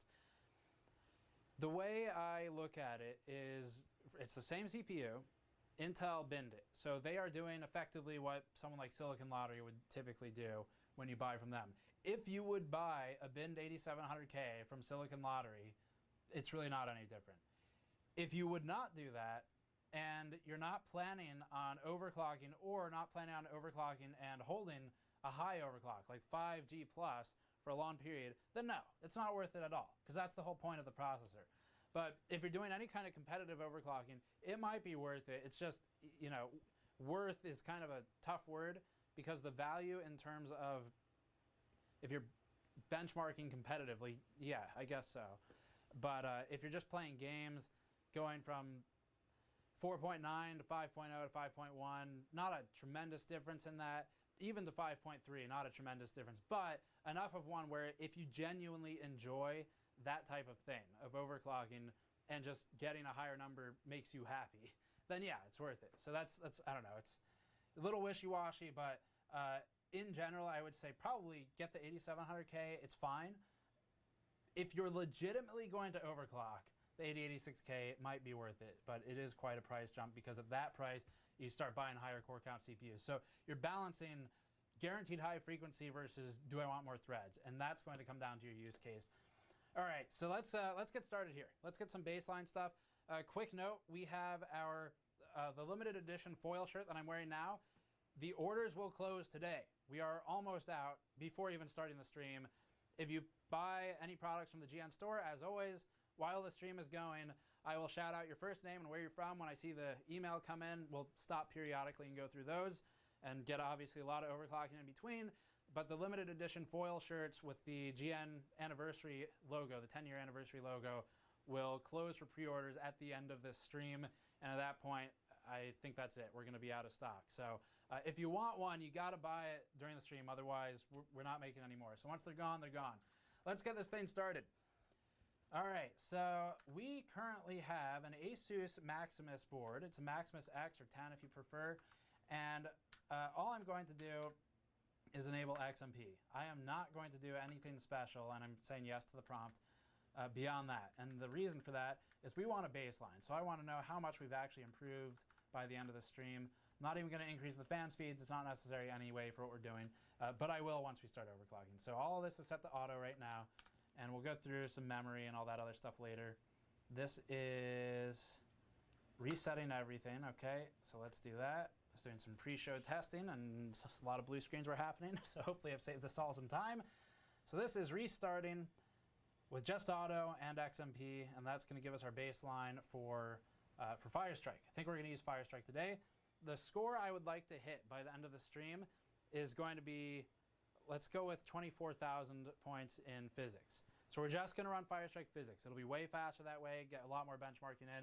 There will be a lot of blue screens during this testing. I'm going to warn you now.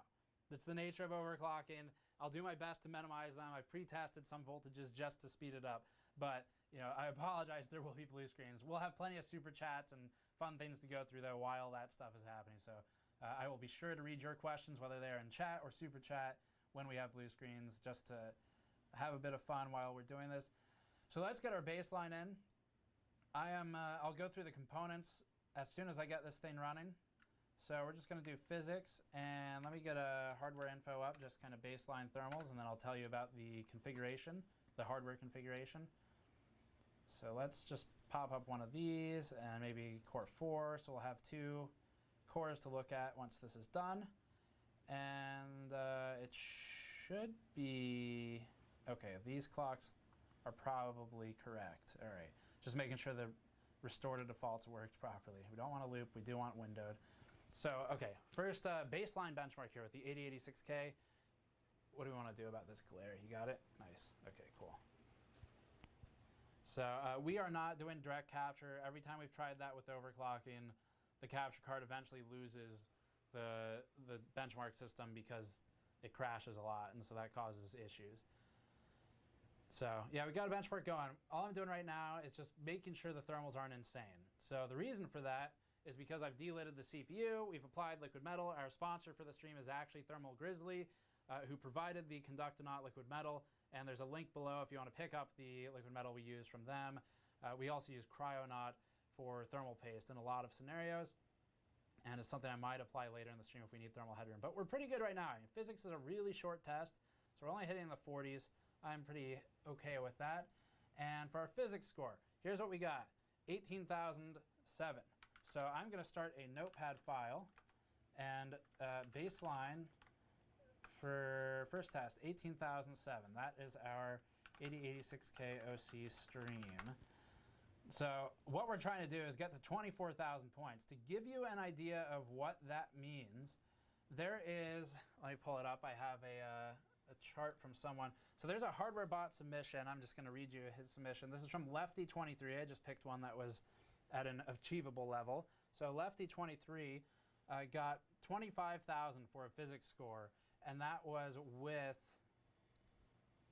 an 8700K, but the frequency was pretty high. It was 5.5 gigahertz, so I don't know if we're going to make it. But I think it'll, did I say 25? He was 25, so we're going for 24. Basically, I'm going to shoot just under that because I don't think I can hit 5.5, but I think I can maybe get to 24,000 points.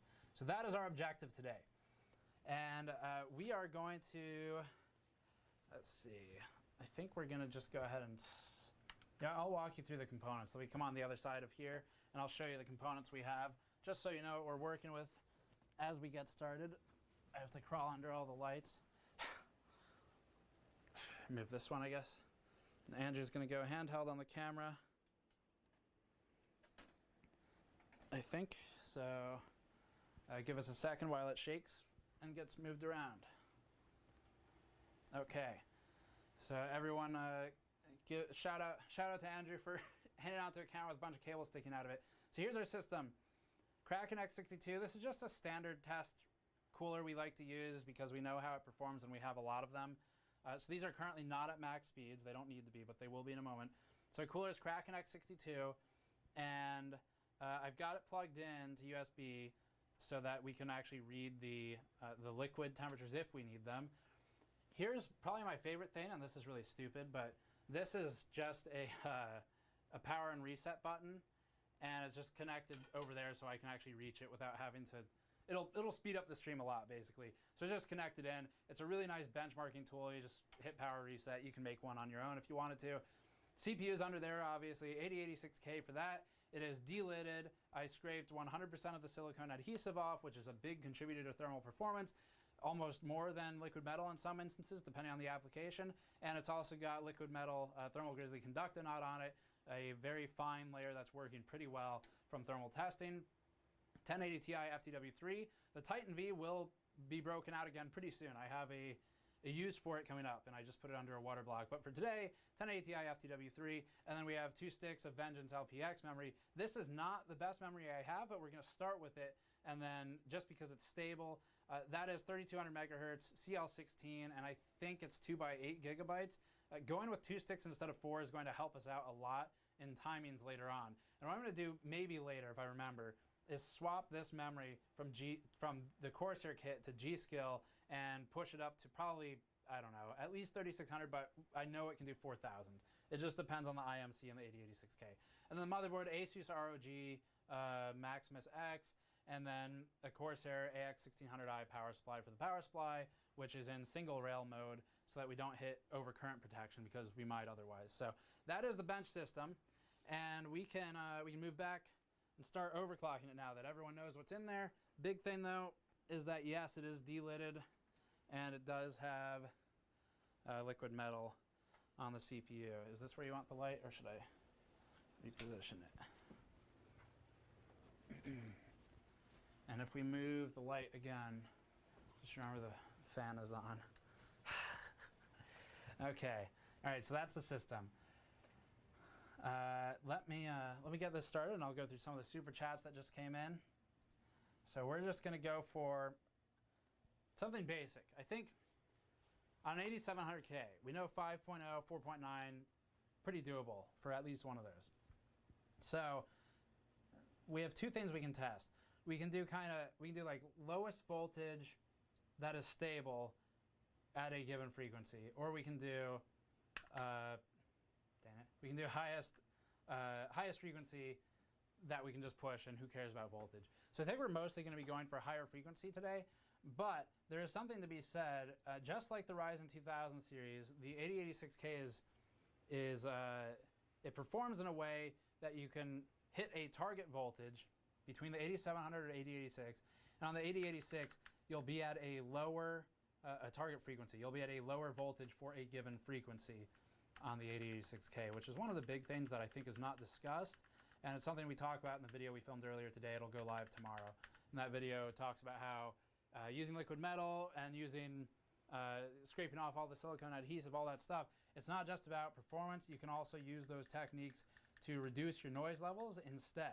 So we were able to reduce noise levels by 10 dBA at a given frequency because we were able to cool it better, and you'll see that in tomorrow's video. So all right, first thing I'm doing, let me just show everyone. We have XMP on. I'm not going to change memory until we put the G.Skill kit in later. We're staying at 100 BCLK for now. We might be able to push this to 101, maybe 102 later, 101.5.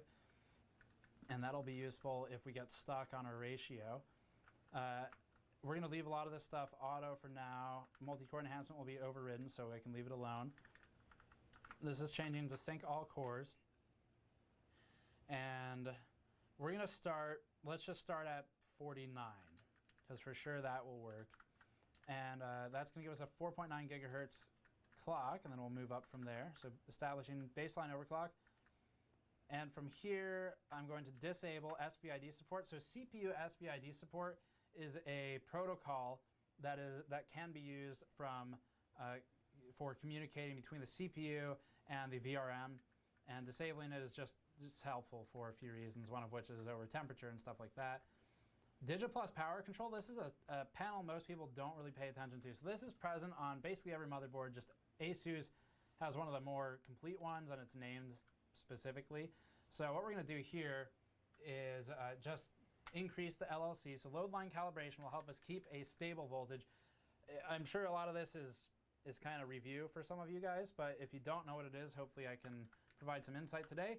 So LLC, load line calibration, if we put it at 7, it will definitely hold the voltage I type in for vCore, but there's a good chance that it overshoots and overvolts beyond what I specified. So if I type in 1.41, it might jump to 1.44 sometimes, which can be dangerous. I'm going to put it at level 6 for now. We'll increase if we need to later for stability. It will typically stay about what I specify at level 6. It might dip below it. So that can be a problem later on, potentially. We're going to disable spread spectrum for overclocking. This is just a VRM noise reduction option. And then we are going to, let's see, we need to get some of the power stuff. So current limits, I didn't mention that a second ago when I changed it. CPU current limit is really important. You want this maxed out for overclocking. That's something that's easily overlooked. On a lot of motherboards and with some CPUs, if you don't max these out and you start pushing high clocks, you might actually clock drop even without knowing it because you're hitting a current limit, not a temperature. Same for RAM, it's not going to hurt it, it'll be fine. So we're good there. Just some basics before we get started. Let's back out of this menu. CPU power management menu. I'm going to max out the power limits here just in case. And all those are fine. I think we got most of the stuff I need right now. Okay, so next thing, we're going to leave the cache ratio alone for now. I like to typically keep this about 4 ticks lower than my CPU ratio, core ratio. So if I go for 49, I'll set it to 45 typically, but we're going to leave it alone for now. And voltage, core voltage, I'm going to set that to, I don't know, I'm only going for 4.9, so we might blue screen. Let's just see if it's stable at 1.3. That'd be pretty good voltage to be stable at. And the last thing I need to do is set the fans to max speed. So I'm just going to disable all the fan controls, which will max it to 100%. And I think we should be good to go to get our first real run in there. Let me just double check to see if I need to disable any power saving stuff. C states, disable those just in case. They should pretty much be overridden anyway. All right, so 4.9 gigahertz is our first test. We're just going to see how that does. And let me catch up with you guys. I see chat's been rolling. Someone says 5 gigahertz. 4.9 will need at least 1.37. 5 needs 1.4. Depends on the CPU. Keep that in mind. You'll be surprised. I don't know if it'll be perfectly stable on this. what you're saying is true sometimes, but this CPU, from the limited testing I've done so far, needs significantly lower voltage than the 8700K at the same clocks, even with liquid metal on both. So my 8700K, one of them, we have two, one of the 8700Ks struggles and does 4.9 at about 1.4, I don't know, I think it was 1.42 volts or something like that. Might have been 1.45, 1.42. 5.0 is 1.45 plus. And this thing should be able to do that same frequency at a much lower voltage. We'll see how much lower here. But that was a really bad 8700K. We had another one that's 1.4 volts for 5.0, just to give you some baseline. So 1.4 volts, 5.0 is what our good 8700K does on the same motherboard. So we're going to go windowed. I will worry about stability at the end. We'll do one full 3D Mark pass. I'm not going to overclock the video card today, I don't think, depending on how the score is looking anyway. So let's just run this windowed. Remember, our score to beat in physics is 24,000 points for the physics score. That is the score to beat today. We're at 4.9, you can see here. I should note this about the bus clock, but sometimes you'll see the bus clock jump around. It depends on the motherboard. Like right there, dip to 99.9. That's probably a rounding error more than anything. But every now and then you might see a board that goes down to 99. And that will impact your frequency and create variance in what you're seeing here. So that can sometimes be the impactor of that result. Thermals are good. We're in the 40s, 50s. It's pretty high ambient temperature right now. So that is going to be a factor at some point. Let me get some of the super chat comments. I see we have a lot of them. Score right now, 20,668. Getting there already, first one. So I was stable for that. While I do super chat, what I'm going to do is a quick stability test. And the reason for this, it passes, yes, one pass, but that's like a 30-second test. So I'm just going to loop it. And this is going to be for thermals, and it's going to be for seeing if it does crash if we leave it alone for a while. Because if it crashes, then we'll need to increase the voltage. It's not that legitimate of an overclock if it crashes after 30 seconds. So I'm just going to leave that running while we do some super chat and some other chat interaction, just to make sure we've got an idea for where our baseline is. So, all right, questions here. There are a lot of super chats. Thank you very much for sending those in. We have one from Yami Alex, €2. Love your content, just giving some love. Thank you very much. We appreciate it. €2 will go towards some fast food at the end of the stream. Bill Wanchalo, $2. My guess is 5.4 gigahertz at 1.45 volts. I think that's what you said yours does. So if I'm correct in that, that would be a good mark for us to beat. We'll see. I don't know. The Silicon Lottery plays a big role in this stuff. That thing's still running, by the way, so it's looking okay so far. Will there be this is in normal chat, a random frog. Will there be a gold foil version of this shirt? This is our limited edition anniversary teardown shirt. It will not be available for sale anymore at the end of the stream. Random Frog asked if there will be a gold version in the future. I don't know. We've talked about it. We have a couple ideas. If we do one, it will almost certainly not be this design. We want this one to be kind of special. So we have a couple ideas. There is an option for a different color foil, but I can't commit to anything right now. Certainly something we've considered, though. Martin with Bardo Chowix, sorry, $4.99, thank you very much. Say, hi, Joel. Hi, Joel. And can't wait to see what this overpriced 8700K can do. That's sort of valid, yes. Also, are you sure it's not a 7980XE? Quite sure. We haven't tripped a breaker yet. Slideaway is 24/7, $5.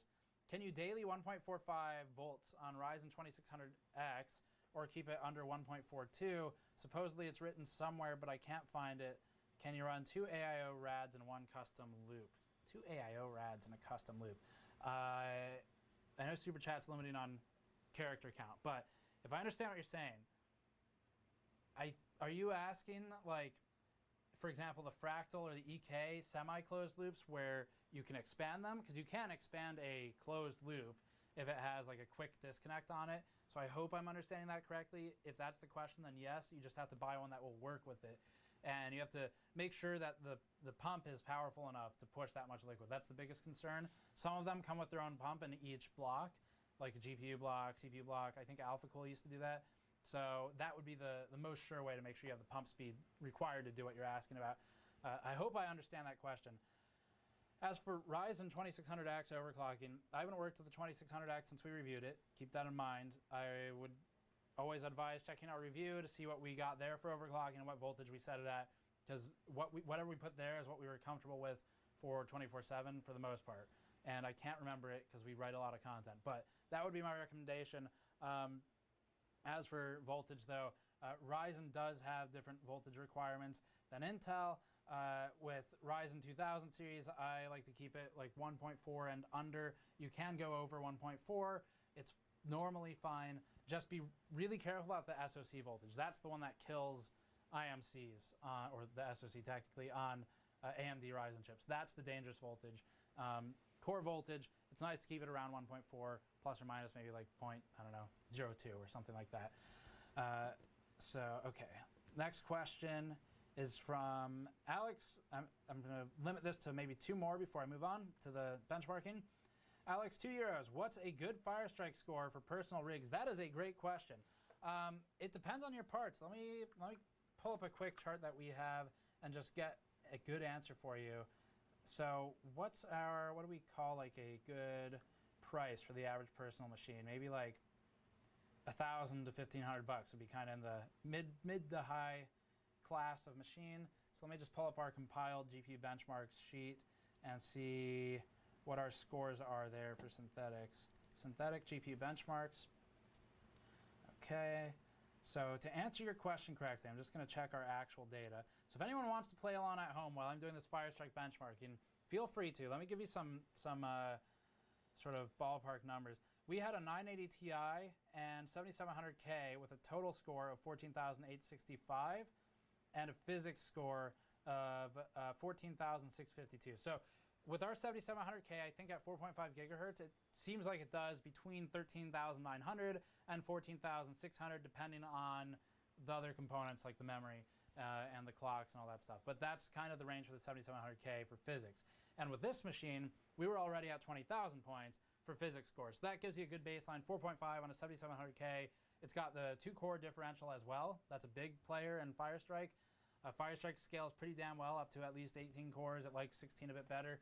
So hopefully that gives you a bit of an answer. If you want another card, let's pick a lower end one. 1050 Ti was at 69 points for total score and same physics score because it's the same CPU.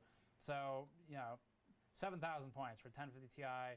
And then we have a 1080 Ti FTW3, the card that's in here. Total score 20,800, graphics score of about 30,000. Hopefully that answers your question pretty well. All right, let's, I'll get back to the super chats. I see there are a lot of them. Thank you very much. And I'm also going to send a quick tweet and just say, don't miss our 8086K live stream. And I'm going to let everyone know we're pushing past 5 gigahertz now. Okay. So we are going to start pushing that, and I'll read through all of the store purchases in a moment as well, once we get to the next, probably blue screen or something. So, okay, this has been stable. Max temperature was 61 on one of these cores. It's definitely pushing it. I mean, it's fine. There's plenty of overhead, but I'd like it to be lower, and part of that is because room ambient's high with the stream machine and the benchmark machine going at the same time. So that's going to increase our temperatures by like 4 degrees on the CPU. So what I'm doing now, restart back into BIOS, and we're just gonna, we were at 5 gigahertz, 1.3 stable, I think, which is a really low voltage for that frequency, and that's because this is a bin chip. So as a reminder, our worst 8700K stopped here, and it also required a voltage, where it says 1.3 now, of about, I don't remember, 1.42 I think, something like that. It's pretty rough. We have another that does 1.4 at 50. So what I want to see, more than just how high can we push it, is how high can we push it while keeping the voltage low. That's part of my goal today. So we're going to leave this at 1.3.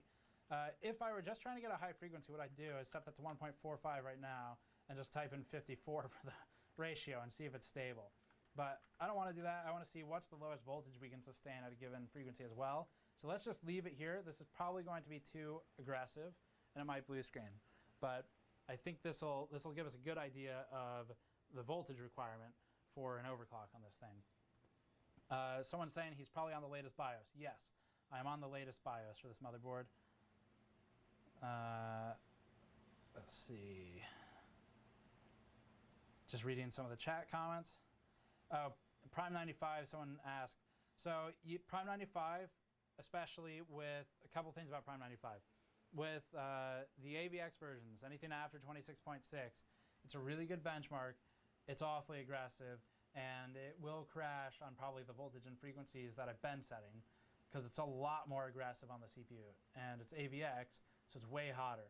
So Prime 95 is a fantastic benchmark. It's really good for stability for 24/7, because you're pretty much guaranteed it will fail if it's going to ever in Prime 95 with 8K FFTs. Smaller FFTs are hotter. So if you do 8K custom run with small FFTs in place, that'll be about the hottest you can do. But I don't care about 24/7. I care about a high score. So stability doesn't matter to me as long as it's stable on Firestrike. So we are not going to be using Prime 95 today, although it is a very good utility.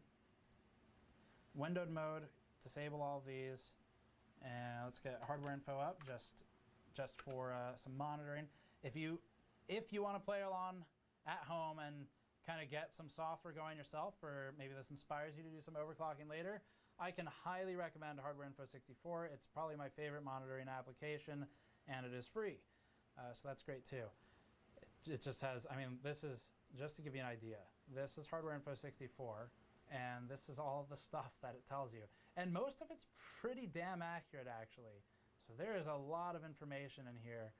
This page right here is particularly, actually no, wrong one. Where is it? This one. This is a really useful page.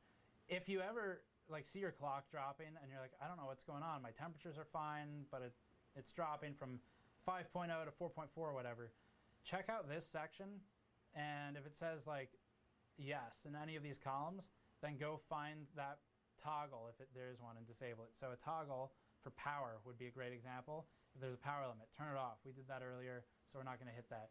Thermal limits, you just got to get a better cooler, but or delid and throw some Conductonaut on there or something like that. They are a sponsor for the stream today. Their link is in the description below, along with our store link. But anyway, physics score 2962. So we're about 100 points higher. That's basically within variance for Firestrike. But the important thing here is, for one run, we're stable at 1.30, pretty damn good, and 5.0 gigahertz.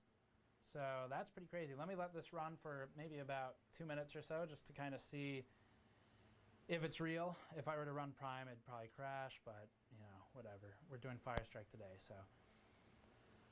Okay, so we're just gonna keep an eye on this, see if it crashes. Let me get through some of these. So, a couple super chats that I need to go through.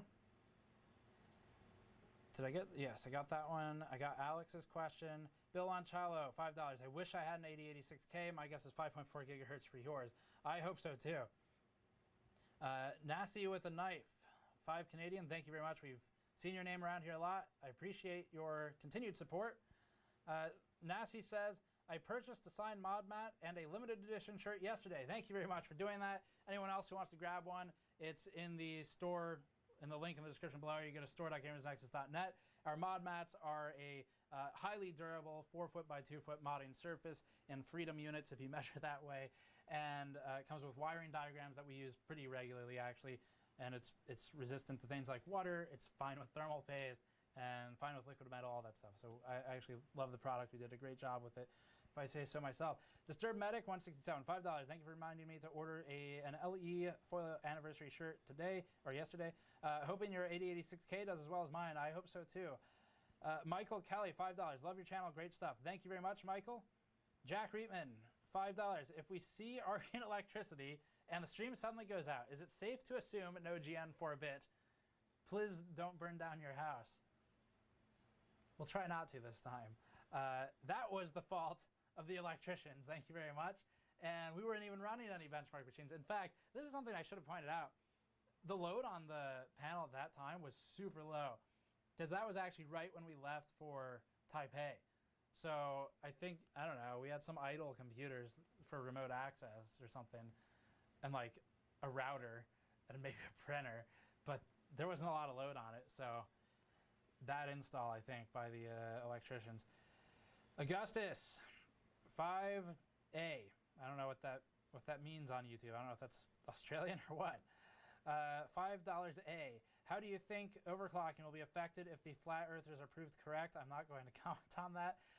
Adam Schumann, Sr., $5. Here's a donation to a vibration-proof table or cat treats, your choice. Probably cat treats, but we're talking about a better table for the next rendition of the video set. I'll talk about that more soon. It's really, I mean, all this will stay the same, but we have a move coming up. So this is still stable. Let me just kind of see what this thinks. Okay, so hardware info, which tends to be fairly accurate, via the motherboard readout. There's two sections. There's a CPU readout. You can see the headers up here, and there's a motherboard readout. Via this readout for the motherboard, vCore, where'd it go? 1.3. Pretty damn close. That's with the LLC 6, load line calibration 6. If we did LLC 7, it might spike up a bit and do maybe 1.31 instead or something like that. So that's pretty good.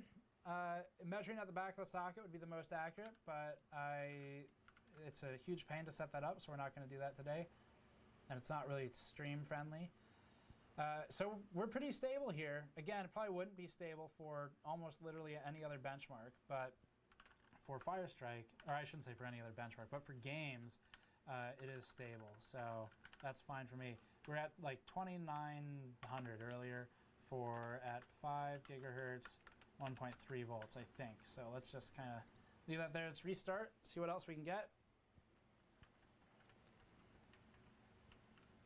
Okay. So we've got a $5 donation from RNX Bike. Thank you very much. No message with that. Slideways 24/7, $5. For the AIO, I have an H110 and an H55 lying around, and I was thinking about combining them on the same loop on the same pump. What does SoC need to be under? Depends. Ryzen 1, if I remember correctly, it was advisable to stick around like 1.2 or something like that, or under. And Ryzen 2, I can't remember what our final decision was on that because we had conflicting reports from AMD and from XOCers. I tend to trust the XOCers. Their job is killing stuff, mostly components. So 1.3 and under is definitely safer. Do not do anything like 1.4. Try and stay away from 1.3 plus. So that would be my rough guideline for Ryzen series. As for your loops, if you are handy and you can, chop the tubes off and run a new tube between them, sure, I guess you could do that. Yeah. One of them for the pump might be a little weak. Probably stick with the H1. I don't know. I don't remember if it's Asetek Gen 5 or what for 110. Actually, 110 is might be cool. Either way, you can cut the tubes off and run your own tube, and that would achieve what you're going for, I think. I just don't know if it'll be enough power from the pump. Brendan, €5. Can I get a happy birthday shout out? It's Yuzi. Happy birthday, Yuzi. Thank you for the $5, and I hope you have a good birthday, whether it was today in your time zone or yesterday. And last one I'm going to read before we get back. Teeks Graphics, 2 Canadian. Hey man, thoughts on the FX8370? I have one in one of my machines, in my main machine. It is in there because it's one of the worst processors we have. It's undervolted and underclocked because the motherboard it is plugged into has serious VRM thermal issues, like 100C plus when it's barely doing anything. So not my favorite processor. I don't know, it was kind of okay when it came out sometimes at the price, depending on the price. Sometimes it was fine. Ryzen has blown that thing away though. If you want to stay with AMD, it's like miles ahead of it. Intel outperformed it quite regularly, especially in IPC, especially in single thread. So the 8370 was an okay stopgap solution for AMD, but it was not a good processor sort of for, it has not aged well, I guess. It was fine as a processor. I mean, I'm using it daily for years now, and it's done okay, but there are better processors, I guess is what I'm getting at. But it was fine. It just wasn't something I would call good.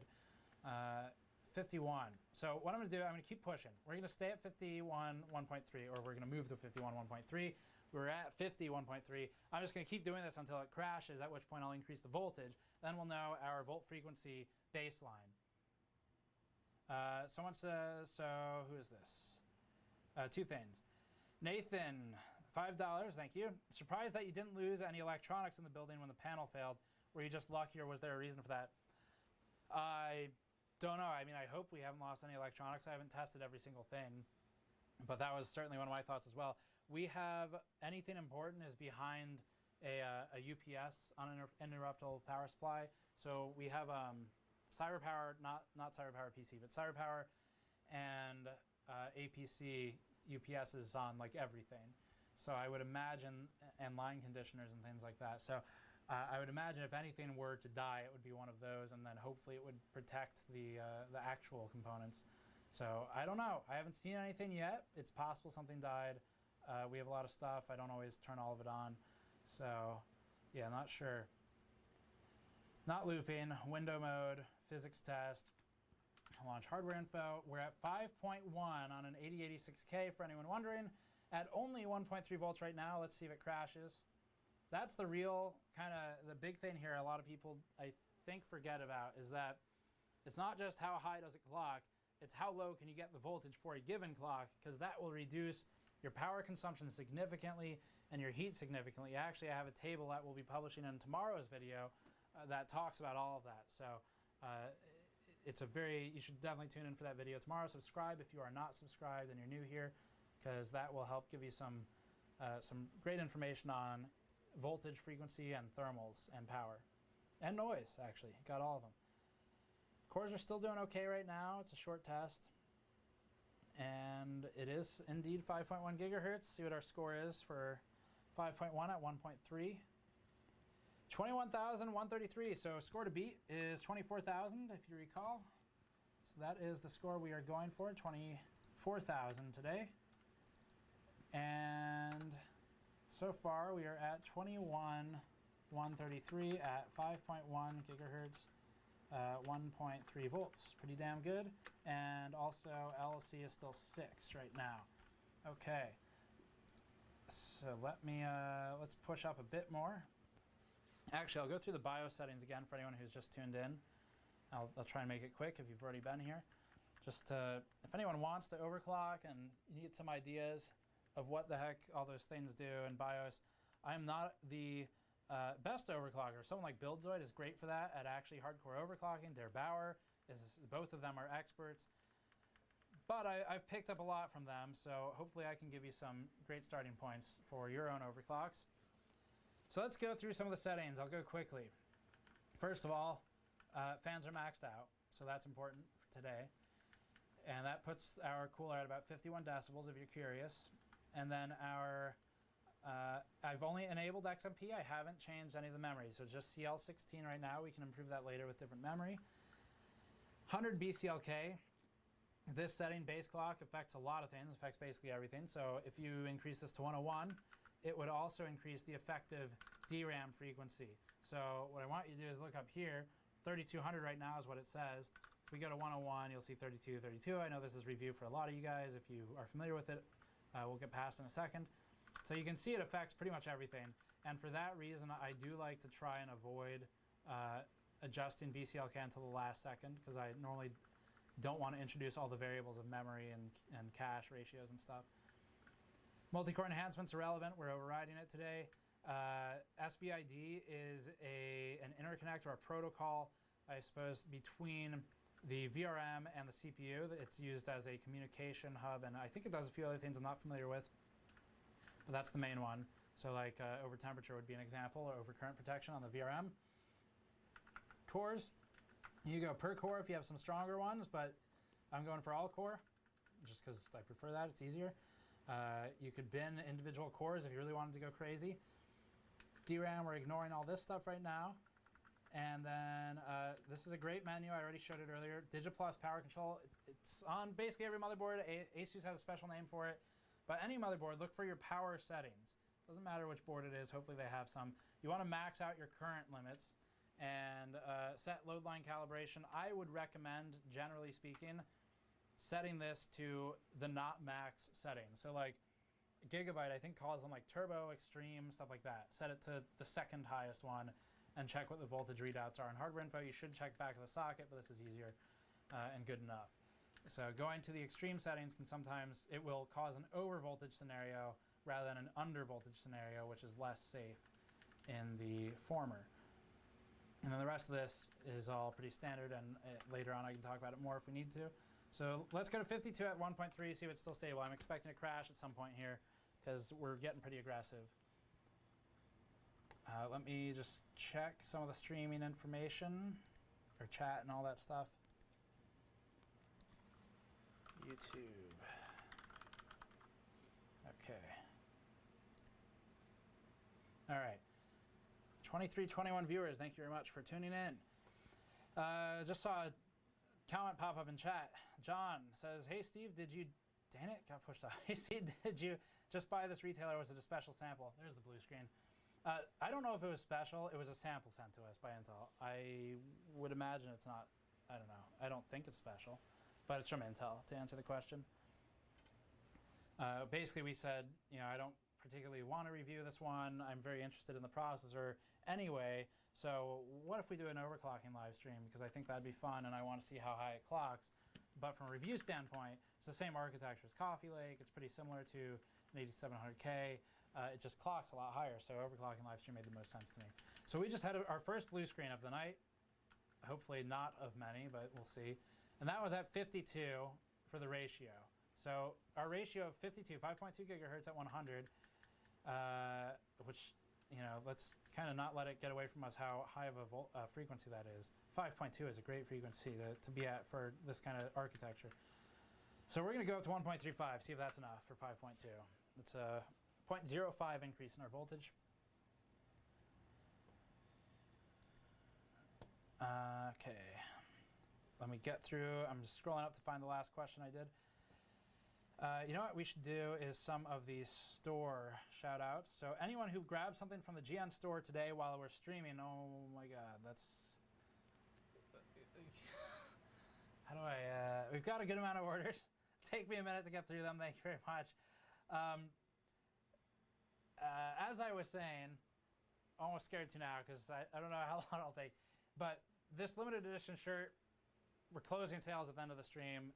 We've basically sold out of our stock. For sure we're going to, but we'll have enough to get through the stream, probably. So we'll close sales at the end of the stream. If it's out, then it'll be grayed out. You won't be able to buy it. So it's not like you'll be able to buy one that's not there. But if you pick it up or anything else in the store, mod mats, whatever, we have like the mod mat's a great tool for building computers. If you pick that stuff up during the stream, I'll shout out your name, first name, and where you're from, and what you bought. So we'll get through those in a moment. There's quite a lot of them. Thank you very much. Fire Strike is what we want here. And let me just get this looping, hopefully, because we're at 1.35 and 5.2. That's, like I said before, that's pretty damn aggressive. And I repeat myself a lot in streams just because I know people come and go. But you know, just for perspective, again, I've said this already, but our best 8700K was doing 5.0, and we're already 200 megahertz beyond that at a lower voltage. Our 8700K 5.0 at 1.4 volts on the same motherboard with the same settings, and this is 200 megahertz beyond it, and it's 0.05 volts below it. So pretty damn good. All right.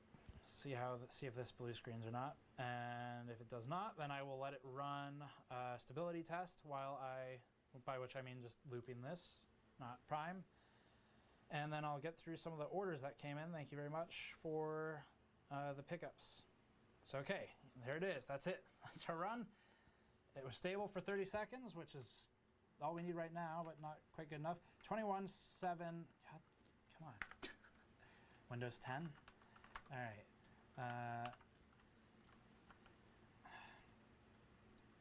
Okay, is our score actually going up? 21.773. I would say that is, in fact, an increase. 5.2 gigahertz, 1.35 volts, LLC6, and I'm going to make a note for myself. 5.2 gigahertz, 1.3 volts. Let's just put it over here. Actually, it's called DNF. Did not finish. Okay, so there's our notes. Let's get this running for a bit, see if it survives for more than 30 seconds. Okay, so I've got a few things to read through for those of you who picked up shirts and things like that. One question in chat I just saw scrolling by. So, oh, we've got Sergeant Zeta, one of the mods in chat. Hey Zeta, thanks for joining. Zeta has a a Twitch stream he does sometimes. You should check him out. Zeta, feel free to link your own stream and chat if you want. He does some streaming. He's part of our Patreon community. He's one of our mods. Strezabyte's also in chat. I believe Strezabyte has a YouTube channel of their own. You can check that out as well. Just click on, search their name, Strezabyte, for that. And thank you both of you for being here. So, okay, this thing's running. See if it's stable or not. I don't know, 1.35 is kind of pushing it. So let me read through some of these orders. Mark Andre from Canada picked up a limited edition foil teardown shirt and the GN Blueprint shirt, large. I think you might have gotten the last one of those, or very close to it. We're almost out of those Blueprint shirts again. It's our only non-black shirt, I think, and I was really happy to add it, and I'm glad to see people like it. We're going to order more as soon as the stream's over, probably. Got one from Roger from Florida. That's in America, sort of. Got a limited edition foil shirt, and that's what he picked up. Thank you very much, Roger. This thing's still surviving. What's our temperature right now? It's 5,200 frequency. You're doing fine. Thermals are in the upper 50s, kind of 60s sometimes. So we're actually okay right now on those. GN store. Okay, let me read a couple, get through some more of these. Daniel from California purchased a limited edition foil shirt. Thank you, Daniel. We sincerely appreciate it. This is a fun product. I'm hoping we can do some more limited edition stuff in the future. I'm not positive what it's going to be yet. I have some ideas. I have some ideas for non-shirts as well. You'll see more of those soon. Raphael from Austria purchased a limited edition shirt. Thank you, Raphael. Alexander, this is still stable. It looks like stable as far as Firestrike physics goes. Not the most abusive test. Alexander from, is that Massachusetts? Picked up a foil shirt as well. Thank you, Alexander. Got a couple more to go, quite a few more to go through. Chris from, where is this? UK, from the UK. Got a foil shirt. Thank you very much, Chris, for your support. And Jacob from Illinois got a foil shirt as well. Kevin from New York, same thing, foil shirt. It's a popular item today. Adrian from Switzerland got a 2 limited edition shirts. And I'm going to probably pause after this one so that we can get back to the content. I really appreciate all the support. I'm going to try and, you know, mix the appreciative shout-outs and the actual content so no one gets too bored. Connor from Florida purchased a foil shirt. And let me do like one more because some more came in. Christopher, stop there, from Washington picked up a shirt as well. And let me do one last one for now. And Tyler from Virginia picked up a limited shirt. I was just in Virginia the other day, actually. Okay, so driving through. So what we have here is in the 50s still. We're doing actually pretty damn well for an X62. Stable 5.2, 1.3 volts in Firestrike. You know, just to show a point, let me just kind of illustrate why this is not a good way to see if your overclock is stable in real life, so to speak. Because if we were to run like anything else, I'm fairly positive this will crash or drop cores. Oh yeah, big time. So let me just illustrate to you why Firestrike is not a good stability test. You know, Firestrike, for purposes of what we're doing, we're trying to get a high Firestrike score. So the only thing it needs to be stable in is Firestrike. Realistically though, we've already dropped threads here. So we've dropped 1, 2, 3, 4, 5 of our threads with Prime 95, which is pretty similar to Blender. So I'll illustrate that here as well. With Blender, if we get a render going here, I don't know, we might drop threads, we might blue screen, or it might be stable. Blender's not as abusive as Prime, but it's pretty damn close. Prime's a great synthesizer for applications like Blender. It's AVX, it's abusive, it's a worst case scenario, but Blender's more realistic. So let's just kind of, it's currently collecting everything. It's going to start rendering in a moment, and we'll see if Blender's any easier on it than Prime, but probably it won't be too happy. yeah, someone asked about will we overclock the GPU as well. The answer is no, sadly. Probably won't tonight. Mogbish, 100 NOK. Is that Norwegian kroner? Thank you very much, Mogbish. We sincerely appreciate your support. I hope you write down your settings of your highest stable OC for the rest of us. I will. There will be a follow-up article at least. There might be a follow-up video. It's looking pretty good, actually. Typically, Blender fails within 10 minutes. I'm not going to give it that long to fail today, just because it's a stream. But typically, it fails within 10 minutes if it's going to. So that's a good stability check. But yeah, I'll write down the OC settings once we're all done and publish them on the website, gamersnexus.net. If you want a quick reference, we'll probably do a follow-up video as well. So you can check it on the channel if you want a short-form version. And this also will be archived for later reference. And let's see. Bill Wanchalo, $5. Wow, that seems like a really good chip. Yeah, it seems pretty good so far. But again, remember, we're crashing in Prime. It's surviving in Firestrike. We'll see what survives Blender. Ultra Vlogger, $2. You're the best. Thank you very much, Ultra Vlogger. It sounds like you are the ultraist. Andreas, $5.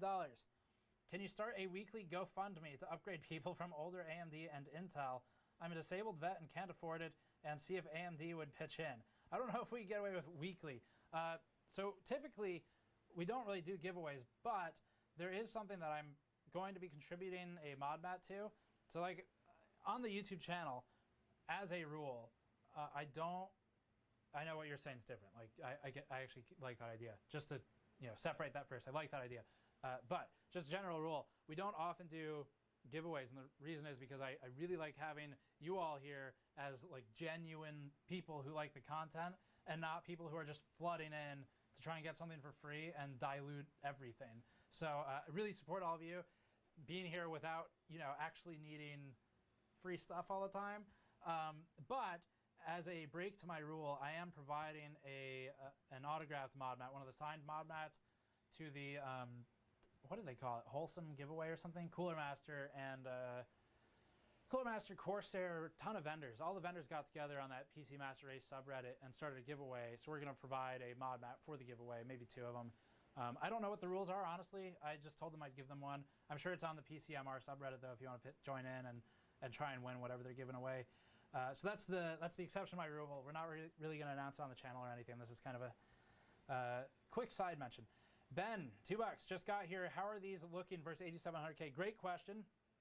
This still seems stable, by the way. 5.2, 1.35, or something like that. What am I at right now? Yeah, that's right. 5.2, 1.35. Still stable. So that gives you a pretty good starting point to your question.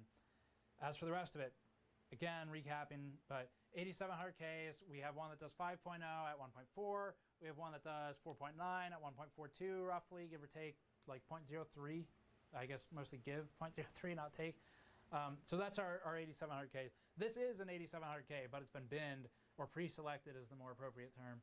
And it's 5.2, 1.35 right now, and it seems stable. I'm going to give Blender, it's been going for 4 minutes now. I'm going to give it maybe another 3 and see if it crashes in that time. And that'll let us know how genuine this overclock is versus is it just a benchmark clock. Adam gave $5. Tell Andrew he is a great cameraman and amazing at 3D renders. Nice, thank you. He says nice, thank you.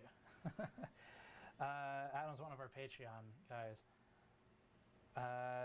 And another reviewer, I think, and he's a Czech reviewer. Terry says $5 just to thank you. Help you with the fire damage. Yeah, thanks. It'd be nice if the electricians would do that. Sean Dowd, $2. Let's see that 5.5. Yeah, I don't think so. We'll try for 5.5 gigahertz. Phoenix 1861, $4.99. Planning to update the mod mat as new architectures come. I don't know. I suppose it's an option. We have a medium mod mat that I've mentioned in the past briefly, mostly to Patreon backers. We have one. It's getting sampled right now, so we're in the stage of making samples. Manufacturing is a really long process, even for like non-electronics. So yeah, we're getting samples made for a medium version. It's pretty cool. It's just I'm getting a couple made to make sure we have the quality that I want. So it'll eventually be out though, and that has some cool stuff on it that's different from the big one. But if you want a big like table covering size, then this is what we think the best mod mat on the market. So this has been running for 5.5 minutes. It hasn't dropped threads. Let me just check the temperatures while we're at it. because this is the longest burn-in we've done so far. So temperatures are getting up there. Our peak was 75. Sometimes those are just spurious jumps. So let me move this over to the left here. So a lot of people like to look at the maximum column when they're talking about temperatures. In reality, you shouldn't do this. What you should do is log the temperature over time. Allow for enough time for steady state to be achieved. Normally half an hour is pretty damn safe.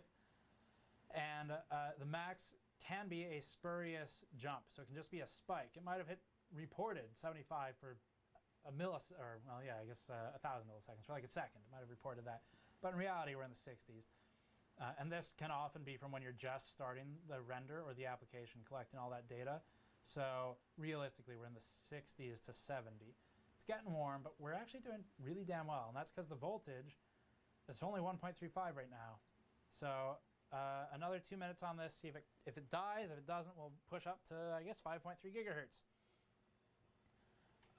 Reverend Arrow, $2. I don't need giveaways. In fact, here, take my money.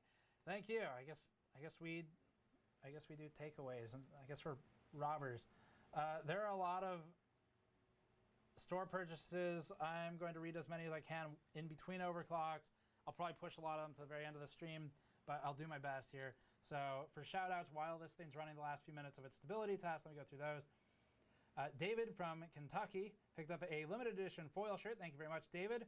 Oh, by the way, for all of you ordering the foil shirts, they are pre-folded. They're in a nice bag and everything, so presentation's good. It will also have a card in there with some notes on washing. It's a delicate item.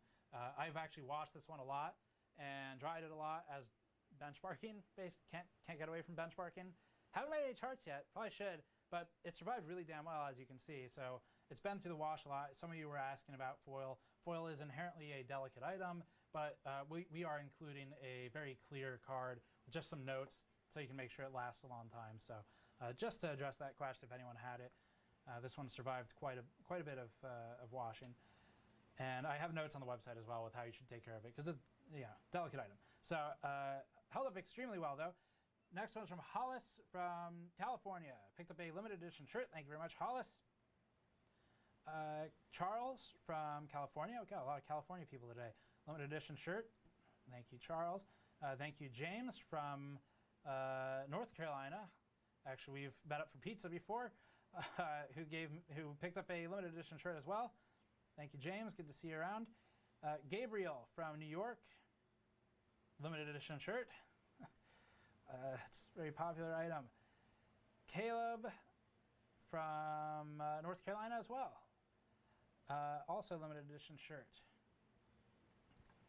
Let's see. Still stable? Really? That's cool. All right. 8 minutes, 40 seconds. All right, I'm going to read this last one, and then we'll move back to overclocking. Eric from, is that Ontario? Eric from Ontario in Canada picked up a limited edition shirt as well. Thank you, Eric. Okay, getting back to the stream. So, stream time. We are currently stable at 5.3. Our score in Firestrike is currently 21,773. And did I say 5.3? I meant 5.2. And we have 1.35 volts. So 5.2, 1.35, really damn good chip so far. 21,000. My score to beat in Firestrike is 24,000. I don't know if we're going to reach it, but we're going to try pretty damn hard. We've got a long way to go right now. So we're almost at 22,000. We need another 2,000 points, which is going to get exponentially harder as we go. GPU is not going to help out there, so even switching to a Titan V is going to be irrelevant because we're only doing physics testing right now. But I do want to do a RIP LTT2 stream.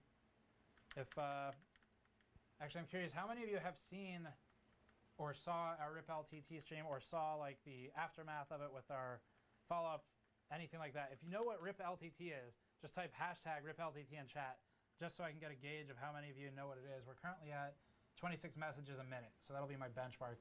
Hashtag RIP LTT if you know what that was, because we want to do a second one, and I need to convince Linus to challenge us.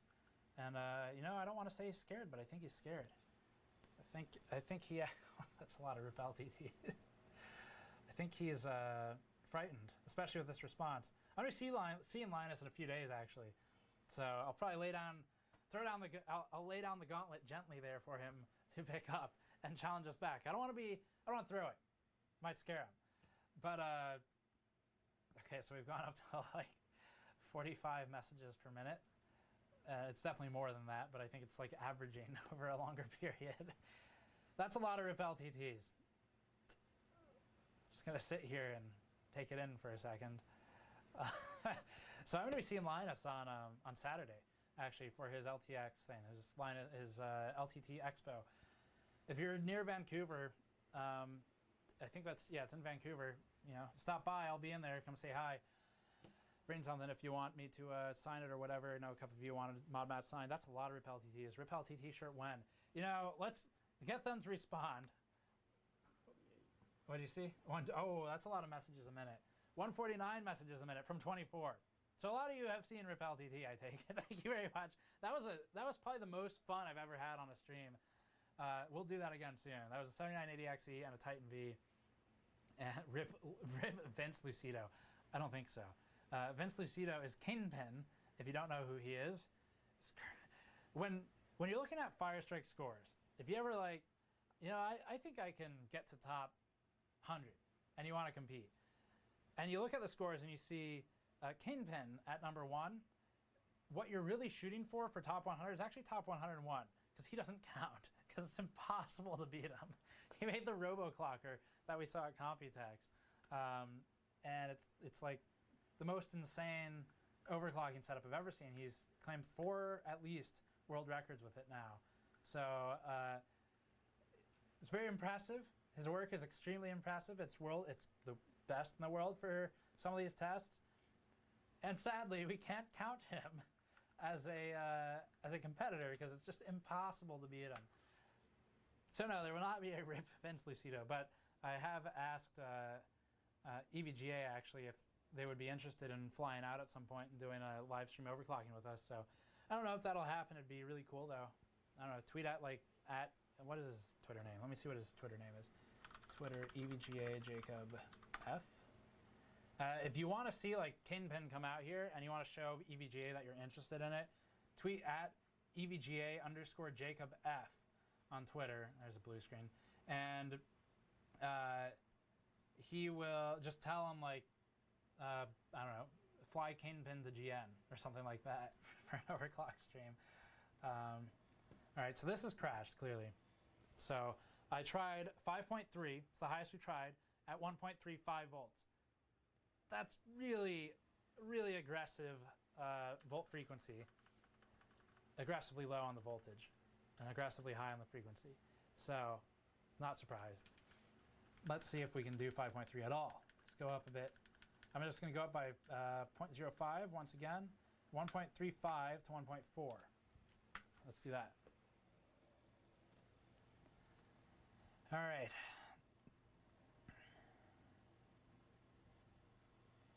Okay, so got a couple more of these to read through super chats. Wishbone, $5. Is it possible to cover the let me interrupt this. Killer jellyfish. I need a bigger mod mat. 4 feet by 2 feet? You need a bigger one? Like we'd sell like 10 of them if they were any bigger. How much bigger does it need to be? I mean, like, are we talking like wall size or like car sunscreen size? This booted this time.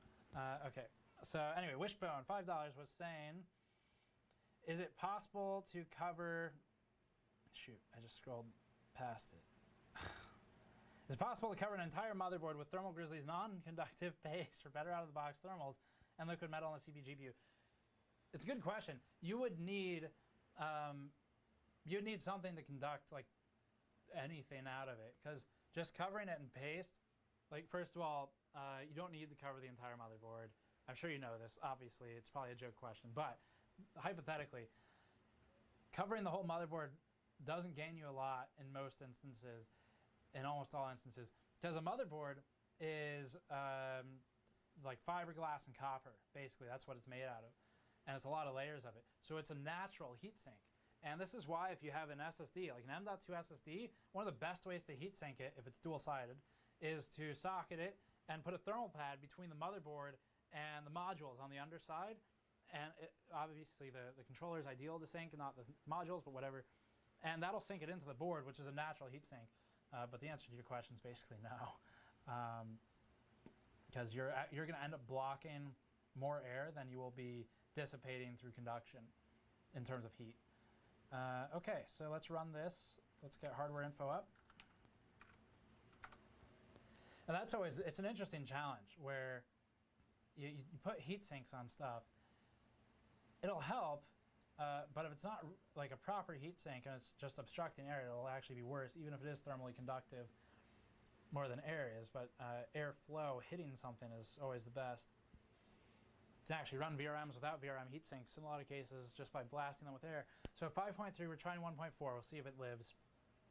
Are you still planning on reviewing the IC graphite pads? You know, I got an email about this recently I need to reply to as well.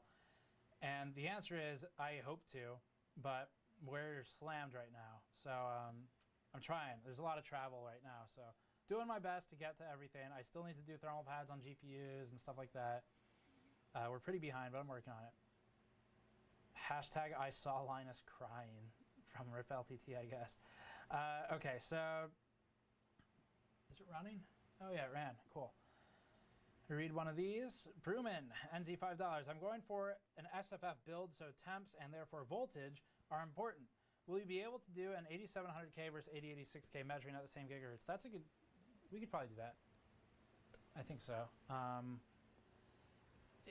The thing is, again, it's voltage, like you said. So same frequency, same voltage. They're going to be roughly the same.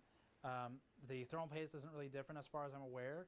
The IHS isn't different. The silicone adhesive isn't different, especially if you're delating them. So it comes down to voltage. And what we've done so far, actually, tomorrow's video will have some given frequency benchmarks just with 8086K. Same idea, though. Given frequency benchmarks versus different voltages. So I think I did like, what was it? 1.4, 1.45, 1.35 volts. So I did all those. You'll see it tomorrow's video, and that should give you a baseline for thermal differences between them. Same idea with 8700K. It's just it's one CPU instead of two. So this survived. 21,992 for the physics score, and that is. Just got a text from Jacob from EVGA, who said, "LOL, what happened?" Jacob, turn on my stream. Okay, I'll answer his question in a few minutes. Give him time to join, because people tweeted at him, I think. Good job, guys. 21,992 is our physics score. Jacob, if you're joining in, I'll answer your question via text in a moment. Just give him some time to join in. So 21,992. It's really not going up that fast. If I want to hit 24,000, I'm gonna have to do a lot more than just the CPU, I think. This is a really good CPU though. LC6, okay. So let's once again just do a stability test. So loop, run. Jacob, if you've tuned in, has he answered? I missed the RipLTT what happened. It was probably my favorite stream we ever did. That's what happened. That's what RipLTT was, and I was asking everyone to spam it in chat so I knew how many people had watched it, and we really want to do a RipLTT too. Basically, the gist of it was this. It was a friendly competition with Linus that apparently only one of us was competing in, even though he knew about it in advance. And Linus, his team knocked out one of our top 10 scores on Firestrike. And I was like, no, that's not okay. And he did it with Titan V and a 7980XE. So I pooled our resources, mostly BuildZoid, and put everything under Liquid. Thank you, EK, for that. And we beat his score by quite a bit. I think it brought us up to number 4 at one point. So that was what RipLTT was. And Jacob, if you've tuned in now, I asked everyone to tweet at you about flying Kingpin out here at some point. Doesn't need to be tomorrow, but you know, we're looking at an office option. It'd be a good opportunity for you to come out, bring him along, and do some overclocking together. Bring some LN2 in or something like that. It'd be fun, but sync it up with the next time he's in the States, I guess, if you're watching. What kind of build are you planning doing for the new NAS? I'm not sure. I've gotten a lot of extremely helpful emails from all of you who watch that and know a lot about RAID and network attached storage and all that stuff. So I'm still reading through them. I'm not replying to every single one. I am reading them, and I'll choose after I read through all those. $10 from DBD Blackjack. Thank you very much. No message with that. Mogbish, 100 Norwegian kroner. Almost anything with limited edition in the name sells well, because that is the only reason I bought the 8086K. Go figure. Still resting in the package though. Well, apparently they're good chips based on what I'm seeing here. So Ben Grogan, $2. Live RIP LTX overclock off. That'd be fun. I don't know if Linus will have the time to do live overclocking versus each other, but I have some ideas for the future. I haven't figured them out yet, but I have some ideas for live overclock offs like you're talking about. Devin, $5. Made a purchase for the limited edition shirt and incorrectly filled in my address. Oops. I sent an email with the correct address. Sorry, lol. No problem. It's cool. We have a guy who does a great job with support. If you do have a problem like that, just email support@gamersnexus.net. He will make sure you get the thing that you bought. Don't worry about it. Just send an email with your order number and the correct address. We'll get it fixed for you. No worries at all. 5.3 gigahertz is running. It's dropping every now and then to 5296. I saw a little flicker that looked like some corruption, but it's holding relatively. And we're still in the 60s for temperatures. So we're doing okay right now. Let me pop up one of these. And let me pop up one of the hotter cores. Okay, so we've got 2 cores open. This is just a temperature readout. It's just a kind of, what I'm going to do is look at these, sort of mentally average them after a moment or two of running. This is frequency, just make sure that's fairly stable. And then we'll know if this thing's actually any good for the clock, that is. Had another one, $2 from Nathan. What CPU did you rip LTT with? That was the 7980XE, as you damn well know. You guys and your memes. Luke Norman, $10. Got a delit at 8700K. Max is out at 5.2 gigahertz at 1.43 volts, but temp peak at high 90s, low 60s during gaming. Using an H115i Pro cooler. Will a custom loop get the max temps down the 70s? So it depends. Custom loops can be as effective, and I mean that in like almost ineffective. They can perform the same as a closed loop if they have similar pumps. You can definitely push a pump too hard if you have too many big radiators. So there's a lot of factors at play. But if you get a good pump, and what did you say you have? H115? H115, that's a 280. So if you get a good pump, a 280 radiator, and good fans, it will be better. If you get good fans, it will also be better. And you don't need to buy all the other stuff. Unless you start sizing up the radiator, what that'll do is just give you more liquid to soak the heat into. So sort of the thermal saturation point, we'll call it, will be pushed out farther. So I've found with a 280 CLC, we tend to hit steady state liquid temperature at about 15 minutes of really intensive prime burn-in. And with a bigger radiator, like a 360 or 420, you start hitting the steady state point later. So if you're dealing with spurious up-down voltages, which is what happens when you're gaming, especially if you have an adaptive voltage offset, not an override. If you have an adaptive voltage offset and you're gaming is not like Prime or Firestrike. It will sort of drop the voltage as you hit menus and loading screens and places where you don't need the frequency or the voltage to sustain a frequency, a given frequency. So if you hit a black loading screen, for example, you're not rendering anything. So the point is, if you're playing like a game, having those bigger radiators can help, because over the period of playing a game for half an hour or an hour, it's taking longer to hit steady state. It's a pretty minor thing. The bigger thing that will actually fix your problem is just better fans, honestly. And I don't, if you have like the stock Corsair fans, you can definitely do better. You can even keep the same radiator, keep your cost way down. 280s are great. H115i is great. Just put good fans on it and that'll help a lot. Also, the delitting helps a lot. Okay, so we're pretty stable here at, this is like, there we go. Okay, so we're bouncing up and down a little bit. The scale's awful. It looks way more exaggerated than it is. For example, the top to the bottom of this peak is like 1 megahertz. I shouldn't have done that, I guess, whatever. And our temperatures are looking okay too. So we can push this now a bit further and see if we can get, I don't know, 5.4, I guess. I think we're gonna start hitting a wall. The Sickness, 550. Is that a Disturbed reference? Love GN, please call out AV Techie, a tiny channel reviewer, 1.3K subs, I guess. Mostly cases, I try to help him out. Ideas, great guy too. Well, AV Techie, there's your shout out. Justin Murphy, 499. I'm starting to think you guys are being sabotaged with all these issues lately. Question, is it LTT or Cooler Master? I don't know. Cooler Master should be pretty happy right now because we just reviewed that H500 exceptionally positively. I like that case. So I'm going to go with Linus. That is definitely rational. 54 is what we're going for the multiplier. CPU ratio 54. And I'm going to get to the store orders in a moment. The rule is if you buy something during the stream, we have the limited edition shirt that will no longer be available as the stream ends. It will be gone forever. I think this is going to crash. We'll see. I'm going to try and read every first name and where you're from for any purchases from the store. Mod mats, shirts, whatever.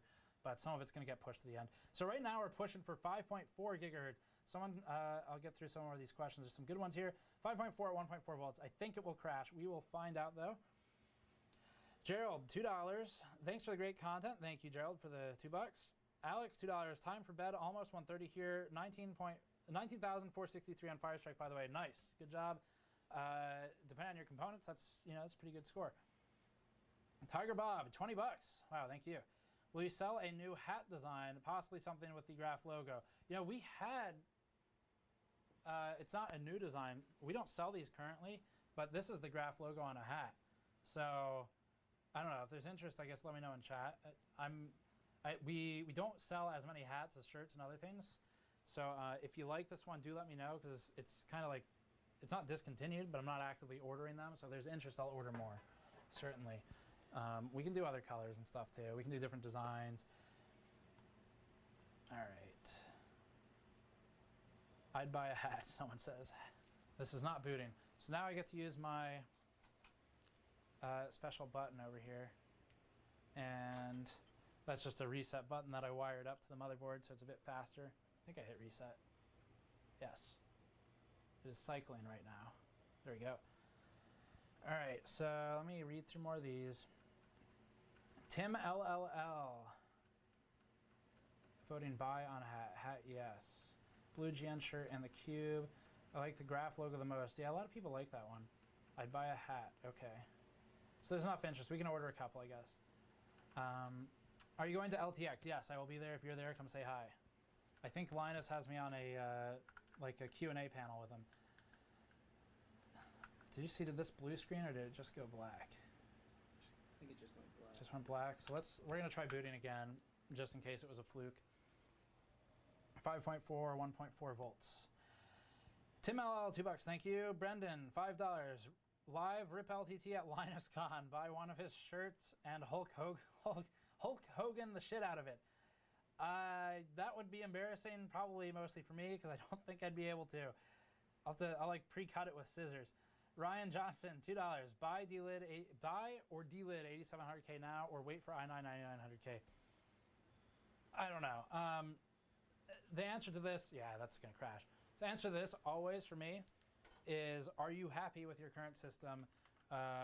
For example, we have a rendering system that is actively frustrating us. That would be a point at which I would say, stop waiting and just buy.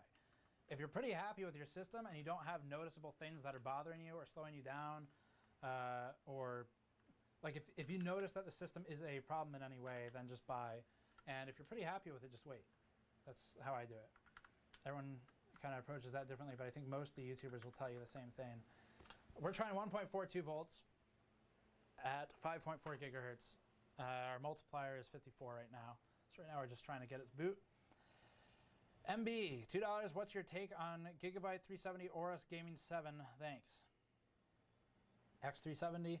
I think that board was fine. I honestly don't remember that board very well. The X470 is super overkill though, in a good way. So X470 is a good one. Buildzoid from Actually Hardcore Overclocking has lots of PCB analysis videos. he does work for us as well, but he also has his own channel, actually Hardcore Overclocking, where he talks about all those motherboards. So definitely check him out. He might have done one for us on that board, but I don't remember. Yeah, sorry, I can tell you the X470 version of that board is really good though. The VRM's like insane. Mostly the cooler though. Totally unnecessary, but nice to have. Mustangs by Matt, $5. I missed the beginning. Are you using a Rocket Cool kit? I used it on my new i7 to get 4910 megahertz at 1.325 volts. So I used the Rocket Cool kit to delit it, and I'm using, I scraped off all of the silicone adhesive. That's a big deal with delitting. It does just as much as the liquid metal, and then I put Thermal Grizzly Conductonaut on it, which is linked below if you want some, as they are an advertiser for the stream today. So yeah, I used the Rocket Cool kit. It's a good cheap kit. Like it does well and it's affordable, so I like that one. Okay, 1.42 is what we were at. Let's try 1.43. Just see if we can get this thing to boot at 5.4 gigahertz. This may be starting to hit our limitation. Did Buildzoid join in chat? Finally, the chat works for me, Buildzoid said. Buildzoid's in chat. He's actually Hardcore Overclocking. I don't know if chat lets you click on people's names. If it does, click on his name. Okay. So, let me see. Is Buildzoid messaging me at all? No. Okay. Got to make sure so I know how much he's judging me. Got $2 from Adam. I think did I already hit this one? Or did you just say it again? Tell Andrew he's a good cameraman and 3D modeler. It's the second time. Thank you, Adam. Thomas, $5. We're just trying to get this stable right now, guys. Hang in with me. So Thomas said, thank you. Best technical info out there. Love Patreon, Discord. Thank you for joining. We like having the community. I have an X99 Rampage 5 and 6800K. Would that work well for a home server even without ECC? I mean, yeah. If you need ECC, you probably know that you need ECC. So it depends on like what your server's doing, I guess. I'm not an expert on server hardware. I'm not an expert on Xeons or on ECC or anything like that. But I can tell you that if you need ECC, you would know it. And if you don't, then it's fine. Like the 6800, 6900, both good CPUs. They're great for like if you want a box that just sits there and compresses stuff, for example. $2 from Adam again, says, I missed that, sorry. All right, we appreciate it anyway, Adam. 20 bucks from Alex. Any chances of pink GN kid-sized shirts for those of us with families? That is very specific. I will be honest with you, right now there's not a plan for that. I don't know, honestly, how much of a kid-size audience we have. I mean, I guess I do. Our 13 to 17 audience is a lot smaller than our 24 to whatever the range is, 24, 34, something like that, and 35 plus. So I don't currently have any plans for it. If there is interest going forward, like in the future, sure, we can definitely add them. You know, squeaky wheel gets the grease. Remind me every now and then.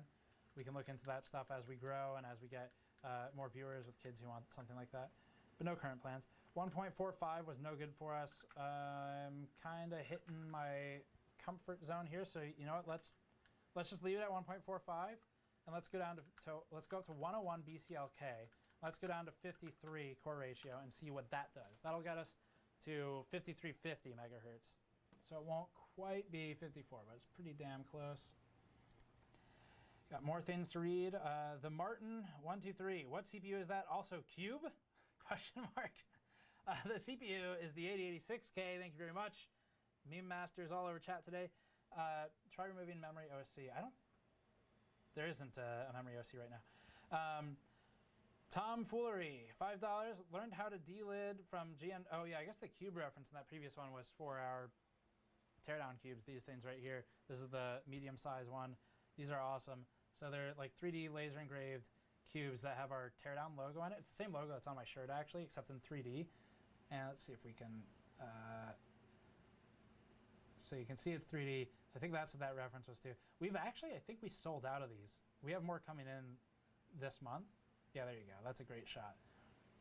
So you can see like screws in there, there's like little screws that hold in fake PCB components. So there's blower fans, MOSFETs, VRM components, all that stuff. We have this on the store on store.gamersnexus.net. The big one is in stock. I think this one is out of stock though, but we are working on getting more in. So if that was your reference with the Comet Cube, then hopefully that answers it.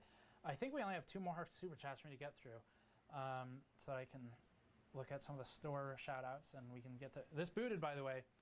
So 5350 booted, not stable, but it booted. Thank you Streza and Sergeant Zeta very much for the Cube link in chat. Tomfoolery, $5. Learned how to delid from GN videos. Went from 65C idle on a 3770K to 27C, maxes out at 58C at 100% in prime. Gave my old CPU new life. That is great to hear. I'm so happy to hear that you guys get anything from all this stuff. Overclocking is a lot of fun. It's something I'm happy to bring more awareness to. Like, you shouldn't be scared of it. Just be really careful of voltages. Just kind of do some research on your architecture. Make sure you're staying within a reasonable voltage. And mostly be careful of the SoC voltage on Ryzen and the SA, system agent voltage on Intel. Those are the two that you need to be careful of. Those are the two that can kill stuff or degrade stuff the most easily if you type in something too high. But other than that, don't be afraid to overclock. I'm glad to hear that we helped you get interested in delidding. It's not difficult. It's a lot of fun. There is inherent risk with it, but if you follow the guides, you'll be okay. Ryan, $5. I guess I should have specified on 8700K versus waiting for 9900K. This is a new build that I'm getting parts for. First desktop build, wow, but anxious, thank you. First desktop, I don't know when the 9900K comes out. I am not even under NDA. So I have no idea when that's coming out. And if you are waiting for an indefinite period, I don't know, it depends how patient you are. That's just becomes a really personal question at that point. I am not that patient with that kind of stuff. Like if I want a new computer, if I'm building a new computer, whatever, I'll typically just do it. The performance difference will likely not be, well, is that going to be the 8-core? That might be 8 cores. It could be a significant performance difference, but we don't know what the price is going to be. So if it's like more expensive, then I don't know. It's all speculative. I would say it's probably going to be more expensive anyway. So I don't know. I definitely don't feel buyer's remorse. It's a few months out probably. So I don't have a great answer. I would be inclined to say don't wait if you are wanting to get this done now. It's really just comes down to that. But don't feel buyer's remorse. Components are always going to be obsolete like the minute you buy them. They'll perform well for many, many years. You can be good for 5 years on an 8700K or whatever. And yeah, it's the nature of the beast. The stuff is new quarterly almost. Physics score, 23,223. That's really promising. If you remember, so this is largely because of our memory change at this point. We have BCLK of 101 now. So if you're wondering where the heck did, we went from 21,992 to 23,223. Pretty big jump for only a 50 megahertz increase. We went from 5.3 to 5.35. So the real change here is the base clock, which went from 100 to 100.1 to 101.0. And that increases our memory frequency and a couple of other things. So what this is telling me, 24 might be achievable with change in memory. So we can try doing some memory tuning. I'm going to switch over to the G-Skill memory in a moment, see if we can push that a bit further than this one. Let me get through a couple more of these. Nicholas, $20. Wow, thank you. Will you directly say, it's very, very demanding. Will you directly say, hello, Sandy, to my wife? Also tell her that Nicholas loves you, priceless. Well, there you go. It's a little bit, hopefully you take that the right way. It's coming from Nicholas. I assume your significant other. Yes, husband, okay. It's coming from Nicholas. All right. Martin, $2. I meant the coolest cube, ice cubes. Damn it. Not the ice cubes. Still doing that meme? Everyone wanted an ice cube added to this thing.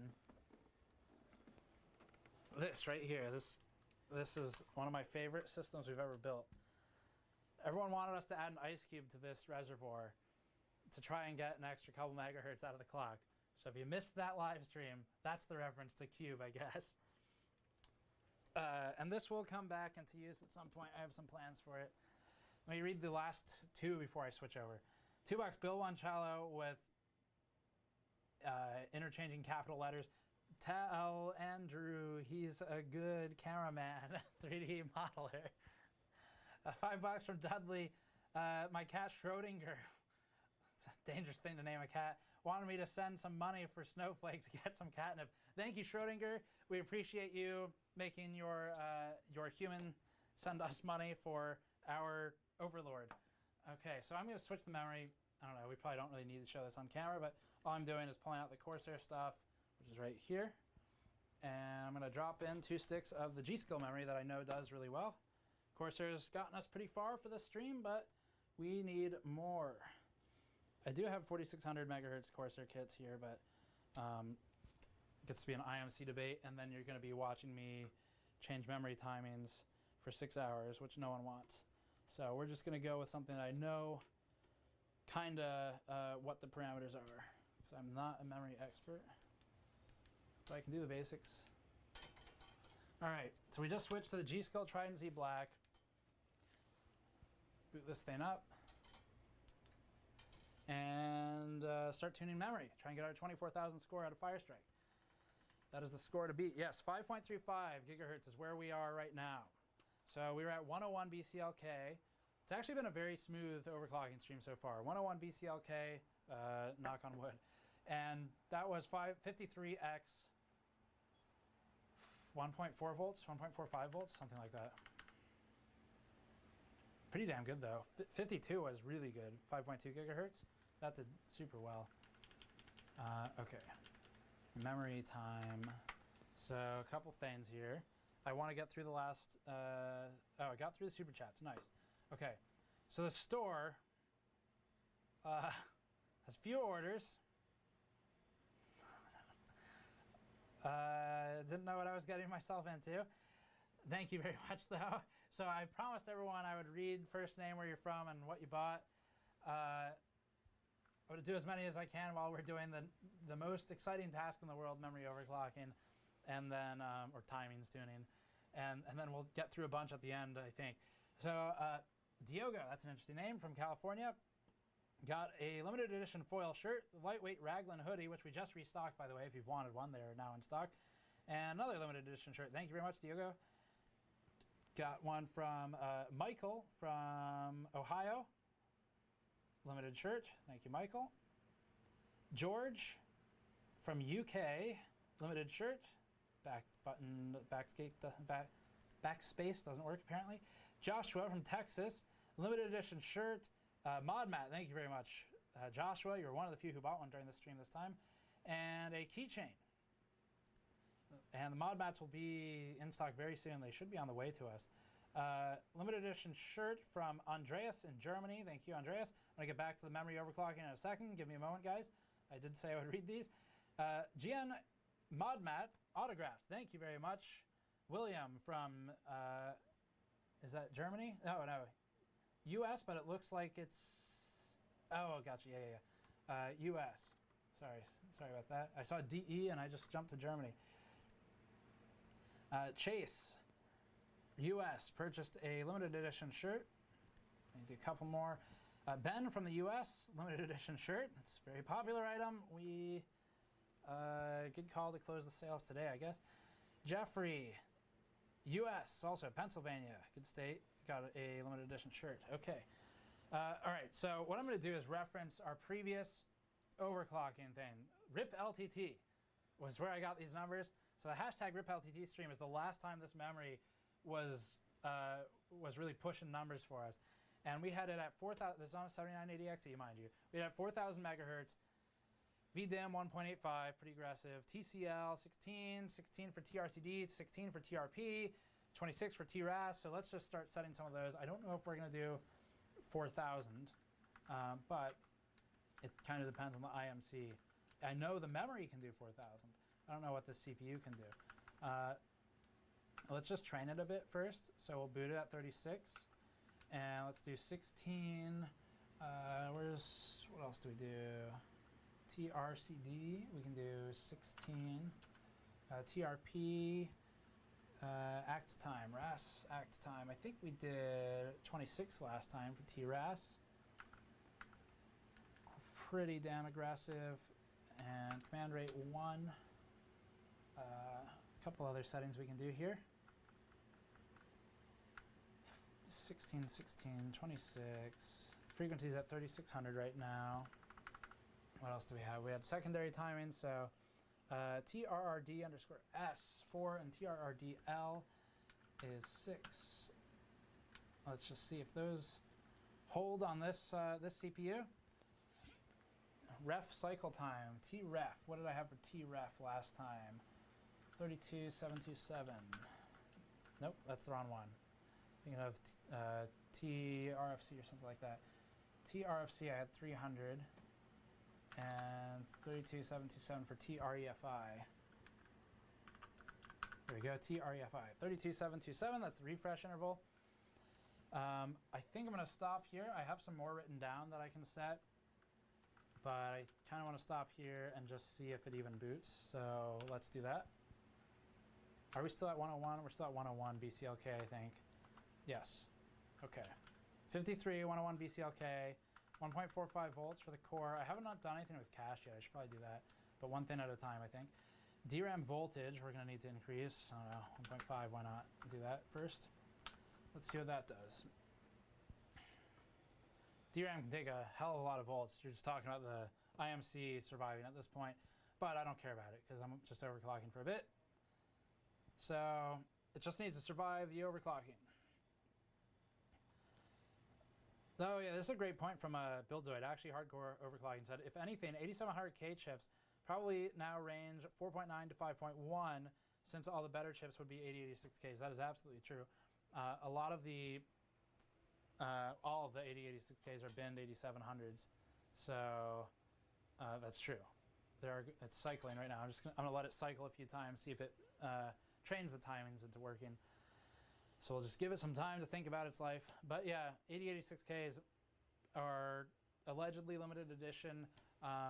Intel pulled a bunch of 8700Ks off the line, pre-selected the good ones and called them 8086Ks, and that's what we're working on today. So that's where that CPU came from, which means that probably 8700Ks might be a bit lower on average frequency now. The Martin, $5. Will you consider value-added features when picking CPU platform, e.g. will you pick Ryzen 2 or Optane accelerated Steam library on hard drive with Intel? I mean, if I care about those things, yes. Like if I want streaming capabilities, I'll consider Ryzen. Like as in a machine that is a streaming PC while gaming, then I would consider Ryzen or high-end Intel. So this is clearly not booting. Let's do a hard reboot. See if it can figure it out. I just hit the reset button, so we're going to let it cycle a few times, see if it trains, and if it doesn't, then I'll drop the settings a bit. It might be going into safe mode right now. Turned on. Yeah, safe mode. Okay. So I need to mess with those timings a bit. It would appear, no big surprise. These are my weakest point. I'm going to drop this to 100 first, just to reduce the variables a bit. And then go back and look at the timings, make sure I didn't type anything in incorrectly or too aggressively. So far, we're doing really damn well. We're at 23,000 points in Firestrike. My score to beat today is 24K. So we're not far from it at all. I think I might just try a less optimistic memory setting. $10 from Dixon. Ice Cube in res with the hashtag. Not on this one, you bastards. I used a closed loop cooler this time, so no Ice Cube for you. All right, this is not booting once again. Just hit that reset button, see what we can get to.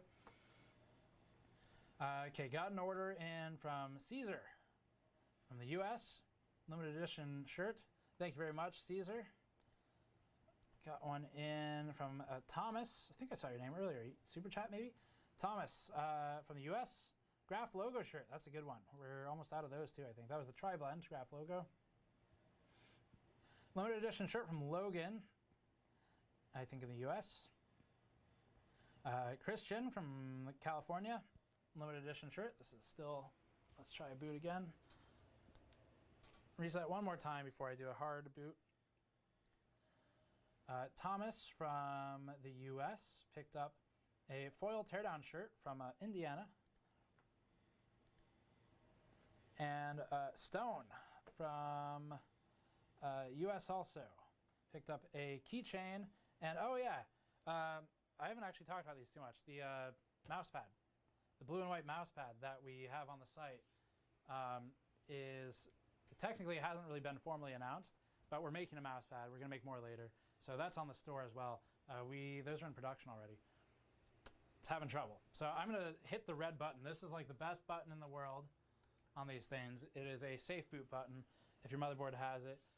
So it's just gonna basically boot without applying any of the overclock settings, and it'll sit and wait for me to go into BIOS so that we can get this tuned properly. Okay, so while that is sorting itself out, Jacob from New Jersey, limited edition shirt. Ryan from the US, Massachusetts, limited shirt. Michael from US, limited shirt. Thank you, guys. Stephen from the US, limited shirt also. Thank you very much. We appreciate all of the orders. All right, so made a bit of a dent. F1. So we're in safe mode right now, which means none of the settings are actually applied. It's giving me a chance to fix my egregious errors that I've undoubtedly set upon the BIOS. DRAM timing. Let's reset some of these lower timings. That should still be 32.7. Dang it, 32.727 is what I want for that one. Auto for the rest. 16, 1626. That number right there might have to change. It worked on the X299 motherboard with 7980XE. Don't know that it'll work here. Technically, it's kind of outside guidance, but we're gonna give it a shot. So I've removed the secondary timing settings. We're going back to just primary. Let me read some of the chat stuff for a moment. So yeah, a couple people I think asking about what we're at right now. Will there be an archive of the stream? Yes. We are at 5.35 gigahertz right now. So 5.35 achieved by 101 BCLK. That's promising. And nope, system posted in safe mode. 101 BCLK, 53x multiplier, and 1.4 something volts is what we were at. Up until then, 5.2 was stable at like 1.35 or something to that effect, 1.4. Really good volt frequency curve on this chip. All right, so this did not like my setup. Let's do...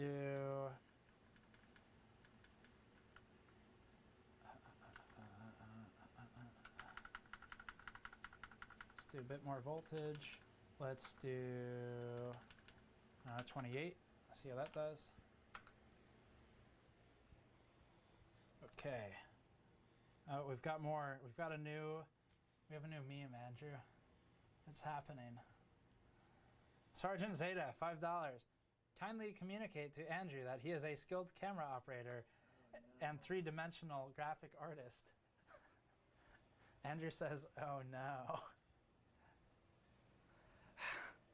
Put it in a bucket of frozen mineral oil. Yeah. Alright. Not liking that one either. Let's hit that safe boot button. Or actually hit the retry button a bit. So retry is another good button. It basically does memory training. I don't know if I was going for a retry and I might have hit safe boot, but anyway, retry is a great button on boards if you have it. Our memory video, recent one, talks about memory training, and part of memory training is just booting over and over and over until the CPU sorts itself and figures out some timings, because there are a lot of timings that are not exposed to us, even on stuff like Asus boards where you see it like everything, you would think. So there are a lot of really low level timings that get tuned by the CPU as you're cycling. And cycling can sometimes make it work itself and find a stable timing. Reverend Arrow, $2. OC Andrew to improve video and 3D graphic art. What? OC Andrew. Okay, is it gonna boot? Come on, you bastard. It's trying. It's just cycling right now. I heard the fan spin up a bit. All right, so anyway, we're at 23K, going for 24. Just need to get it to turn on. It's a bit of a problem. And you know what I should do is just boot with XMP and just see what's going on here. It's still cycling. Let it try a few more times, then I'll boot manually. Per Olaf from Sweden, limited edition teardown shirt. Thank you, Per Olaf from Sweden. Thank you, Ryan from Australia. That's going a long way for that teardown shirt. Much appreciated, Ryan.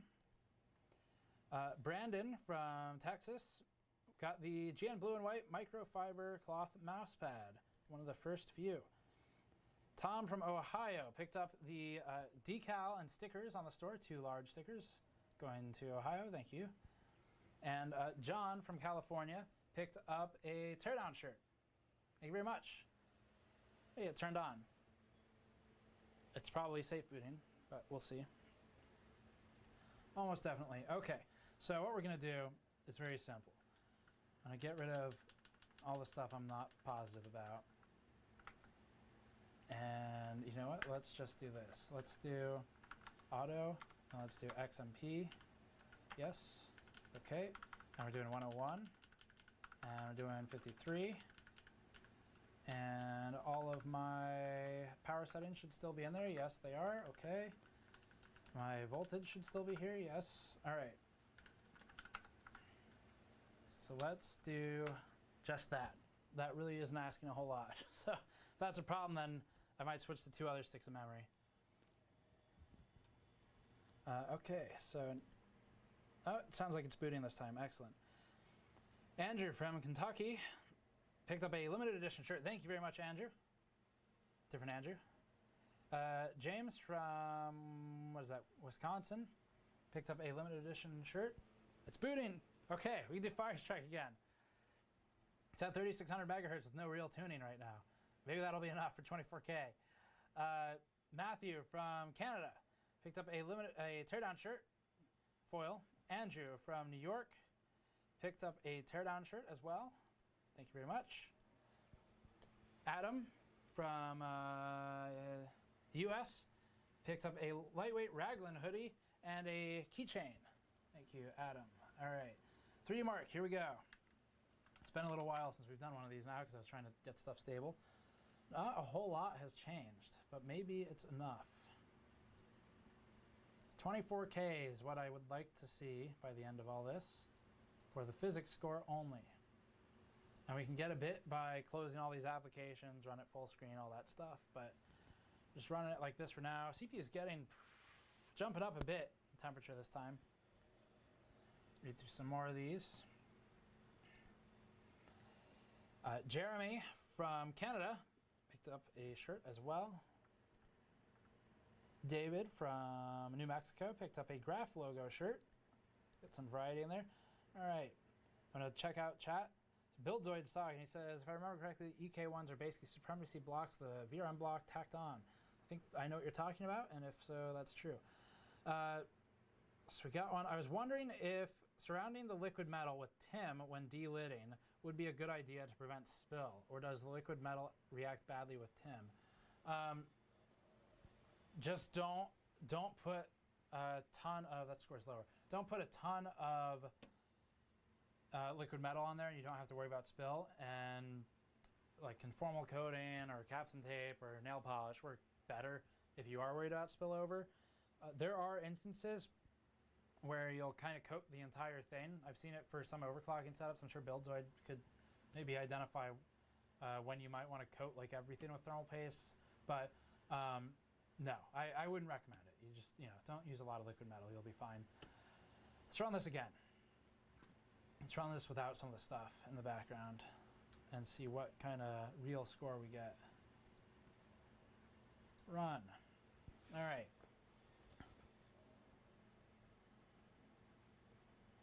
Okay, so a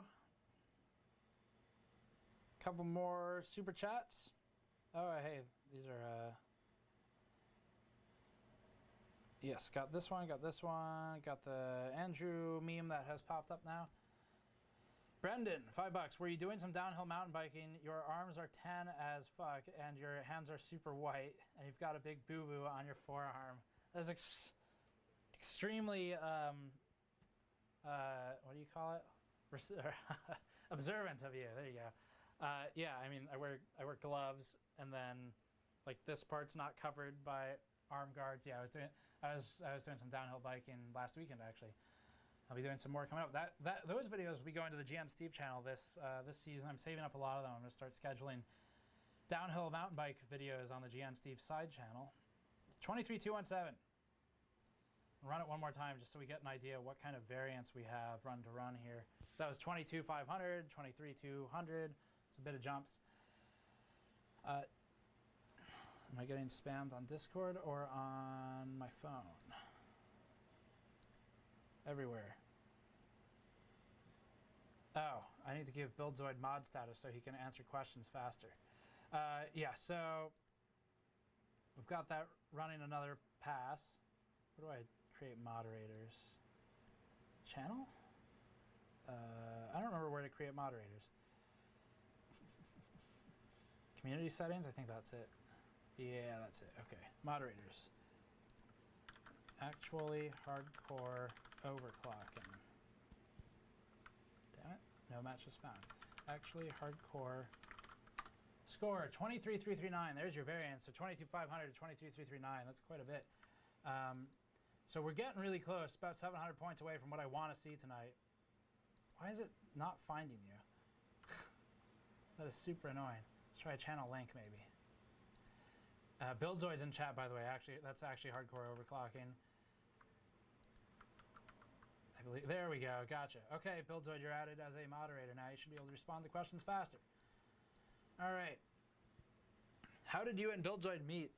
Someone I know in the industry pointed me to one of Buildzoid's videos quite a while ago, around the RX 400 launch. And I messaged him and I was like, do you want to analyze some PCBs for us? And he said yes. Okay, so 23,339, I don't know. Let's just play around and BIOS the memory and see what we can do.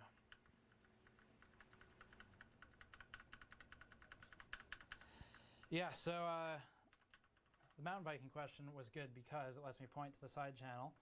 And I'm going to start uploading a bunch of downhill runs. I'm not going really editing heavy on them yet, but mostly just trail ride-throughs.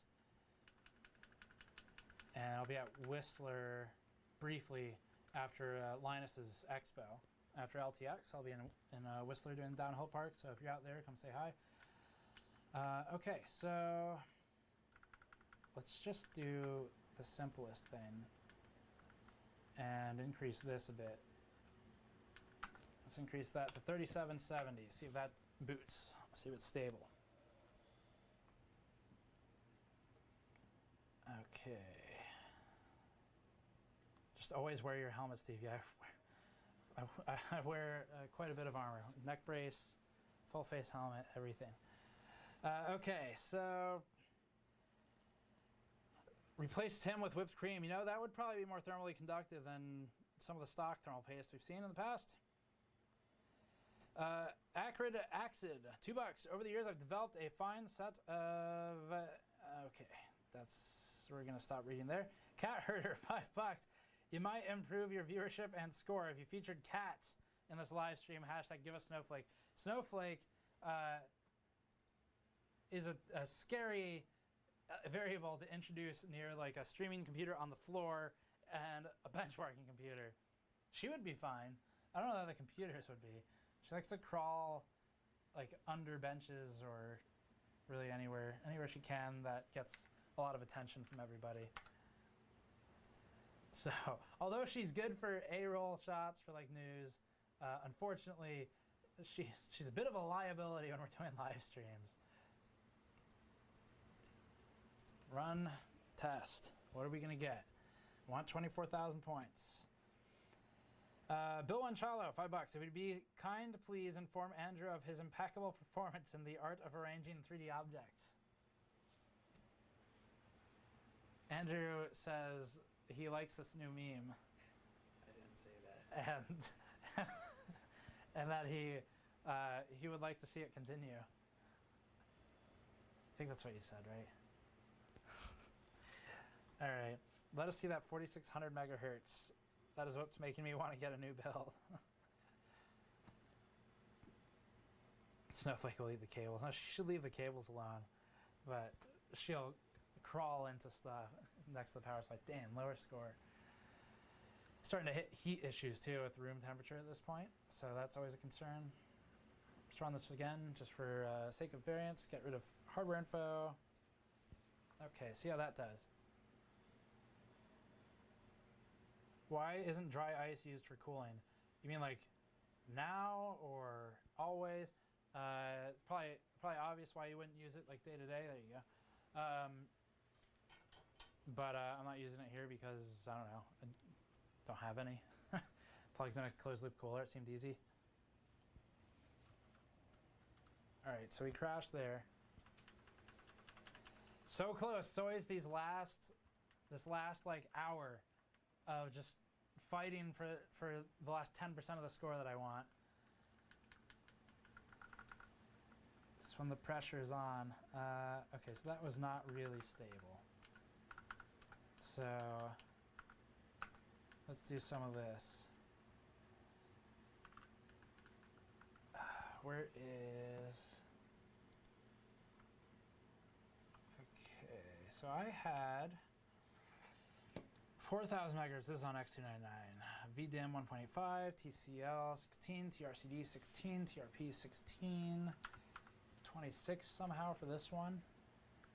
I don't know how that was stable, but it's having trouble here. What else did I have? Command rate should be 1. RRDL, TRRDL 6, 4. Okay. Wow, that's a very high refresh cycle time. Let's try and bring this. I think this is stable at 300 on the other system, but I just set it to 500 for starters because that's 660 right now, which is super high. Under that one, what else we have? Refresh cycle time 300. RTP, RRDL, got that. RTP, auto, TFAW. Do we have TFAW anywhere? FAW. 4-act one time. 42. Although 40 might be fine. CMD1, got that. TWR. 24, right to read delay. I think that's this one. Let's leave this alone for now. And then RWDR et al. At 6. RWD...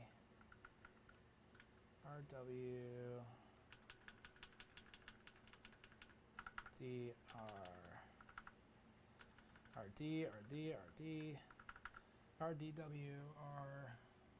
Okay. RWDR 6 is what I had last time. 6. DD 6. Don't know if those are going to be stable. We'll see. We shall see if it will boot. Might need to go up on the voltage also. Buildzoid, if you're still there, feel free to ping me on Discord if you have suggestions for the memory. Sounds like it's trying. It's cycling at the reset button. Retry. Okay. It's retrying. See if it boots into safe mode or not. Okay. Andrew, I don't know what to do about this.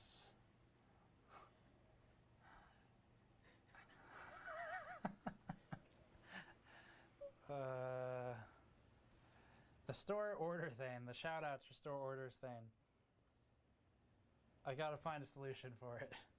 There are a lot of orders today. Thank you all very much. Obviously, we're ecstatic about it. It's a lot of things to read. I'm trying to also overclock this and keep it entertaining, so bear with me. A lot going on. Yeah, so we're having trouble with those settings. It's not too happy with them. I'm going to safe boot and remove a bunch of them. And I don't know what to do next. I guess I really just want to tighten the other timings.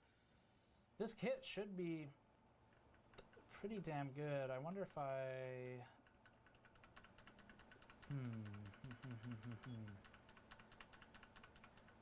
Maybe just voltage. Maybe that's what it really needs.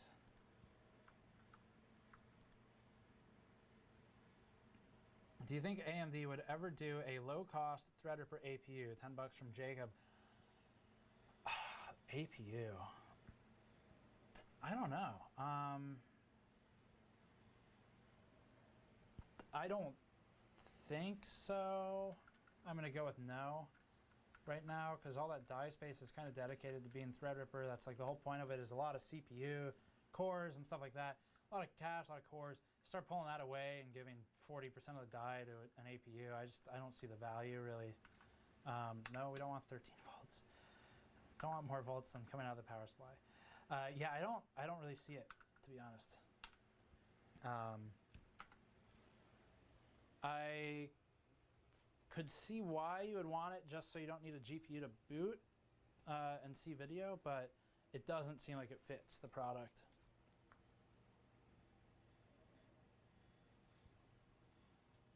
Oh, okay. Zeta saying AMD has a white paper on a theoretical exascale TR4 based APU. Well, there you go.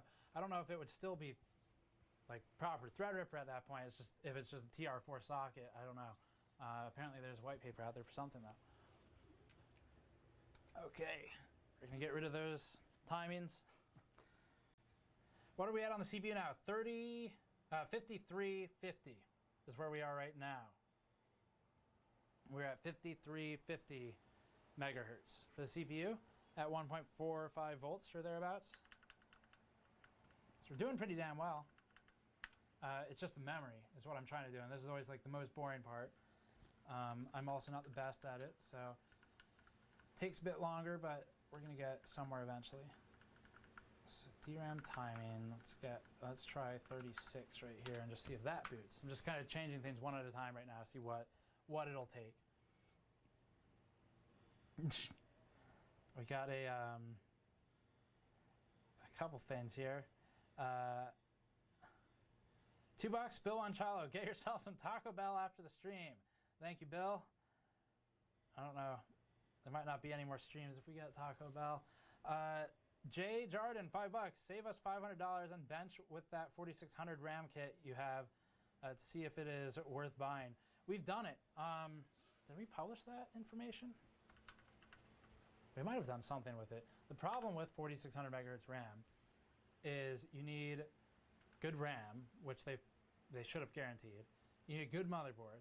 You need not just a good CPU, but you need a CPU that clocks higher on the core, because obviously that's what everyone wants, but also has basically a binned IMC. So you need a CPU that has two binned, like good components. And 4600 is really hard to achieve. Even like you can't plug and play 4600. You can't. If you have a really good CPU, sure. But the trouble with it again is just that you're talking about something where it's like, yeah, sure. It requires too many good components to realistically work out of the box. You can kind of tune it. It'll work eventually. Timings are really loose. It's like, I don't know, CL20 or something, maybe higher. So, yeah, tough to say, you know, to what extent you would really want to work with those kits. Sometimes there's more value to having like CL11 or 12 than 4600 megahertz too. David, $2. Just blow really hard on the CPU, easy overclocks. Bill Anchalo, $2. Wow, Andrew, great moves. Keep it up. Proud of you. Andrew says, H3 reference of the intro clip. Ian, $2. Can you please grow out your beard? Hashtag tech Jesus. Not currently in the plans, I guess. All right. Top stable frequency so far, 5.35 gigahertz. And I might just make this kind of easy and in a second here and limit what we're doing with memory. And just see what we can get, because we only need 700 more points in Firestrike to get what I want. So I don't know, we might not need to go ham on this. Let's simplify things a bit. I'm going to bring the frequency down this time. I'm changing one thing at a time, see if it becomes stable from one of those changes.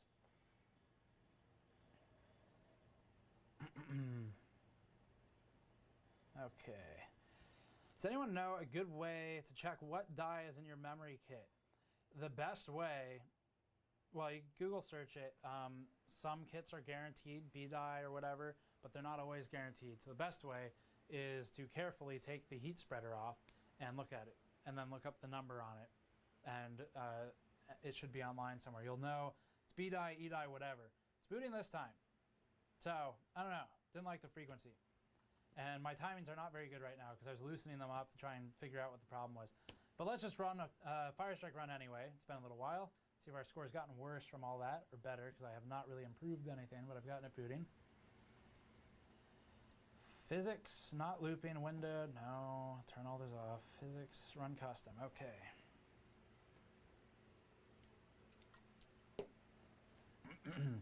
All right, so we were at 23 something, 300, 23,300 I think is where we were, and I want 24,000. Someone's asking about the processor. The processor is delidded. The cooler is a Kraken X62. Does the heat spreader come off by pulling? No. It does on mine because I delidded it. So heat spreader is held on by silicone adhesive, and that silicone adhesive sits around the outside of the die. So what happens is you put it in basically like a mini vise and pop the IHS off, and I'll show you where the silicone adhesive layer is on this G5500 I have in front of me in a minute. So our score, 23,100. All right, good. So it hasn't gotten worse. Not really, anyway. I'm gonna run one more because there's some variance. Mentally average it, and then we will get back to the memory now that I know the problem was the frequency to some extent. Okay, so this is a CPU. It's a G5500. To answer your question, no, the heat spreader doesn't just come off. And the way you know, this isn't always true, but you can typically tell if it's soldered or not by looking, we got a blue screen by the way, by looking in the corner or around the edges. And if you see like, let me find like a pointing utility. Here we go. If you see some black glue-like material sticking around the edges there, then that is silicone adhesive. And basically the vise will apply pressure against this IHS, so it braces against it. It pushes while the substrate is braced, not moving, and eventually the glue breaks away. On some dies like the APUs, the Ryzen stuff, it's more risky because there are actually small SMDs under the IHS, whereas with Intel, it's a bare IHS, so it's actually more or less completely safe to do because there's not a real chance of hitting any SMDs because there aren't any. All right. Yeah, let's just see if it does this one more time. Hopefully that answers your question, though. I actually have some other cool props here I should pull out, but I have a bare GPU that's not soldered to a PCB. That's pretty cool. Damn it. If you didn't catch that, Firestrike does a thing where it'll recheck all the settings. Okay, well, that works too. That's actually faster. So, okay, let's get back into BIOS. Kind of have an idea of what the problem is now. So maybe we can make some progress. We're at 22,100, so damn close. Is it? Tomfoolery, $2. Just wanted to say hashtag TechJesus. Thanks for the $2, Tomfoolery. Okay. Here's my other cool prop.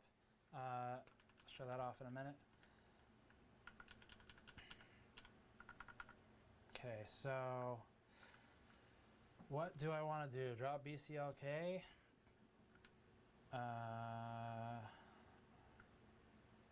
Increase DRAM voltage? Where's SA? Do I have SA in here? System agent voltage. There we go. So 1.35. Let's try that. No, that's probably too high, actually. It's 1.3. Let's do 1.3. Let's see how that does. System agent might help out a bit.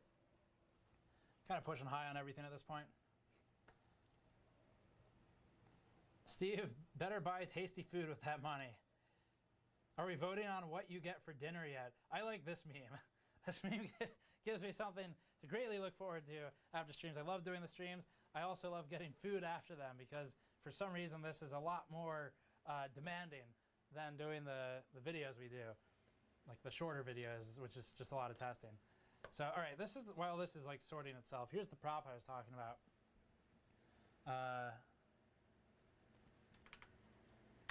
Okay. So this is sorry, one sec. I don't know what GPU this is. I got this in 2012 from an engineer in the Silicon Analysis Lab, Silicon Failure Analysis Lab at NVIDIA's old campus. So 2012, that was my first trip ever to California and first trip for business, obviously, to California. And so he had a great lab. We have an old video of it where he gives a walkthrough. I think his name is Howard Marks. And if you just search the channel for Silicon Failure Analysis Lab, it might come up. It's an old video. The quality is not very good by our standards today. It's 2012, whatever. But the stuff in the lab is really cool. And this is one of the chips he gave us. So this is, he of course, being an NVIDIA employee, obviously promoted NVIDIA a bit and said some kind of spiel like, you won't find these many places. It's a failed NVIDIA GPU. So, okay, whatever. But the cool thing was that it's a non-soldered one. So this is more or less what they look like. I mean, so you got the BGA back here, obviously not socketed to a board. So there's your substrate, there's all the ball grid array, and then you have some really small SMDs around the border, like caps and stuff like that. Silicone adhesive, or actually, you know what? Yeah, this is adhesive, and it's for that little metal bracket they used to put on the outside, and then the GPU die. So that's one of the props. Just remembered that from showing the CPU a minute ago. This blue screened once, and it just booted now, and it blue screened again. So clearly, what did I even change this time? SA and IO voltage, that's it. Oh, that's not great news. What should I do? Should I try the Corsair memory with tighter timings? Maybe. 23,000 we're at. Really want 24.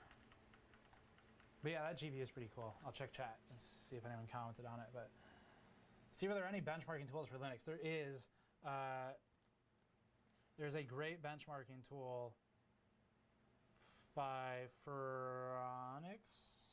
Yeah, Phoronix has a really good benchmarking tool, and it's just got like everything in it. It's free to use, I think. Buildzoid says the GPU looks like Fermi. It's probably accurate from the time. All right. Okay.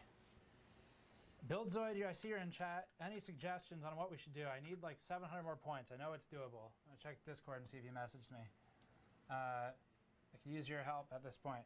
So you might want to give up on 1T command rate. Okay, let's try that. Any other thoughts? Mr. Actually Hardcore Overclocking. So it's 2, I guess? What are your other thoughts? There's your memory screen. So Buildzoid, ladies and gentlemen, helping us out right now. He's messaging me on Discord. Buildzoid runs the channel Actually Hardcore Overclocking. He does some videos for us as well with PCB analysis of VRMs and components like that. We are actually, haven't announced this officially yet, but I've been talking to him about potentially trying to get him out here to do some kind of videos together in person. So he's saying you should be able to do like 4,000, 14, 14, 14, 28, 2T, 1.85. So let's try, yeah, Buildzoid, I'd like to get 16 stable first. So maybe we should just see if this 1T command rate is what was causing my boot failures before we move to CL14. Here are the other settings for anyone who wants to see them, and for Buildzoid to correct them. This I want refresh cycle time to be 300 or so. I know it can do it. It's at 510 right now. REFI should do 65,000. Okay. Is it REFI? Is that what I... Or refresh interval. Okay, cool. Got it. So TFAW 16, TC... okay, TRFC 240 he wants. Let's try that. This might be a bit aggressive, but changing it to 2T I guess will help a lot. What was the other suggestion you had? TFAW and TCWL. TFAW, where is 4 act win time? TFAW 16.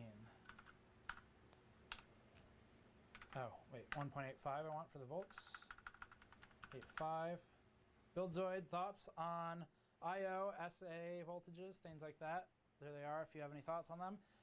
So Buildzoid, again, is an expert overclocker. Does great work. He does liquid nitrogen overclocking. He does some live streams where he solders stuff together. So we're getting his help right now, just as a phone a friend for the last 700 points I need. Seems regular that we get the LN2 guys in to help out for those last few points. I'm just going to try booting with that while I wait for his further thoughts. We're still at CL16. I just want to get it to turn on right now. Iona SA should be fine as is, Buildzoid says. They are at 1.3 right now, if you missed those. For anyone who doesn't know, System Agent, SA, is the voltage on Intel motherboards that you tune when you are starting to push memory clocks. System Agent voltage. And IO is IO voltage. SA is more sensitive than IO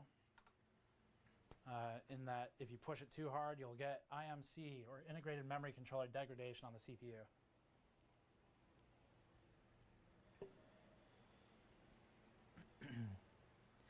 He's saying the chip should do 5 gigahertz Encore. You know, that's a good point. I haven't touched Encore, and I should.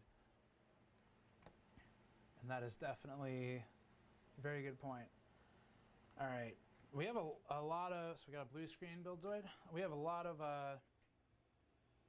store orders I'm gonna have to try and get through at some point too.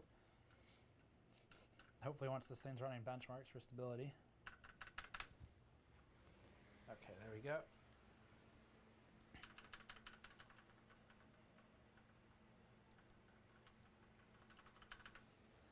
So let's see. You know, let's just go to 100 BCLK.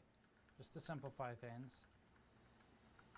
And Buildzoid, anything in here that you want to reduce the aggression on while we're looking at it. Got a blue screen last time. I'm at 1.85, 1.4, whatever, for memory voltage. Any thoughts, Mr. BZ? Got 6 for all of these. I don't know if that's going to be a problem. That's the settings I had for the X299 motherboard with the 7980XE for our RIP LTT stream. Worked on that one. Dropped to 3866. I think our memory clock's already low. It's not 4000 right now. I think it's currently set to 3600. So 3866 would be an increase. 3400. Let's go to 36. Let's try that. Just need those last 700 damn points in Firestrike to call it.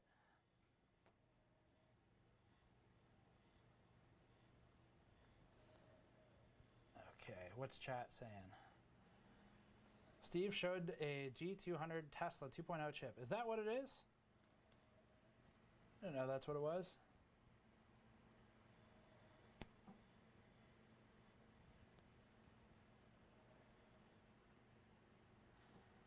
Someone said your RAM bin sucks. This RAM is actually done pretty well. I might try the other 2 sticks. I don't know. Unless you mean the IMC bin. Set tertiaries back to auto. Quad channel IMC uses a completely different set of timings for those. Yep, good call. All right, so let's go back to auto on the tertiary timings. This is a dual channel. CPU X299, I guess, treats it differently being quad. So tertiary. I currently have set all to 6, and we're going to go back to auto on those.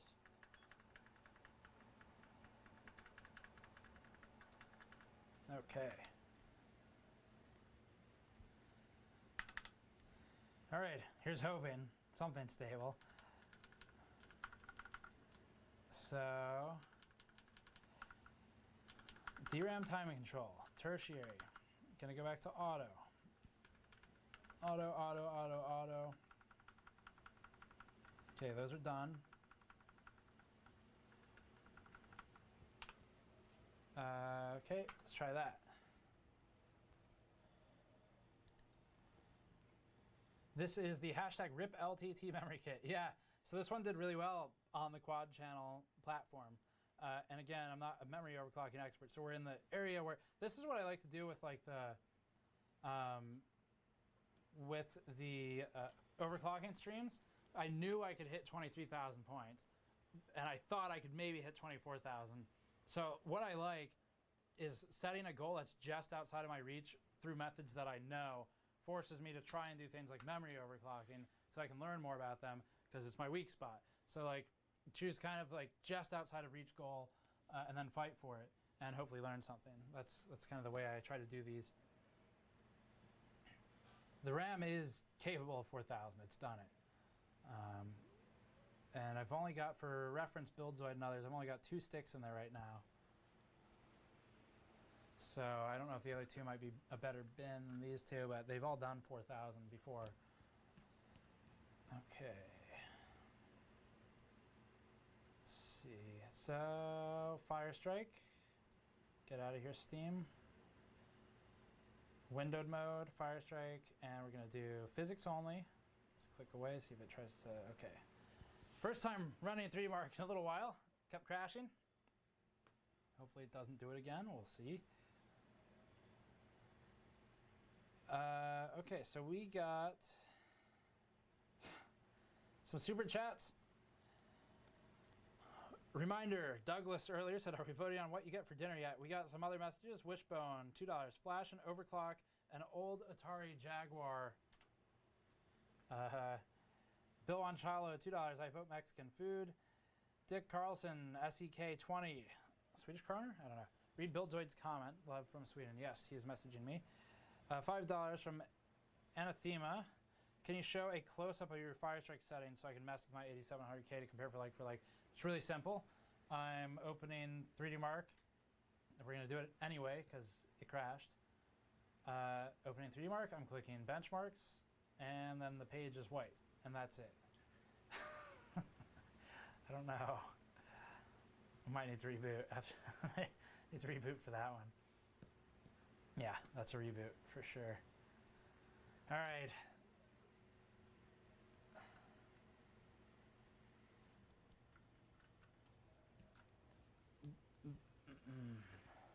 Any thoughts, Buildzoid? Increasing voltages.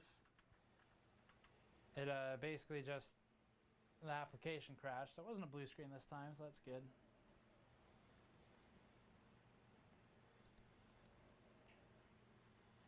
Steve, can I sponsor you to review my vacuum cleaner? No, get out of here. Yeah, so the question about Firestrike settings, super easy. I open Firestrike, I click benchmarks, and I click Firestrike, not extreme, not ultra. And then I'm just, the only thing I'm changing when I do custom run is I'm disabling all of the graphics scores. And then this is the really important thing that you need to make sure you do. It's a DLC feature, actually, they started selling. So yeah, just disable the graphics settings, tests, I mean, and then that's it. And then you'll run just a physics test. It's a lot faster. Because if we ran graphics, it would run those first, and it wouldn't fail until like 2 minutes in maybe. Maybe we should change memory. Maybe we should just change the memory modules that are in here. Buildzoid is typing right now. I'm gonna let him reply. Try bringing TRFC up, okay? And if it's still bad, we can change memory. I'm gonna do 300 or something. Let's try 300. Let me know if you want it higher, Buildzoid. All right. So yeah, Encore. I should do Encore. I haven't done that yet. Let me do that on the next boot. So yeah, we're at 5.35 gigahertz. I really want the last few points. Super close. Super damn close. 5.35 gigahertz. And the bigger news is 1.3 something volts. 1.3 volts was stable for actually, let me pull up the notepad file. Anyone who's kind of bounced in and out of the stream for the last couple hours, here's what our results have been so far. Score over here, clocks over here.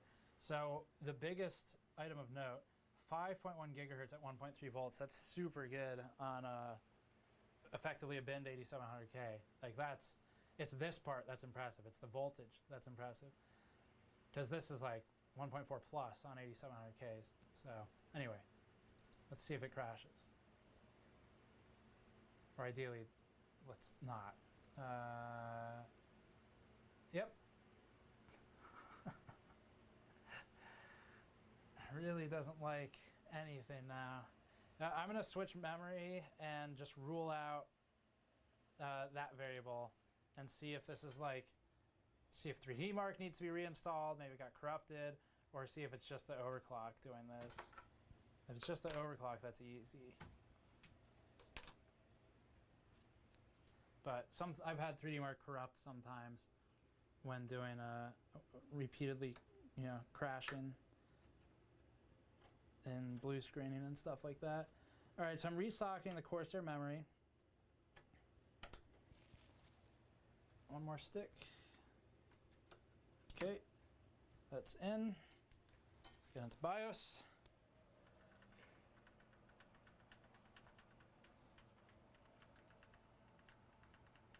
Okay. Got a couple more. $5 from Dre G. No going to dinner. Hashtag Uber Eats. Hashtag OC all night long. James McLeod, $5 Canadian. Thank you. How much hotter? Hang on. Okay. How much hotter would an NHD15 100% be doing this test over X62? I'm not sure. The NHD15 is really close to high-end CLCs. I don't think they'd be too distant, but I haven't tested this specific setup. All right, so I need to reset the memory to auto and then XMP. And this is always annoying, so we're gonna go 53, go 101, and everything else should have remained as it was. Now let's go to DRAM timing control. Okay, so now those don't look like they reset, but whatever. Let's just see what happens.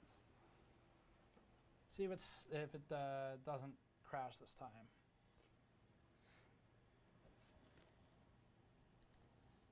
Buildzoid said maybe do max mem to improve RAM stability. Yeah, we could do that, I suppose. A Windows setting for that one.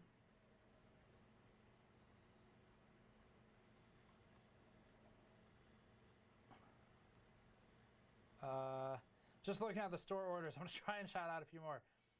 I do these as quickly as I can while it's booting. Devin from Tennessee, foil shirt. Thank you very much, Devin, for your support and picking up a shirt. Kristen from Nevada, limited shirt. Thank you. Tim from New Jersey picked up a teardown shirt. Leon from Texas, or Leanne, picked up a teardown shirt and a blueprint shirt. Thank you. I think we're super low on stock on those blueprint ones. Glad you got one though. Refreshing them soon. We got an order from Limeudis from UK. Picked up a teardown shirt, a lightweight raglan hoodie. Thank you, and a blueprint shirt in the heather blue color. And we're out of. I think we're out of large on those. We might be out of XL. I think we have a few mediums. So hopefully we can get more in soon. All right, so we have the other kit back in here. And I just want to see, will this damn thing stay alive, or is like Firestrike corrupted or something? Yeah, I'm going to turn off windowed. We really don't need that on at this point. So let's just see if it survives for the first time in like over an hour. Okay. Soon from Denmark. Nice. Grabbed a raglan hoodie. That's the two-tone hoodies we have that we restocked recently. And the teardown shirt. Thank you very much. Jier from Finland. Hopefully one of those is correct. Teardown shirt and one of the mouse pads. Thank you, sir. Iako or Jacko from Finland. Man, Finland representing tonight. Teardown shirt as well. Got Firestrike physics running, by the way. Super exciting. It's not crashing. James from the US. There's a name I can say. Teardown shirt and a mouse pad. Thank you, James, very much. 23228. Okay, we're in business. It's alive. All right, so Buildzoid, if you're still there, if you're not asleep yet, we have the Corsair kit back in. It's a 3200 megahertz TL16 rated kit. It's not as good as the G-Skill kit in theory, but you know, maybe we can just get the last couple hundred points out of this one, since the other one was having issues. So if you have any suggestions, I'm going to get that DRAM timing page back up. 101 BCLK. Let's push this up. Let's try 34 megahertz. What's our voltage? DRAM voltage is not high enough. Let's try like 1.6. There we go. Just at 3400 megahertz. The only change I'm trying to make right now. Buildzoid, let me know if you got any thoughts other than max mem. We've changed memory kits. Okay, we got an order from Luke from Hawaii. Very nice. Picked up a mod mat autographed. Thank you, Luke, very much. We appreciate that. Look forward to going through and signing a bunch of them for the next round. Alan from US. Teardown shirt and a teardown statue in large. Thank you, Alan. Okay, we've booted. We've booted. We're at 3400 megahertz. Things are looking good so far. Firestrike is no longer just a white screen. Can't get much better than that. No, no. Okay, run. All right, let's see what we do. Let me check some of the chat for a bit. 5.3 gigahertz so far. He's trying to OC memory now. Yes, we're at 5.35. 5.35 is where we are right now. That desktop makes me die inside. Yeah, well, I don't know. Test machines all day. See if you still care. All right. It's running. It hasn't died yet.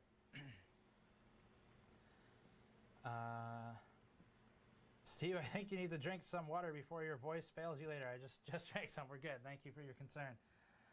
Okay, 23271. Hey, it worked. All right, nice. Let's get the timings going now. Corsair coming through with a kit that I thought would be the not the best kit today. We've got that 4600 megahertz kit. Maybe I should run that with just lower frequency.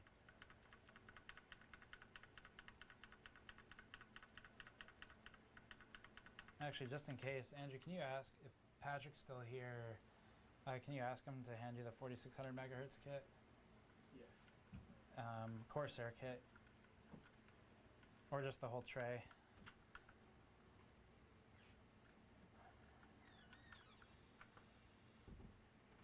Okay, guys. So we're slowly creeping up on everything here. Just tightening timings, kind of one at a time. Got the frequency boosted. Things are looking good. We might get that. We might get what we're going for here. 24K points. What size AO? 280 actually. 280 millimeters. The next 62 maxed out. Imagine doing this minus the solid state. It used to take ages. Yeah, I know that. I fortunately never really had to do that. So I don't know. Let's boot this up. Someone said something I want to mention. Alex Hempel in chat. As this video shows, it can get very high clocks at low voltage. Yes, as I've said multiple times, it's expensive, but it's an enthusiast part. The fact that he thinks it's marketing exclusively shows he doesn't know what he's on about. I'm guessing that's talking about someone else in chat, because I haven't actually said those words. So I'm assuming that's replying to someone else, but I don't know. Okay. And Billzoid says, that's fun when cleaning the memory kit makes it clock higher. Yeah, like if it's dirty contacts. Okay. Andrew is seeking out the 4000 megahertz kit, which we would run at just lower frequency. I think it would let me get away with tighter timings though. What temperature and clock monitoring software is he using? I like Hardware Info 64. How big is the industrial chiller you're using? You know what? That's an Intel thing. The Hardware Info 64 is great. Free, super good. Can you explain some of the timing settings? Yes, we have a video on a lot of them. We're actually researching right now for the secondary and the tertiary video. Are you using the Hero X motherboard? Yes, they released a new BIOS. If they released it yesterday, I don't have it. I have the one from like before that. Firestrike's running, guys. Surviving. I put ice in the reservoir. It's not gonna help me right now. 23,400, getting there. Oh man, only 600 points now. Okay, that's exciting. Looking forward to this.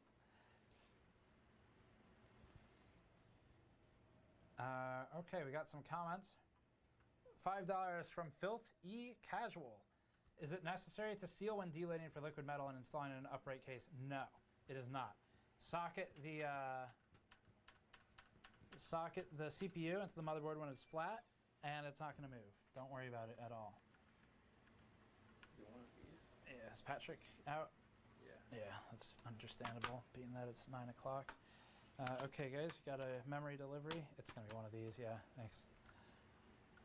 So this is so far still working. I'm going to keep pushing this one. We got up to, while you're in the other room, 23,400. So it's actually getting pretty close now. Okay. Let's try that. See how many points we can get out of that. I think Billzoid's talking about contact cleaners, but the sentence, yeah, I used alcohol out of context is probably accurate to how most people feel about overclocking memory. Just realized I need to push the cache ratio. So, I don't know. Should do 50, but let's do 48. Okay, try that. See how that does for us.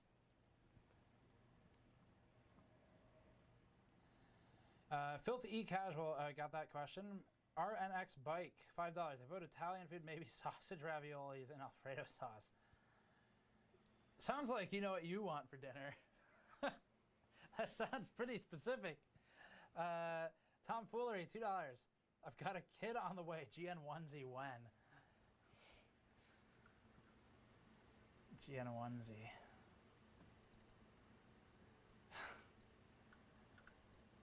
Okay, so I changed the cache ratio finally. Tightened the timings to 15. I was answering someone earlier about what the timings mean. We have a video on the channel that's somewhat recent. It's in the last week or two on the primary timings. Check that out. We've got some even results on secondary timings, and we're working on the tertiary and secondary timing videos over the next week or two. So maybe it'll run. Let's see. Doing pretty well.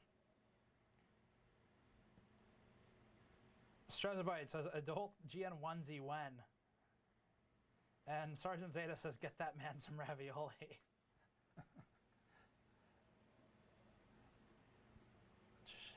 Chat is on point today.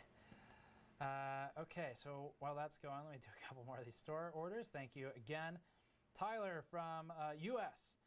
A teardown shirt and a mod mat. Thank you very much, Tyler. We're so happy to see those mod mats going out. We really like the product. I'm super proud of it. Use it every day. And I'm glad to see that people are getting to try it out. And also Gerald from the US bought a teardown shirt. Okay. 23,417. Okay. So it's not crashing. 600 damn points. Let's tighten the timing some more, and let's try and increase the frequency. Do one at a time. I think we're still at 101 BCLK. GPU shouldn't be bottlenecking us because it's just a physics test, so it's basically 100% CPU load. I could do per core overclocking and try to push some of the cores higher, but that sounds like a recipe for taking a lot longer. 3434, let's go to 3535. And it's gonna let me boot with 28, might not, let's see. Finally, it does feel good to finally stop crashing and blue screening. Looking forward to the 24K. Don from Australia picked up a teardown shirt. Thank you, Don. Going a long way for that one. Happy to ship it out there. Ian from the US, a lightweight raglan hoodie, stickers and decals, and the GN blue and white microfiber cloth mouse pad, 2 of them. Thank you very much, sir. You're, again, as I said earlier, one of the first few who's picked those up. We've been working on that mouse pad since we got the sample in, and it's still looking good. It tracks fine, so I'm happy with it. All right, let's see how this does. Yep, that's the trick with Firestrike. So we're going for 24K. 24K. It's finally making progress. Someone says just turn everything up to 11. If only it were that easy. Someone's asking if it's delidded. Yes, it is delidded, and it's got liquid metal on it. It's got thermal grizzly conduct knot. That looked like a crash, but it was a loading screen. Conduct knot on there. Yeah, thermals are great right now. For what it's doing, 5.3 plus gigahertz. Sergeant Zeta, $2. Comfy pajama pants with GN logos all over. When? Andrew? When are we gonna get designing that one? GN pajama pants. Wait, do the logos go on the sole of the feet too? On the sole of the foot? Sole of the foot? Yeah. Good question. They go everywhere, according to Zeta. 23. Okay, so we're not really improving at this point. Let's switch. This kit's doing well, so I don't really want to switch it, but yeah, let's keep with this kit, even though I have a better one in front of me. This one's doing well, so I'm just gonna push the frequency until it fails. Okay. How reliable is D-Lid kit? Odds of killing TPU. Pretty damn reliable. I've never had issues with. There is inherent risk. There's more risk with the Ryzen APUs than there is with the Intel CPUs because the Ryzen APUs have small surface mount devices, SMDs, under the IHS, as opposed to Intel doesn't have that many, and they're mostly on the underside of the substrate. So that kind of goes into a hole, so they're not really at risk. There's always inherent risk, but buy like Rocket Cool or Der Bauer D-Lid DieMate, either one of those. They're pretty damn good at keeping it safe. I've never had a problem with either one. Just be careful, make sure you use it correctly. That's the big thing, is take your time with it. Don't rush for no good reason. Okay. You know what, let's push the mesh up. Or I call it mesh, cache. 50. See how we do with 50 and 3600. One of those might cause a crash.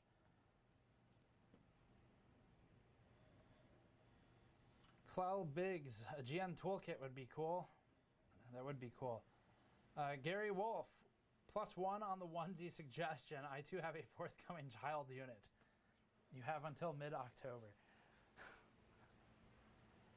Or else. Grimmy, $2 Canadian. New Noctool fan reviews when? Heart you fam.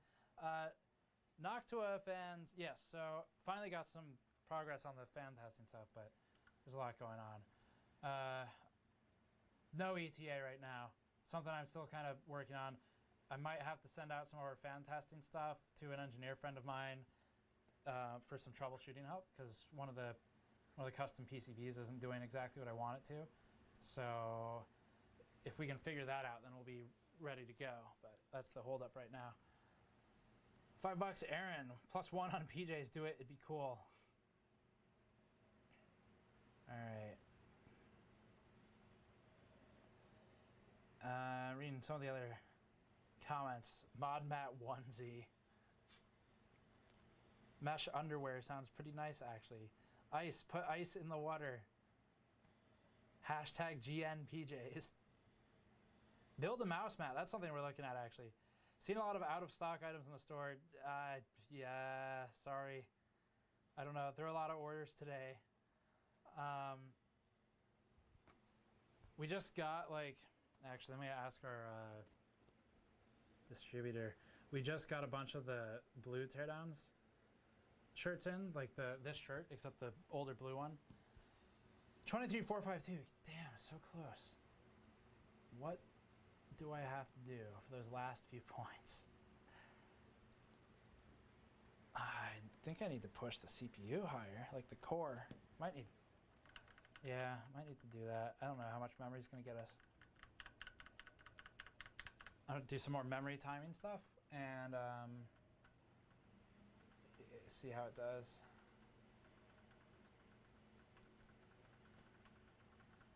Black stickers, please. I have a white car. You put them on the window. That's normally where I put mine. If you want a bumper sticker, but we could definitely look into black stickers. It wouldn't be hard to make them. I could certainly do that. Thank you for the suggestion. Okay, DRAM timing. So let's see if this can get us anything. Buildzoid, did you raise the Uncore clock yet? Yes. I raised it to 50. TRAS 28 is the lowest possible for Coffee Lake. Running Firestrike twice can boost scores. You can also bump PCLK by a few decimals. Let's try all those things. Buildzoid, here are our settings. It's 15, 15, 28. That's the lowest we can do, he's saying. What did you want this at earlier? Like 220 or something. Let's try that. And okay, there's that. Let's boost PCLK if we can to like 101.5. That might push a failure. 240 is what he wanted on that. Oops. I did 220. How about a desk fan that says GN when it spins?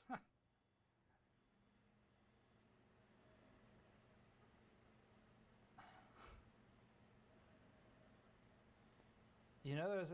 where'd it go? You know there's anti-static wrist straps. It might make sense to sell some with GN print. Encore, Encore, Encore. Yeah, it's at 50. PCLK just messing with multiplier. Yeah.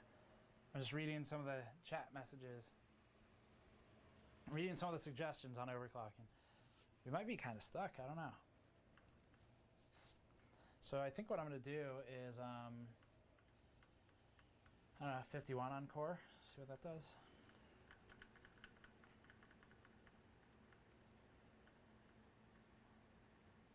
Go, go, go, go. I think it did not like the 101.5. Let's do 100. What if we push for a higher voltage? We have the thermal headroom. Let's try that.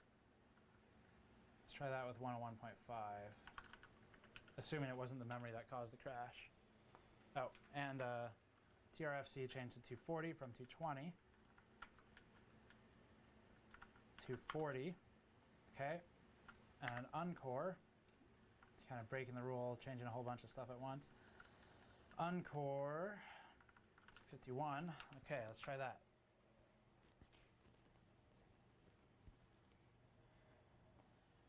Are we on 1T? I thought it was on 2T. I need to double check. I switched memory kits, so that might be it.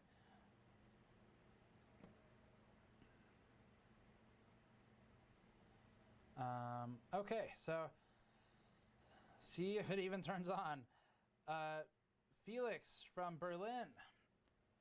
A limited edition foil shirt. Thank you very much, Felix. Looks like it booted so far. Yes. Jeffrey from Texas. Picked up a shirt. Thank you very much, Jeffrey from Texas. A lot of people from Texas tonight, actually. New York, Philip picked up a mod mat. Thank you, Philip. That'll be out there within the next couple weeks. We're getting them in very soon. Finally, this run was a bit delayed due to a holiday. Joseph from the U.S., Oklahoma, picked up a shirt. Okay, let's run Firestrike.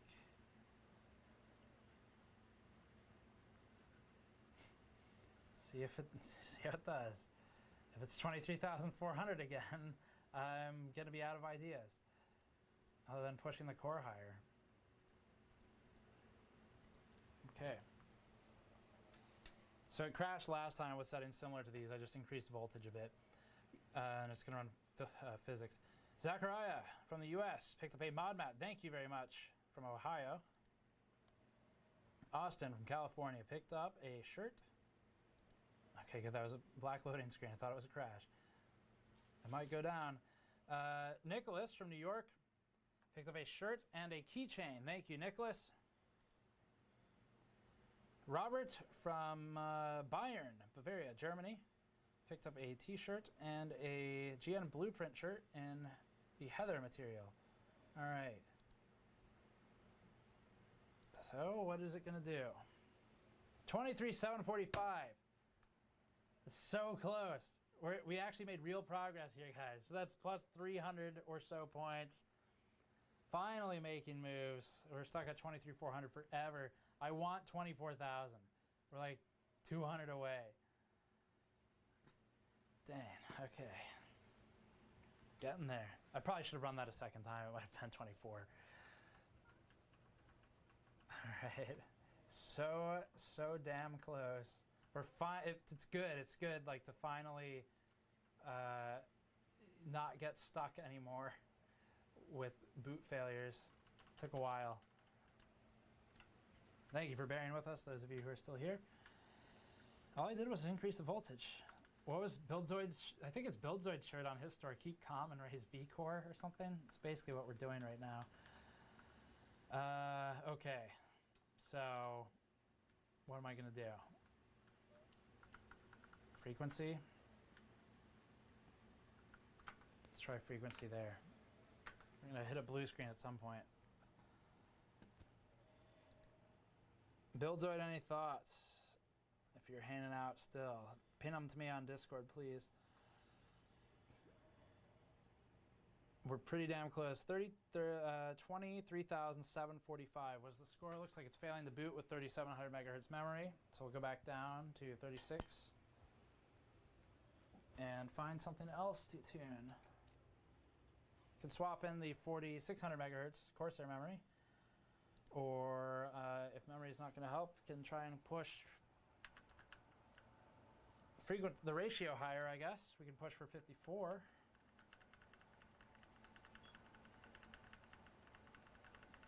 Just with more V-Core. Order from Carlos from the US. Picked up a shirt. Thank you, Carlos. Okay. 53. This is what caused it to fail just now. Let's go down a tick. Let's try this. Let's try 54. I think it's going to crash. I'm going to push more voltage because it's within thermal tolerance, so whatever. And it's just for benchmarking. Wouldn't recommend these voltages for 24/7 use at all. Okay. What are the chances of frying this chip? I don't know. That should be fine. What are the VRM temps looking like with these kinds of voltages? Good question. I mean, it's only running for like 30 seconds at a time, and as long as it's under like 120 degrees Celsius, it's fine. So this board is pretty built out. I think Buildzoid did a video on this one, maybe. Might be on our channel, actually. I'm not sure. But it's pretty built up motherboard. Big VRM. So it's fine. It has kind of a bad heatsink, but I don't know. It's only running, again, 30 seconds at a time. What did I just change? I went to 52. So it did not like 52. I'm going to try more voltage. And I might put a fan on the VRM, but it seems fine. We try higher BCLK, drop multiplier, and higher mesh. We can try that. That might work. Let's try that approach. So let's try 102 BCLK. Let's try 52 multiplier, which will put our frequency at 50. What do I do? 53. What is that? 53 would be 5,400. Let's try 52. Frequency will be a bit lower.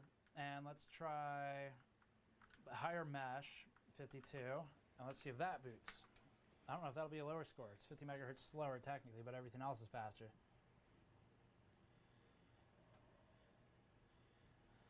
All right. We're trying.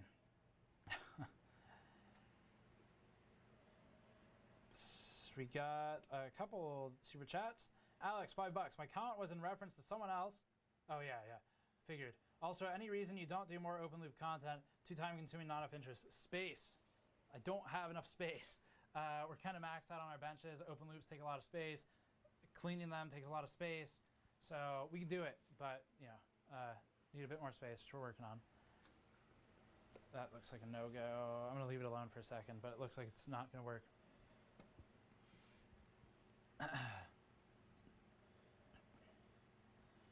Marco, $5. Limited edition foil GN logo protection. They'll fly off the shelves. Okay. That button not work?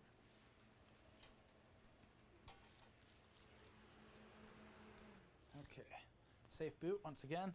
Man, this is overclocking, guys. This is what it is when you get stuck. So damn close.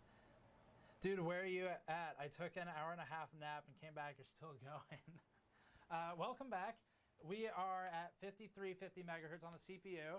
We're at 23,745 points on the Firestrike physics score. I want 24K. And I think that brings you up to speed. Memory's been a big thing for us. I'm actually considering, I'm going to swap the memory right now. Just why not? We are kind of hitting a core limitation, but maybe a bit more frequency would help. I think we're going to be limited on the IMC bin to some extent though. 3200, that's not what I want. Where's my insane kit? 4600. Can we show this label just to let everyone know what we're working with right now? We're not going to run this at 4600 for a number of reasons. So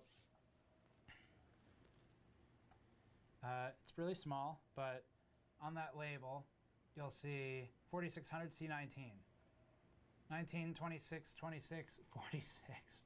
Those are some timings. I'm going to run this lower, like way lower, and hope that the chip quality, which is guaranteed on these, is enough that I can run tight timings with a lower frequency rather than high frequency and loose timings.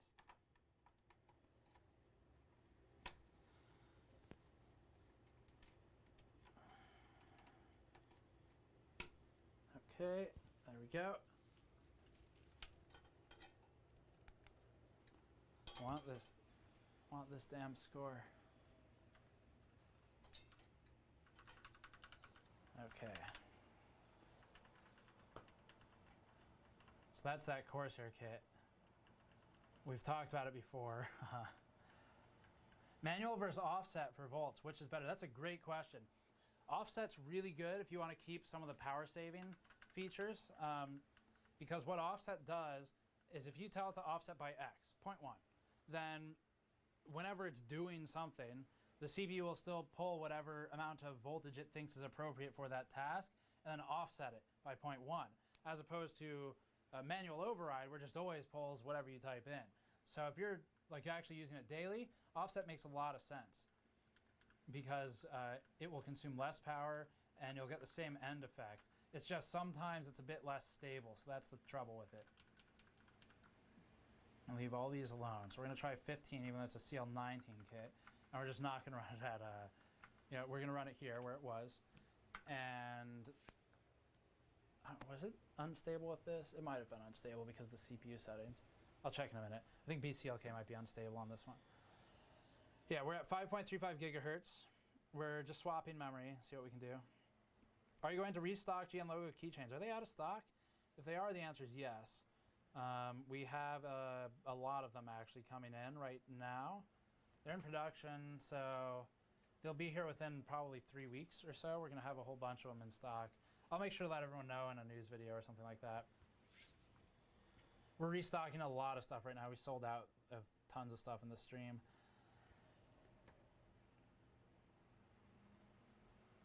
Oh, interesting. Someone says there's a known bug Be careful using Hardware Info 64 with that board to look at your VRM temperatures. Doing so can result in a BSOD. I didn't know that, but we haven't been using it for the last few runs, so that's kind of good and bad. The bad is that I don't have an easy scapegoat. All right, we're gonna drop the BCLK. See, the good news here, although this kind of sucks at this point, but it's getting there. Good news is that I have clear courses of action, so not totally lost. So that's where you want to be.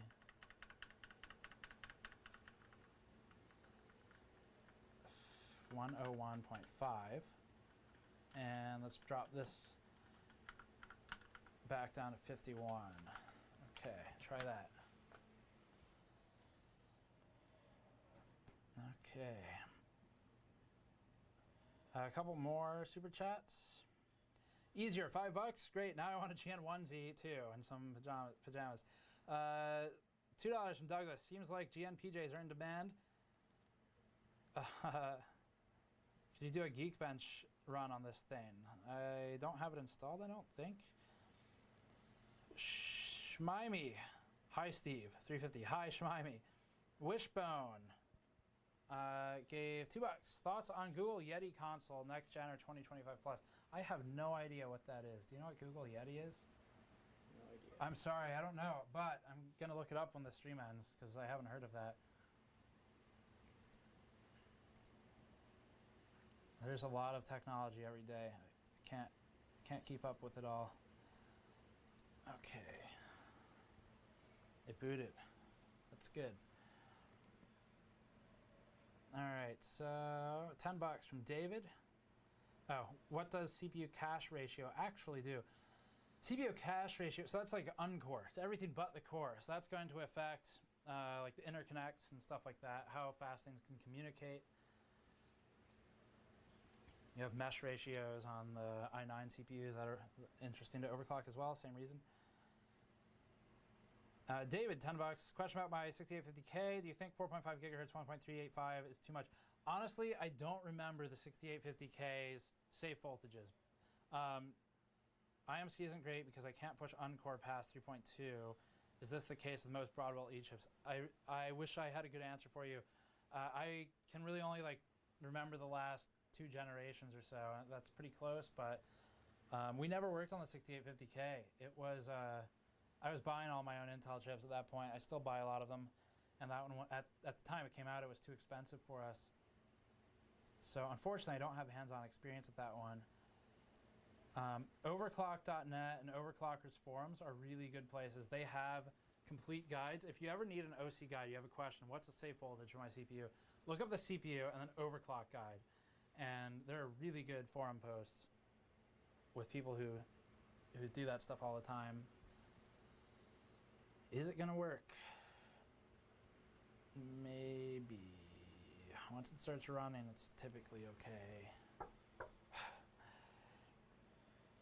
$2 from Servant XSF. To help with getting more space, check Discord. I will do that. I'm way behind on Discord messages. I see a lot of them.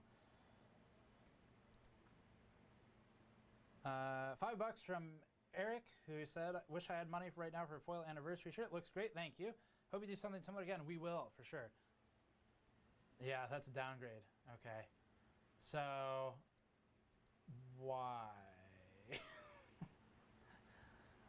What did I change? Oh, the ratio's down. That's right. The core ratio I reduced when I increased BCLK, which we just reduced, and I didn't increase the core ratio. Try and wrap this up at some point, eventually, I guess. Okay. Surprised you guys can do this without music. I mean, as much as I'd love to listen to music right now, I also don't want to be demonetized. So, kind of live your life based around that. Okay, 53. Let's see what that does. That'll pick it back up a bit. Alan from California purchased a teardown shirt. Thank you, Alan. Joyanna from New Jersey picked up a teardown shirt. Thank you very much.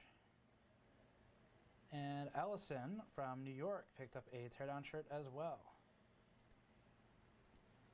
Gamers Nexus, how can you explain what the turbo boost power time window in XTU is? My understanding, and I would need to open XTU to look at the exact setting, the time windows for turbo boost I think have to do with how quickly it will boost or exit boost and how long it'll hold that boost. It's useful for like the Hades Canyon Nuck overclocking, for example. I think that's what it is. I'd have to open it and look. Hashtag Blizzpuck. That's an old one. You can listen to stock music. Yeah, great. Thanks a lot. Can't wait to listen to like Elevator Music Song 3 and its very successful sequel, Elevator Music Song 4. I can listen to some of what's that guy's name? He's like all over YouTube. Kevin McLeod. Oh yeah, Kevin McLeod or whatever his name is. McLeod, whatever. I listened to some of his music. Some of his is pretty good. Kevin McLeod for 4 straight hours. It might be a bit much. This is a good. So we got $2 from Sweaty Small Snack.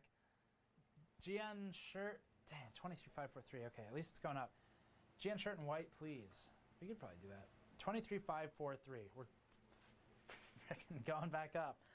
$5 from Sinful Griff. If you didn't have to worry about, so what do you want? If you didn't have to worry about being demonetized, who would you be jamming to right now? Maybe Parkway Drive or Trivium. I've been listening to In Flames lately. Mostly stuff from the 90s for them. It's an old Swedish band. I mean, old by nature of like metalcore. They're pretty old. All right, so that got us somewhere. We made progress. Let's do more on the frequency here. See if the CPU IMC can handle it. Maybe try 14. One of those is probably going to fail, but let's give it a shot. What socket type is the i7 series your OC now? LGA 1151, I think. Someone says, great taste. I'm going to see Trivium on July 23rd. VIP tickets. Nice.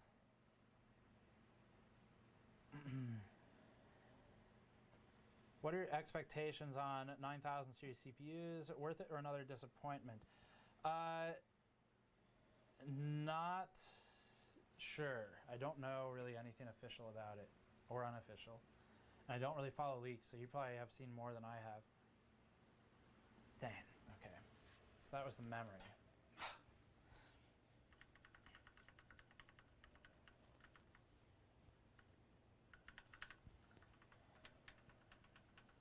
In Flames brings me back to my high school days. Yeah, they've been around a while. Cloud Connected, In Flames. A lot of people like In Flames, apparently.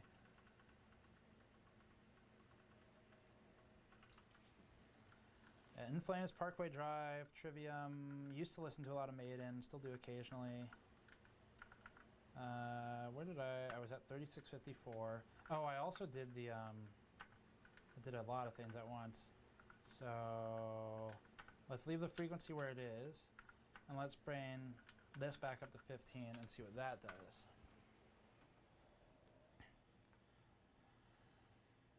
I saw In Flames years ago with the Faceless, 3 Inches of Blood, and Between the Buried and Me.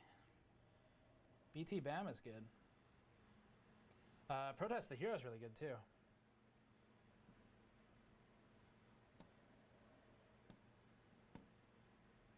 Ire, yeah, Ire is a really good album. Okay, so it might boot. All I did was go back up on the time. It's 15. Dang. Yeah, new In Flames is pretty bad, someone says. I haven't listened to any new In Flames. Their founder left in like 2010, so I would imagine since then they've changed style a lot.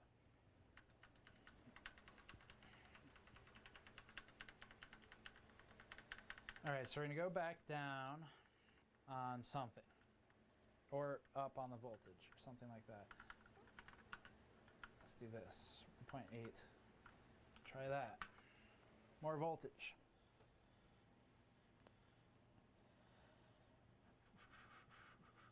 I don't have much experience with Intel as I do with AMD. Is Intel cache ratio similar to Hypertransport? You can kind of think of it that way, yeah.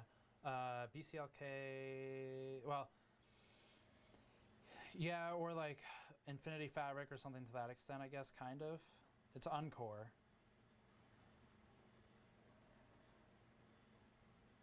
Google's Project Yeti is an Ouya for cloud game streaming. I don't know what I think of that. Game streaming is kind of the future of service providers, I think, at some point. 1.8 volts, isn't that too high? No, because that was DRAM. DRAM can take it. It's a question of whether the IMC can take it, and it probably can't for a long period of time. The DRAM can totally take 1.8, 1.85 we've done. IMC will not like it for long-term use, but we're just doing an overclock session, so it really doesn't matter. Dang, man. Yeah, I think we're kind of at the limit here. It is not liking anything at this point. So where's our score? 23,745. I don't think any GPU stuff is going to help me.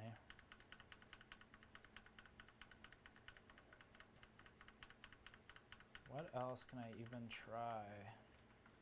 We can go back up on the frequency here, and then we can do, let's try 1414 again.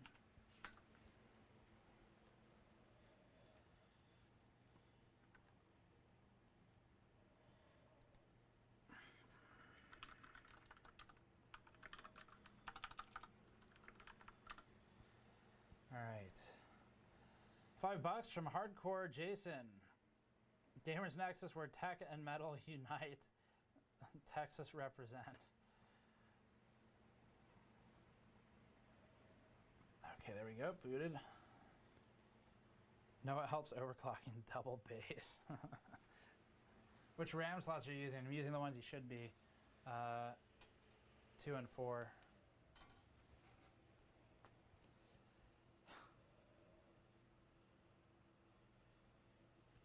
Do you know when B450 motherboards are launching? No.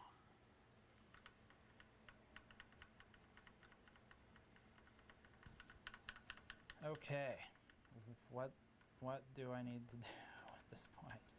What is it unhappy about? I guess it's unhappy about that 14. It's 15, 15. And I think cache ratio 52. Let's try that. That's not really going to do a whole lot. Per core. Let's try this. See if that does anything. That might be a. That's probably a bit aggressive actually. Because what does that calculate out to? So if I do 54, calculates out to 5481 with a 101.5. So let's do 101 and 53 puts us at, yeah, so 54 puts us at what? 54, okay, so I'm gonna try 100, and I'm gonna try per core, and I'm gonna do 55, no, 54, 54, 53, 53, 53, 53. Let's try that.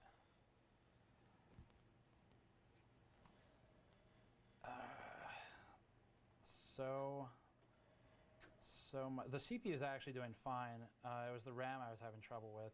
I think the CPU is just kind of at its limit here, which is like 5350 megahertz apparently. David, $5 Canadian. Hi Steve, would you recommend replacing an R9 390 with Vega 64? Should I hold off until Navi? I don't know when Navi is going to come off. So same thing I said earlier, where if you are happy with your current system, then keep using it. And if you have points where you you have noticeable things you could improve with a different GPU, then just upgrade now. Because Navi's not around the horizon immediately. If you want AMD, there's no immediate timeline for it, which means it's a little while out.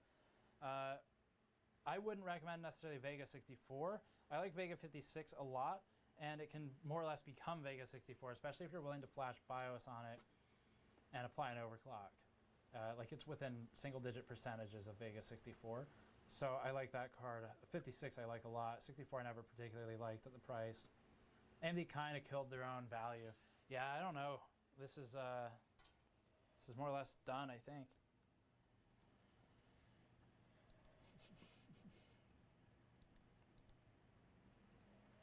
To quote Kingpin from Computex, when he was working on RoboClocker with the Titan V and had been pushing it for 7 straight hours under LN2 all day, he's like running around trying to get a Firestrike score, and he was just having trouble with stability, just like we are here. And he was going, "She's Dunsky, Steve. She's Dunsky. I think she's done, Steve." He kept saying it. He got it to work though. Every time he said his system was done, he got it to clock up some more. We have a video of that. We have a video of the, I think I called it like 5.7 gigahertz overclock or something. Memory problem. Yeah, we have one with Kingpin in it with me. That was pretty fun. Oh, okay. Apparently the memory problem wasn't catastrophic.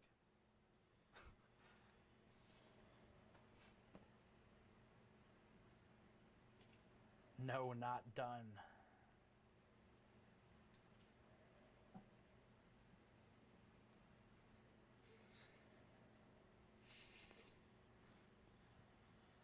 All right, so it's running.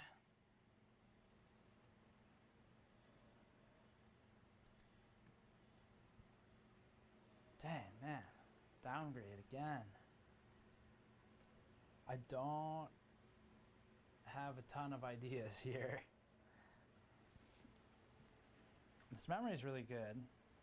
So, I don't know, maybe the IMC might be a bit limited on the CPU. That's where we get into talking about binning the cores and the IMC. You can only do so much with what you have.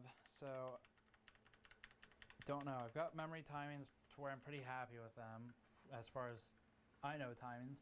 We're at 100, that was at 54, okay, so maybe that was pushing it a bit. Let's just do 1 point, yeah, sure. Let's do 1.5 volts. Let's do it. Don't know if we're gonna have the thermal headroom, but it feels like we are. Can you pass me one of those Noctua fans right there? Either one. Thanks. So I'm just gonna plug this fan in and stick it on top of the socket where the VRM is, just in case that's getting issues at this point. Because we are demanding a lot of it at 1.5 volts now. I'm just going to try and sit this kind of on top of it somewhere. There we go. Just sitting right on top of the CLC tubes.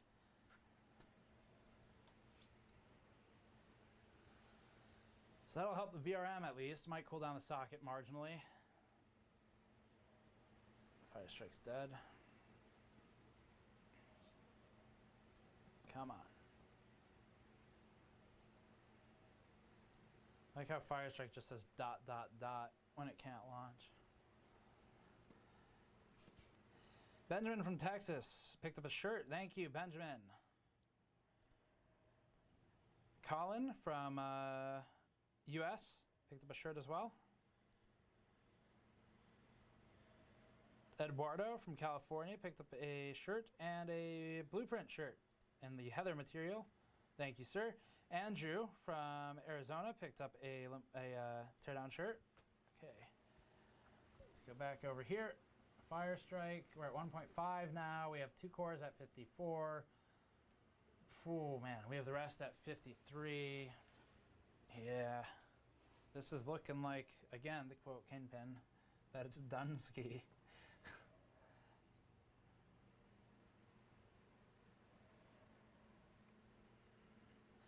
What you say for Vega 56 and 64, would you say the same when 64 is only 7% more? I mean, I don't know. If it's $20 price difference, I guess maybe 64. I like 56 more, but if they're about the same price. The thing is, the performance isn't really there, but like even the, I don't know, $20 maybe. I might do it.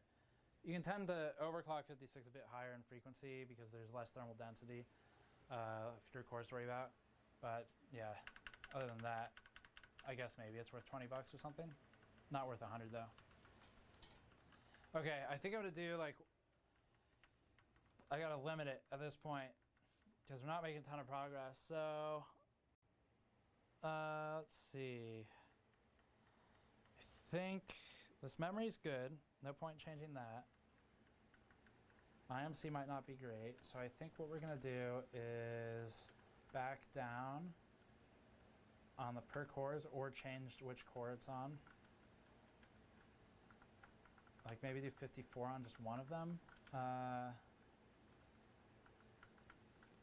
And that's just not going to get us a ton though.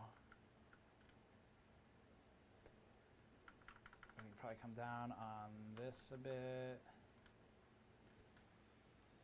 We can go up on S. Oh, SA is not really going to help us at this point. Frequency, that can go up. Maybe. 3,700. That's not really worth it either. I'm looking for stuff to get us like hundreds of points gains.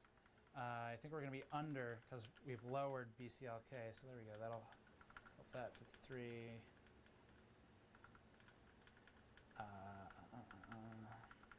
going to try 101. 54 on a single core. And see what that does.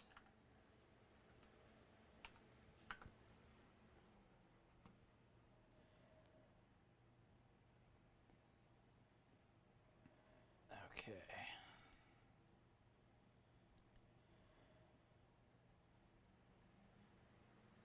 Someone says I'm on my second 8700K. The first one lasted 3 days. Why? Buildzoid suggested running back-to-back without changes. I've done it. The problem is it has to complete the test. And right now it's just crashing. So we were successful for a while, but I've gotten more aggressive with it because I'm really, really trying to close this out. So it's not like in that 54 multiplier. So I'm going to drop that back to 53. And I think we're going to stop touching the multiplier at that point. That's going to be it.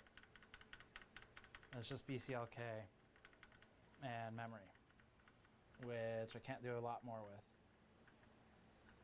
So 53, 101.5, okay. Okay.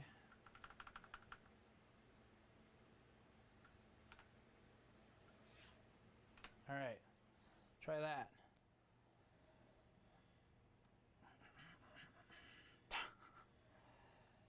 $2.